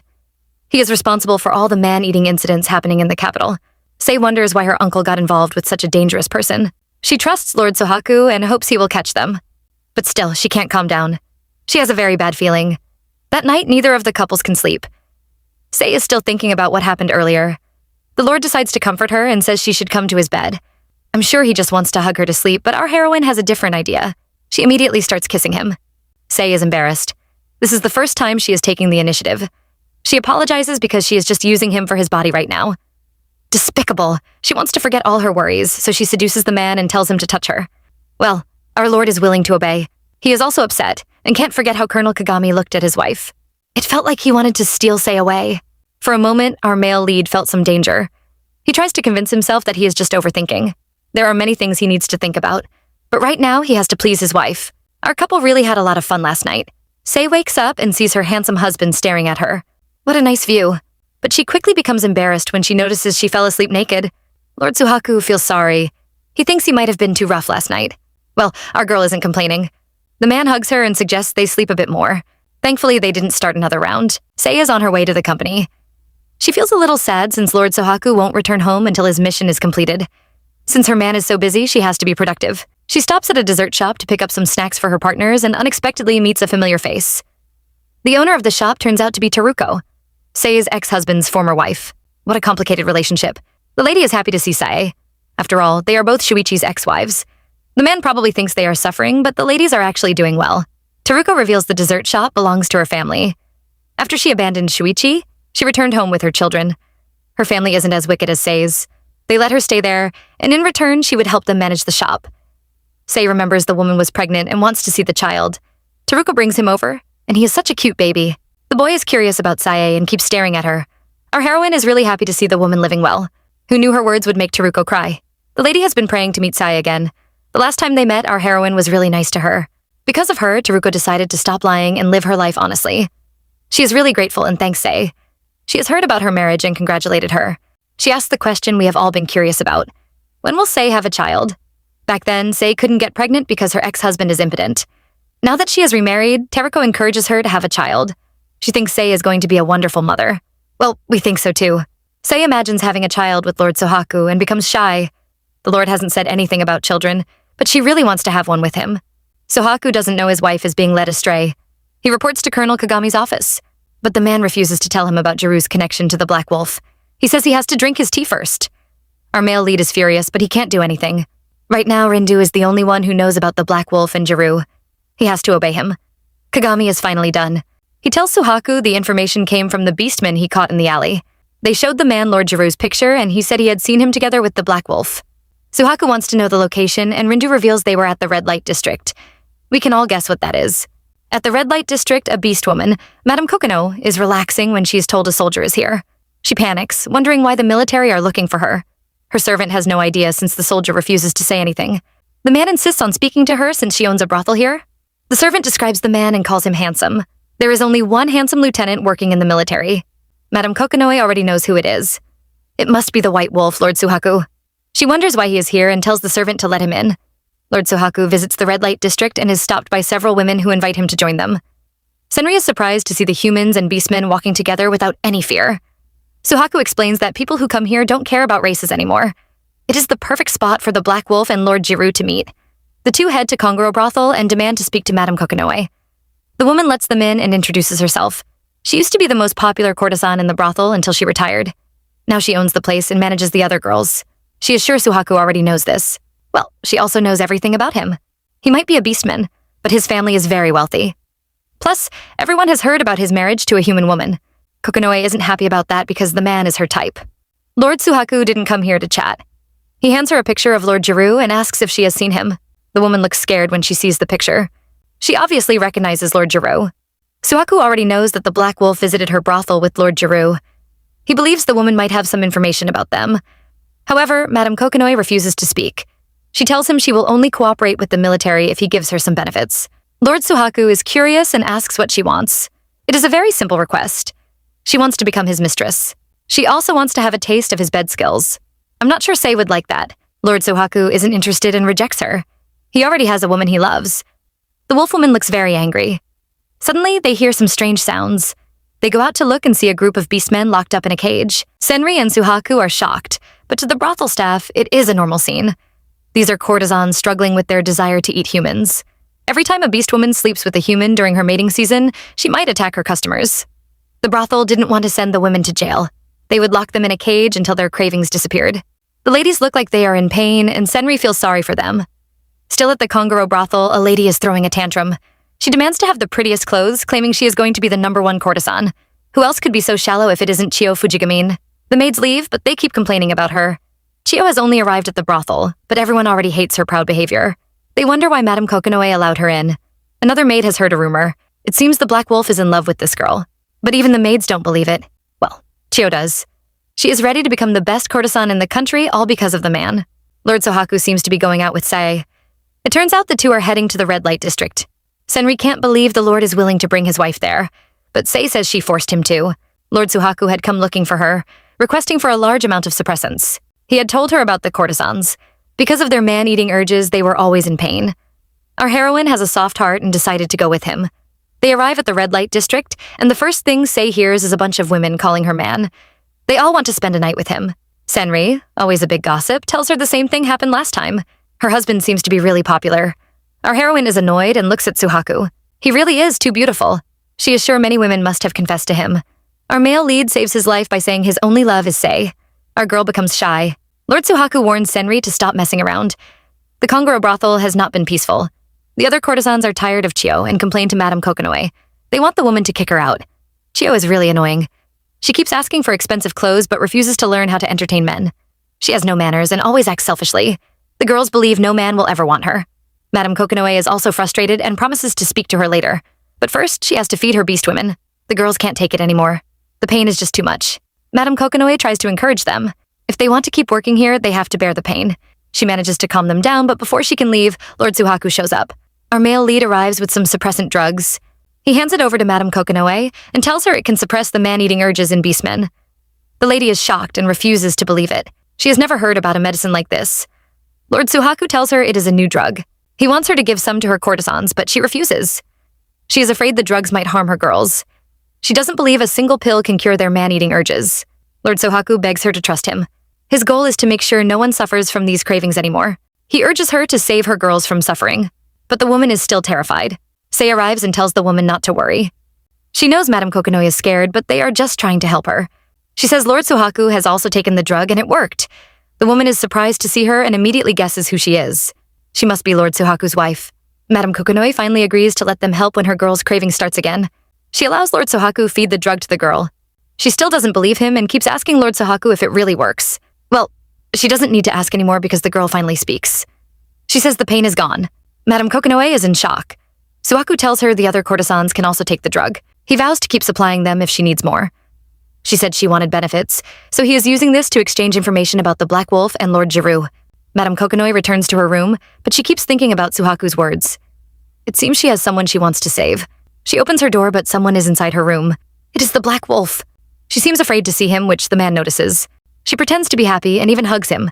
The man thinks she should depend on him after all he is supplying her with blood. It turns out the Black Wolf has been selling human blood to Madame Kokonoe. The woman accepts it, but she keeps trembling. The man has heard about the military's visit and warns her to keep quiet. He threatens to reveal her secret if she betrays him. He wonders what would happen if he told everyone she is involved in the trade of human blood. Even worse, she also takes some herself. If the military finds out, she will also be in trouble. The woman is annoyed and snatches the bottle from him. She already knows this and doesn't plan to reveal anything. She is more concerned about Chiyo and wonders why the girl is here. She keeps saying she will become the best courtesan, but she is too dumb to succeed. The Black Wolf doesn't seem interested and tells Kokonoe to leave her alone. He just wants the girl to remain here. Lord Suhaku and Sai visit the brothel again. The courtesans are happy to see them and praise the suppressant. All their man-eating urges have disappeared. They tell him the other courtesans also want some. Sei's company has produced more suppressants. They plan to use the drug to exchange information with Madame Kokonoe. Senri doesn't think it will work. Ever since that day, Madame Kokonoe has been avoiding Suhaku. She refuses all his requests to see her. The courtesans don't know the truth and just think the madam doesn't trust the drug. Sei overhears them talking and wants to know more about the madam. The girls say she is very kind. She used to be the most popular courtesan in town. She was very pretty, and everyone loved her. After she retired, she opened her own brothel. Because she was also a courtesan, she cared about her girls' feelings and treated them well. They really like her and call her their mother. One of the girls reveals that Madame Kokonoe has a son. Suhaku has never heard about this and is surprised. Tadamasa has heard some rumors. During her time as a courtesan, the madam had a child with a human. The courtesans say he is right, and everyone wonders how he found out. The man reveals he used to visit the red light district during his time as a soldier. Really, Tadamasa should have kept quiet because Senri is now annoyed. She believes he must have been messing around. The man is scared and tries to defend himself. He says he only came here to work since the district is the best place to gather information. The two keep arguing, making the courtesans laugh. Our male lead sees his little wife staring at him. He is afraid Tadamasa might implicate him and rushes to prove his innocence. He says he hasn't messed around. Our innocent girl wasn't even thinking about that. This is the first time she heard about a human and a beastman having a child together. Suhaku says it isn't impossible, but it is very rare. It is difficult for couples from different races to have a child. Our heroine is upset. Ever since she spoke to Teruko, she has always imagined herself having a child with Lord Suhaku. She wants to tell him it was all her ex-husband's fault that they couldn't have children. But now it doesn't seem important. Either way, it will be hard for them to have a child together. Suhaku can tell she is upset and tries to comfort her. He says she is the most important person to him right now. His words are sweet, but our girl is still disappointed. She really wants to have his child. Kokonoe's servant is panicking. He visits the woman and tells her Lord Suhaku is here. The soldier refuses to leave without seeing her. The servant wonders what they should do, but Kokonoe is also confused. She knows the suppressants can save her girls' lives. She wants to trust our main leads, but she is really scared of the Black Wolf. The servant returns to our main leads and tells them the madam is willing to see them. They are all happy and relieved, but it doesn't last long. They suddenly hear a mocking voice. Sei would recognize that voice anymore. It belongs to the girl they have all been searching for. Chiyo Fujigamine. Chiyo appears, and as always, she isn't happy to see Sei. Our heroine is shocked and upset, wondering why her cousin is here. The girl thinks her question is very silly after all. She is dressed so beautifully. Still, she answers and says she is going to become the best courtesan in town. Sei is angry. Ever since Chiyo went missing, her mother has been searching everywhere for her. She wants to know where the girl has been. Well, her husband answers and says Chiyo has been working with the Black Wolf. Back to a few days ago. The Black Wolf approaches Chiyo and reveals his secret business to her. He tells her he has been selling human blood at the brothel. He says the business is failing, so he needs her help. He wants her to become a courtesan so she can bring more customers to the brothel. Chiyo isn't willing, but the man praises her. He knows how proud she is, so he calls her beautiful. He makes her believe she will become the most popular girl in the brothel. The girl becomes proud.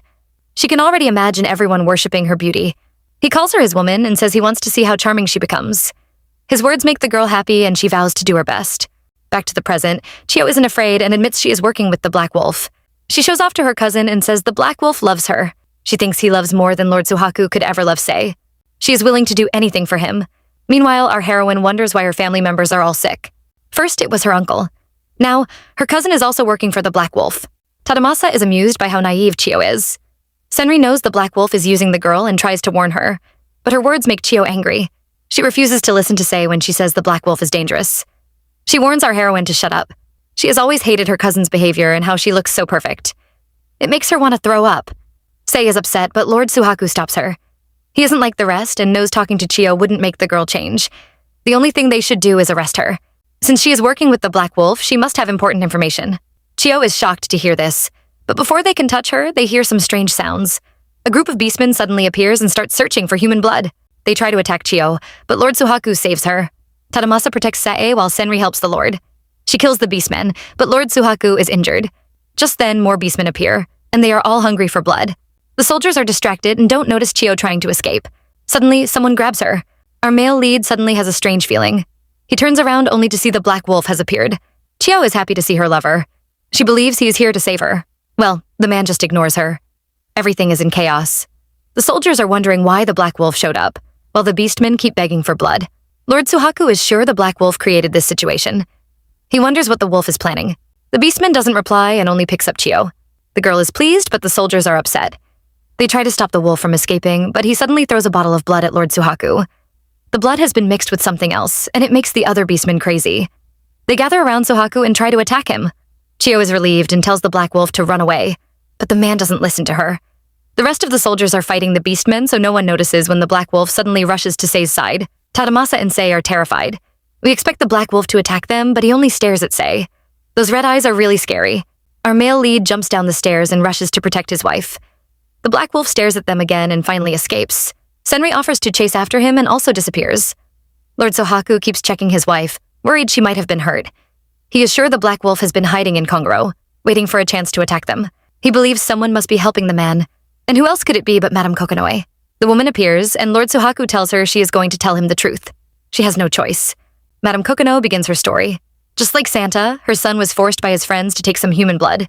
He soon became addicted to it. But he was a good child, and would rather bite himself and self-harm than hurt humans.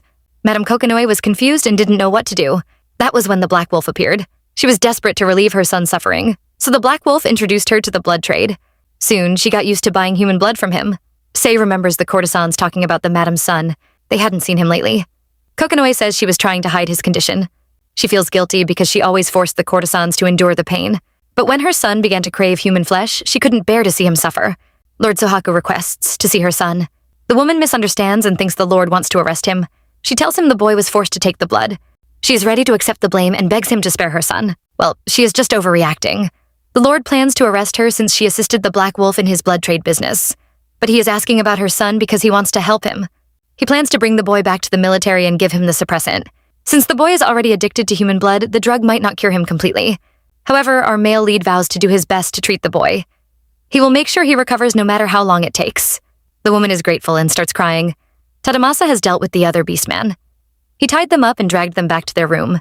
He found a bottle of blood inside, which he hands over to Suhaku. Our male lead examines it and finds out a stimulant was mixed into the blood. Kokonoe thinks the Black Wolf has been giving it to the customers secretly. Since he knew about the military investigation, he must have been planning his escape. The madam is ready to confess and tells Suhaku about the Black Wolf and Lord Jiru. The men have been meeting in her brothel secretly. She saw Jiru's face and is sure he is the same man Suhaku showed her. She doesn't know what they are planning, but she saw Lord Jiru leaving after the meeting. The first time he appeared, he was dressed in dirty clothes. But that day, he looked different. She believes the Black Wolf might have cleaned him up and given him some money. Tadamasa thinks Lord Jiru has been working with the Black Wolf even before he was arrested. The Black Wolf must have helped him escape from prison. Our heroine is still worried about her cousin. She wants to know why the girl was here. The madam says the Black Wolf abandoned the girl here and told her to take care of her. Sei is confused and wonders if he was trying to pimp Chio out for money. Tadamasa doesn't think that is true. They might not know much about the Black Wolf, but it doesn't seem like he wanted Chio to become a courtesan. They all wonder why the man is working with Chio, because the girl has no value. Hours pass, and Senri returns to the brothel. She tried to follow the Black Wolf, but he disappeared. She searched everywhere, but couldn't find him. Lord Suhaku is ready to return to the military base and report to Kagami. Madame Kokonoe has been arrested and follows him.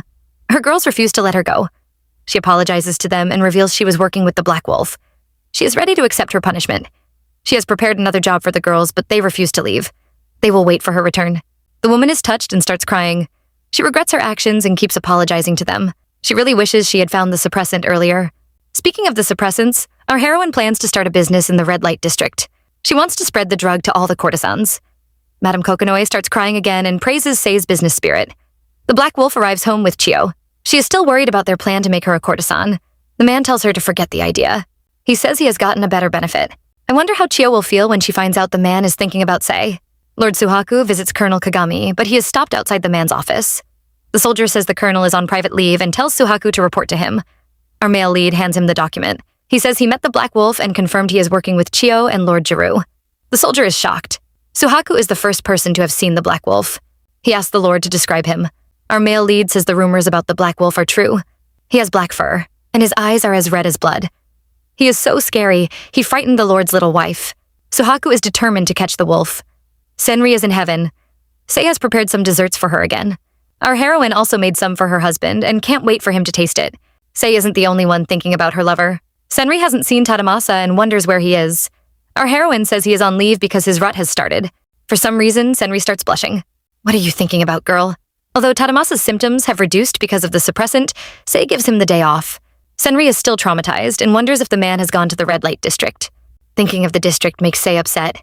She remembers how badly the courtesans suffered. She thinks all the beastmen go through the same pain during their rut. Senri says it is different for everyone. Some people can endure the pain while others suffer more. She is a horse. During her rut, she doesn't crave human flesh. But for other beastmen who are carnivores, it would be harder. She seems to be tracking everyone's rut and says Lord Suhaku's would soon begin. Sei is upset again. Ever since their wedding night, Lord Suhaku hasn't touched her once. She knows it might be the effect of the suppressant, but she is still upset. It is dinner time, but Lord Suhaku doesn't show up. When Sei asks about him, Riri says he has refused dinner. Ever since he arrived, he locked himself in his room. Sei thinks he might be sick, and Riri confirms it when she says he looked pale. Our heroine remembers Senri's words and thinks the Lord might have started his rut. She knows how stubborn he is and hopes he isn't suffering alone. Our heroine is still worried and decides to visit the man. She shows up in his room and sees him lying in bed. The man is surprised to see her. Sei has the perfect excuse. She heard about his sickness and came to check up on him. The man doesn't think she should be worried. A lot of things have been happening, making him tired. He tells her he just needs to rest. Sei is relieved and smiles. She offers to prepare some dinner or desserts for him. She is ready to leave when the man suddenly pulls her back. Sei falls on the bed. The man keeps kissing her neck, making our heroine panic. He said he wasn't in a rut, so what is going on? Lord Suhaku is thinking of something naughty. He remembers what happened during his last rut. It was in this room he first slept with Sei. The man clearly wants her again and begs her to accept him. Our heroine remembers the first night they slept together. Back then, her heart pounded so fast, she almost fainted. Even though they are married, she still feels the same way. When the man looks at her, she feels like a child again. She confesses her love to him and offers him her body. It is about to be a very busy night for our couple. After some intense bedroom activities, the two relax. Sei asks about his rut, which surprises him. She thinks he is offended and apologizes. The man wonders why she thinks he is in rut. Well, it was clearly Senri who led her astray. She also thought all wolf beastmen share the same rut season. She isn't wrong. The Lord admits he is in rut, but his symptoms have always been mild. Plus, he is also taking the suppressants. His behavior today was just because he was tired. Well, our heroine misunderstood. She feels embarrassed and hides her face. Her shy behavior amuses the Lord, and he decides to tease her. She thinks he slept with her because of his rut. He tells her it isn't true. Just seeing how cute she is makes him want her. The man kisses her hair, which makes her blush. He keeps staring at her, and he looks so good, I might also fall in love. Lord Suhaku isn't satisfied and decides to have another round. The result? Our heroine keeps blushing the next day. She can't forget those 2 rounds. She looks like a love-struck fool, making Senri suspicious. Sei stops daydreaming and focuses on her work. She has started a pharmacy in the red light district, and the business has been successful. She is planning her next step when someone knocks on her door. The girls aren't expecting anyone. Senri opens the door, and it is the last person she expects to see. Why is Colonel Kagami here? Well, we are about to find out. The girls receive an unexpected visitor, and it turns out to be Colonel Kagami. The man is here to see Sei. Our heroine is surprised but still welcomes him. The man notices her shock and apologizes. He says he has something important to tell her. He insists on being alone with her and sends Senri away. The girl can't refuse his orders and leaves. Our heroine wonders why he is here. She invites him in, but when he passes by, she catches the smell of perfume. She wonders why he uses it and assumes he just likes the scent. Wrong. Our heroine doesn't think she has anything to discuss with the colonel. He might have helped her during Lord Suhaku's imprisonment, but she knows he hates beastmen. He is now her husband's superior, and the 2 men work together. But he still gives her a strange feeling. Sei is focused on making tea and doesn't notice the man approaching until he is right next to her. He suddenly says he likes the scent. Our heroine looks terrified until he says he is talking about the tea. She feels relieved and says she made it just for him. The man is pleased. He tells her he likes sweet scents and laughs. But even though he is smiling, our heroine feels strange.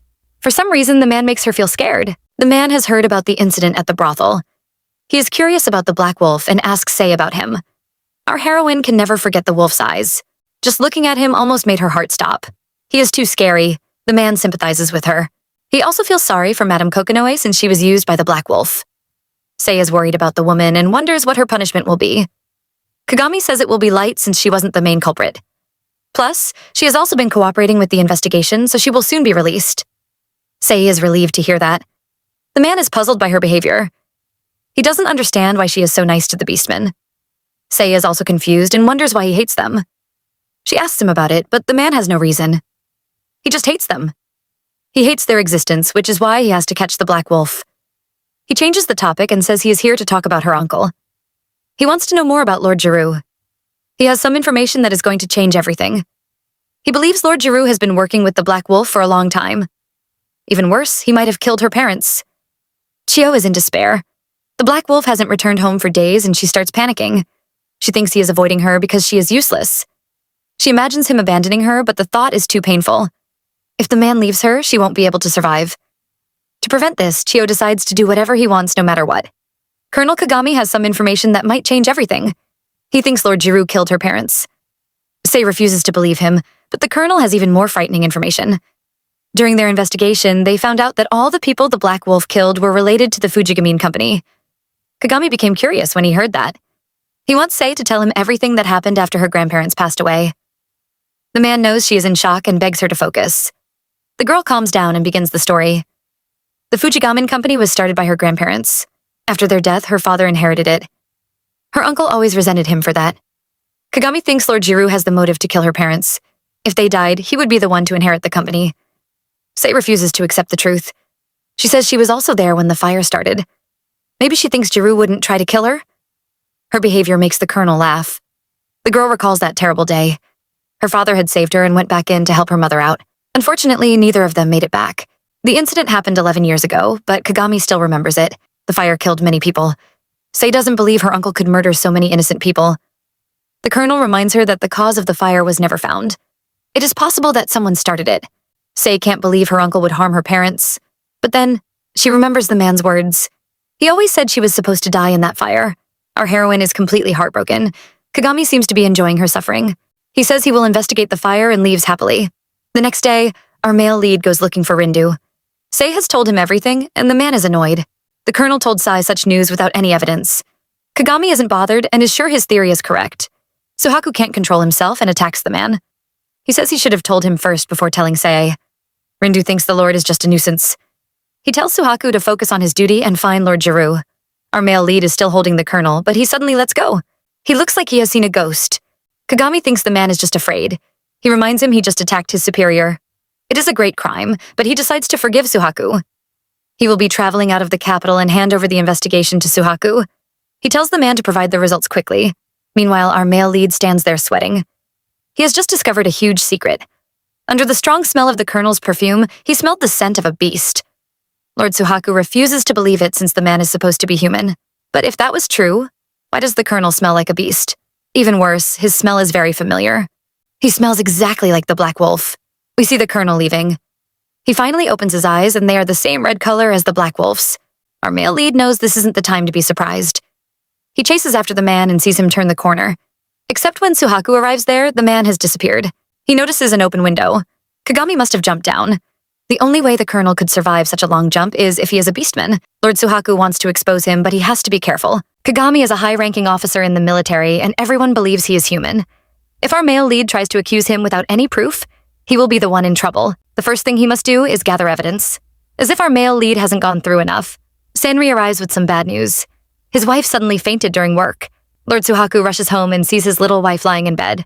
She looks really sick, which frightens him. She tells him she was feeling unwell this morning. When she arrived at work, she suddenly felt dizzy. The man thinks she is overstressed. Because of the Black Wolf, she was forced to remember her parents' death. Sae doesn't want to disturb the man's work and chases him away. However, the Lord has already taken the day off. He decides to remain with Sae and take care of her. The girl looks really stressed. She feels unhappy, and the only thing that can comfort her is a hug from her man. The man changes into his beast form and holds her. He feels so warm, the girl begins to cry. Ever since she met Kagami, she has been thinking about her parents. Remembering their death is so painful. She also feels bad because she seems to be useless. Her husband is trying so hard to catch her uncle, but she is doing nothing. Lord Suhaku isn't happy to hear this. He reminds her they are now a married couple and are supposed to support each other. He tells her not to hold back and cry as much as she wants. Our heroine is touched and starts crying, but soon she stops. How is she supposed to continue when the man keeps kicking her tears? His actions make her laugh. The girl is happy again and kisses him. Seeing her smile makes the Lord realize how precious she is to him. To protect Sae, he is ready to destroy Kagami. The man is too dangerous, so he remains in the military any longer. But there isn't much time. The colonel is supposed to travel in 3 days. Before he leaves, our male lead has to prove he is the Black Wolf and expose him.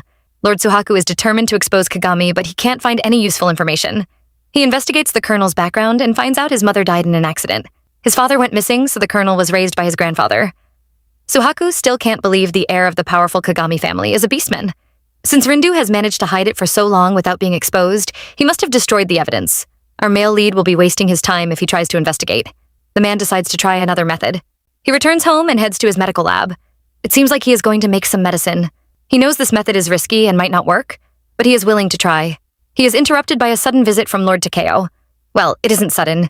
His uncle was supposed to pick up the suppressants for the people in the village. Suhaku was even the one who invited him. Well, our male lead has forgotten all about that. He apologizes and explains he has been too busy. Lord Takeo isn't bothered since he knows how stressful the military is. He was planning to just sneak in and pick them up. But he heard about Suhaku's return and decided to visit him. The Lord prepares the suppressants, and an eager Tadamasa takes them away. Takeo seems to have some regrets. He keeps talking about a certain man who became a man-eater. Suhaku is curious and wants to know more. Remember when our main leads visited the village? Back then, Lord Takeo told them a story about a beastman who fell in love with a human. The whole village disagreed, but the man was very stubborn. In the end, he turned into a man-eater and ate his wife. Our grumpy uncle Takeo has just become Suhaku's lifesaver. He is still talking about the couple and suddenly mentions that the girl was from a powerful military family. Our male lead is shocked. This sounds really familiar. He asks his uncle what the man's fur looked like, and Takeo says it was black. The man-eater had beautiful black fur and red eyes. Sound familiar, guys? Uncle Takeo confirms our guess. He says the beastman also had a child with his human wife before she died. Well, Lord Suhaku has the complete story now. It seems Kagami's father was a beastman who killed his wife and ate her. If everything is true, then Kagami is surely the Black Wolf. Our male lead is happy. The colonel must be feeling proud right now. But now that Suhaku has this information, he will be able to crush Rindu. Back at the Black Wolf's house, Chiyo is about to go crazy. She misses the Black Wolf and keeps calling his name. Suddenly, the door is opened as someone arrives. Chiyo is happy and rushes out to welcome him. She stops and suddenly looks shocked. The Black Wolf has arrived, but he isn't alone. He brings along a special visitor, and it turns out to be Chiyo's father. We expect the father and daughter to have a happy reunion, but our hopes are ruined. Jiru looks very angry as he asks Chio why she sold his company. The Lord doesn't seem to care about his daughter. His true love is his company, and he questions Chio, asking why she sold it. Of course, the girl quickly pushes the blame to her mother and claims it wasn't her fault. Still, the man looks very angry. Chio has always been smart and quickly kneels on the floor, begging for his forgiveness. The Black Wolf also speaks up for her and tells Lord Jiru to forgive her. The girl becomes a love-struck fool again. She looks at the Black Wolf with adoration. She really believes the man is protecting her, more like using her. She is curious and wants to know why her father is here. However, the wolf refuses to answer. He tells her not to worry and chases her away. Lord Jiru is impressed by the Black Wolf's skills. He really knows how to deceive people. He never thought the great colonel who showed up at his door to arrest him would be the Black Wolf. Our male lead was right. We finally see the Black Wolf's human form, and it is indeed the colonel. He might have arrested Lord Jiru, but he was also the one who helped him escape. He secretly gave the man his gun and made sure his handcuffs could easily break. Lord Jiru knows the colonel always handles his work perfectly. He has one more job for the man. He wants to take back the Fujigamin company and kill Sei. Upstairs, Chio is eavesdropping and hears their conversation. She is in despair, wondering why they want to kill her cousin. She doesn't care about Sei anymore. The only thing she wants is the Black Wolf's love. Our heroine has no idea her death has been planned. She seems to be thinking about something serious. Tadamasa interrupts her. Seeing her worried face, he knows she is thinking about Lord Suhaku. Well, she has every right to. The day we have all been waiting for finally arrives. Kagami will be leaving the capital today. The soldiers have gathered around to see him off. Rindu is about to leave when Lord Suhaku suddenly shows up. He wants to remove the colonel from the military service and accuses him of being the Black Wolf. Lord Suhaku stops the colonel from leaving and accuses him of being the Black Wolf. The soldiers are all shocked to hear this. Kagami's assistant refuses to believe it and tries to defend his boss.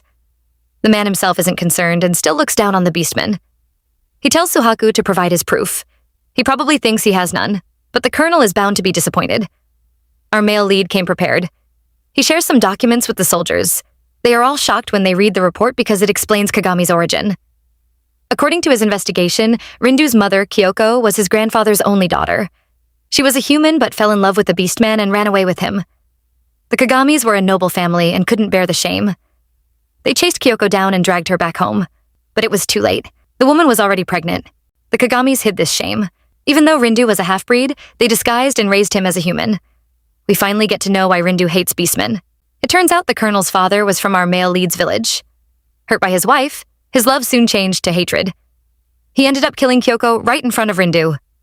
Kagami's assistant is shocked, but still he tries to defend his boss. He says the evidence is not enough. Suhaku knows the humans might not understand, but he tells them Rindu is the Black Wolf. Because of his beastly instincts, he recognized the smell on Kagami was the same as the Black Wolf's. The colonel tried to hide his scent behind his heavy perfume. Senri and the rest of the beastmen all support Suhaku. They looked into Rindu and found out the days he was missing from the military were also the days the Black Wolf appeared in the capital. Yet, the humans refuse to believe it. They think the beastmen are trying to destroy the colonel's reputation. They start to condemn them, accusing the non-humans of framing the colonel. The situation makes Rindu laugh. He thinks the beastmen are very funny. He steps on the evidence our male lead provided and calls it fake. He moves closer so he can mock Suhaku. He says his proof isn't enough to destroy him. He even feels disappointed since he expected better from the Lord. Well, he is going to get his wish. He calls them traitors and says he is going to kill them all. What he doesn't know is that he has fallen into Lord Suhaku's trap. The Lord thanks him for coming closer. The man has made his plan easier. He suddenly pulls out a bottle of blood. Flashback to a day ago. Lord Suhaku didn't plan to involve Sei, but to expose the Black Wolf, he needs to use her blood. And right now, that is what is in the bottle. Since the Black Wolf likes blood so much, Suhaku is ready to give it to him. He pours the blood all over the colonel. Kagami doesn't know his end is near. He laughs at Suhaku, telling him he is used to human blood. It doesn't affect him anymore. Well, he is going to be disappointed. The man suddenly looks shocked. He recognizes the smell of this blood. It belongs to Sei. Rindu was feeling proud some seconds ago, but now he is in despair. His body has begun to change into his beast form. The soldiers are shocked to see this. His loyal assistant can't believe he was deceived. The colonel is the Black Wolf. Our male lead reveals the blood was mixed with a stimulant. At the Kongro brothel, the Black Wolf used the same trick on him. Suhaku decided to return the favor and made a drug even stronger than his own. Kagami is upset.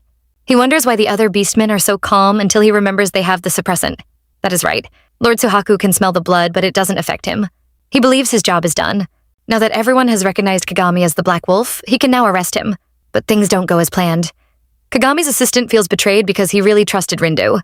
The man doesn't feel any guilt and insults the boy. He suddenly pulls out his gun and shoots him. The colonel has clearly gone crazy and starts shooting randomly. He doesn't care if they are humans or beastmen. He shoots them all. Even worse, he has already sent the military doctors away. There is no one to save them. He is just waiting for them to die. Everywhere is in chaos. Suhaku tries to save the injured. He tells the beastmen to capture Rindu since the man is still weak. Everything should be fine, but another plot twist appears. Someone arrives to save Rindu. A car suddenly rushes in, making everyone scatter. It stops next to Rindu. The colonel feels a little regret. Because no one had managed to expose him, he became too proud. He praises our male lead before he jumps into the vehicle. We finally see his driver's face, and as expected, it is Lord Jiru. Kagami tells Suhaku their battle isn't over and escapes. Our male lead is torn. He has two choices: chase the colonel or save the injured soldiers.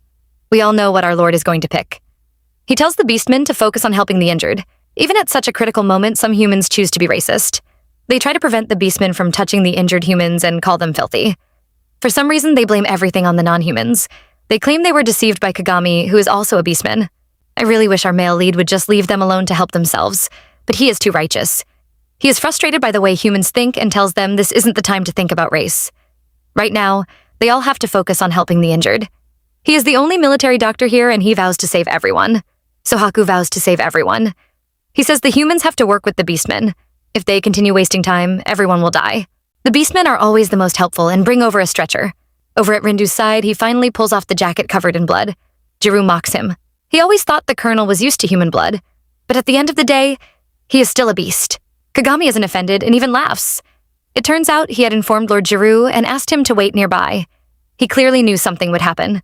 The lord is still annoyed and scolds Rindu for exposing himself. Now that the colonel has been dropped from the military, he tries to control him. He says Rindu must obey him from now on.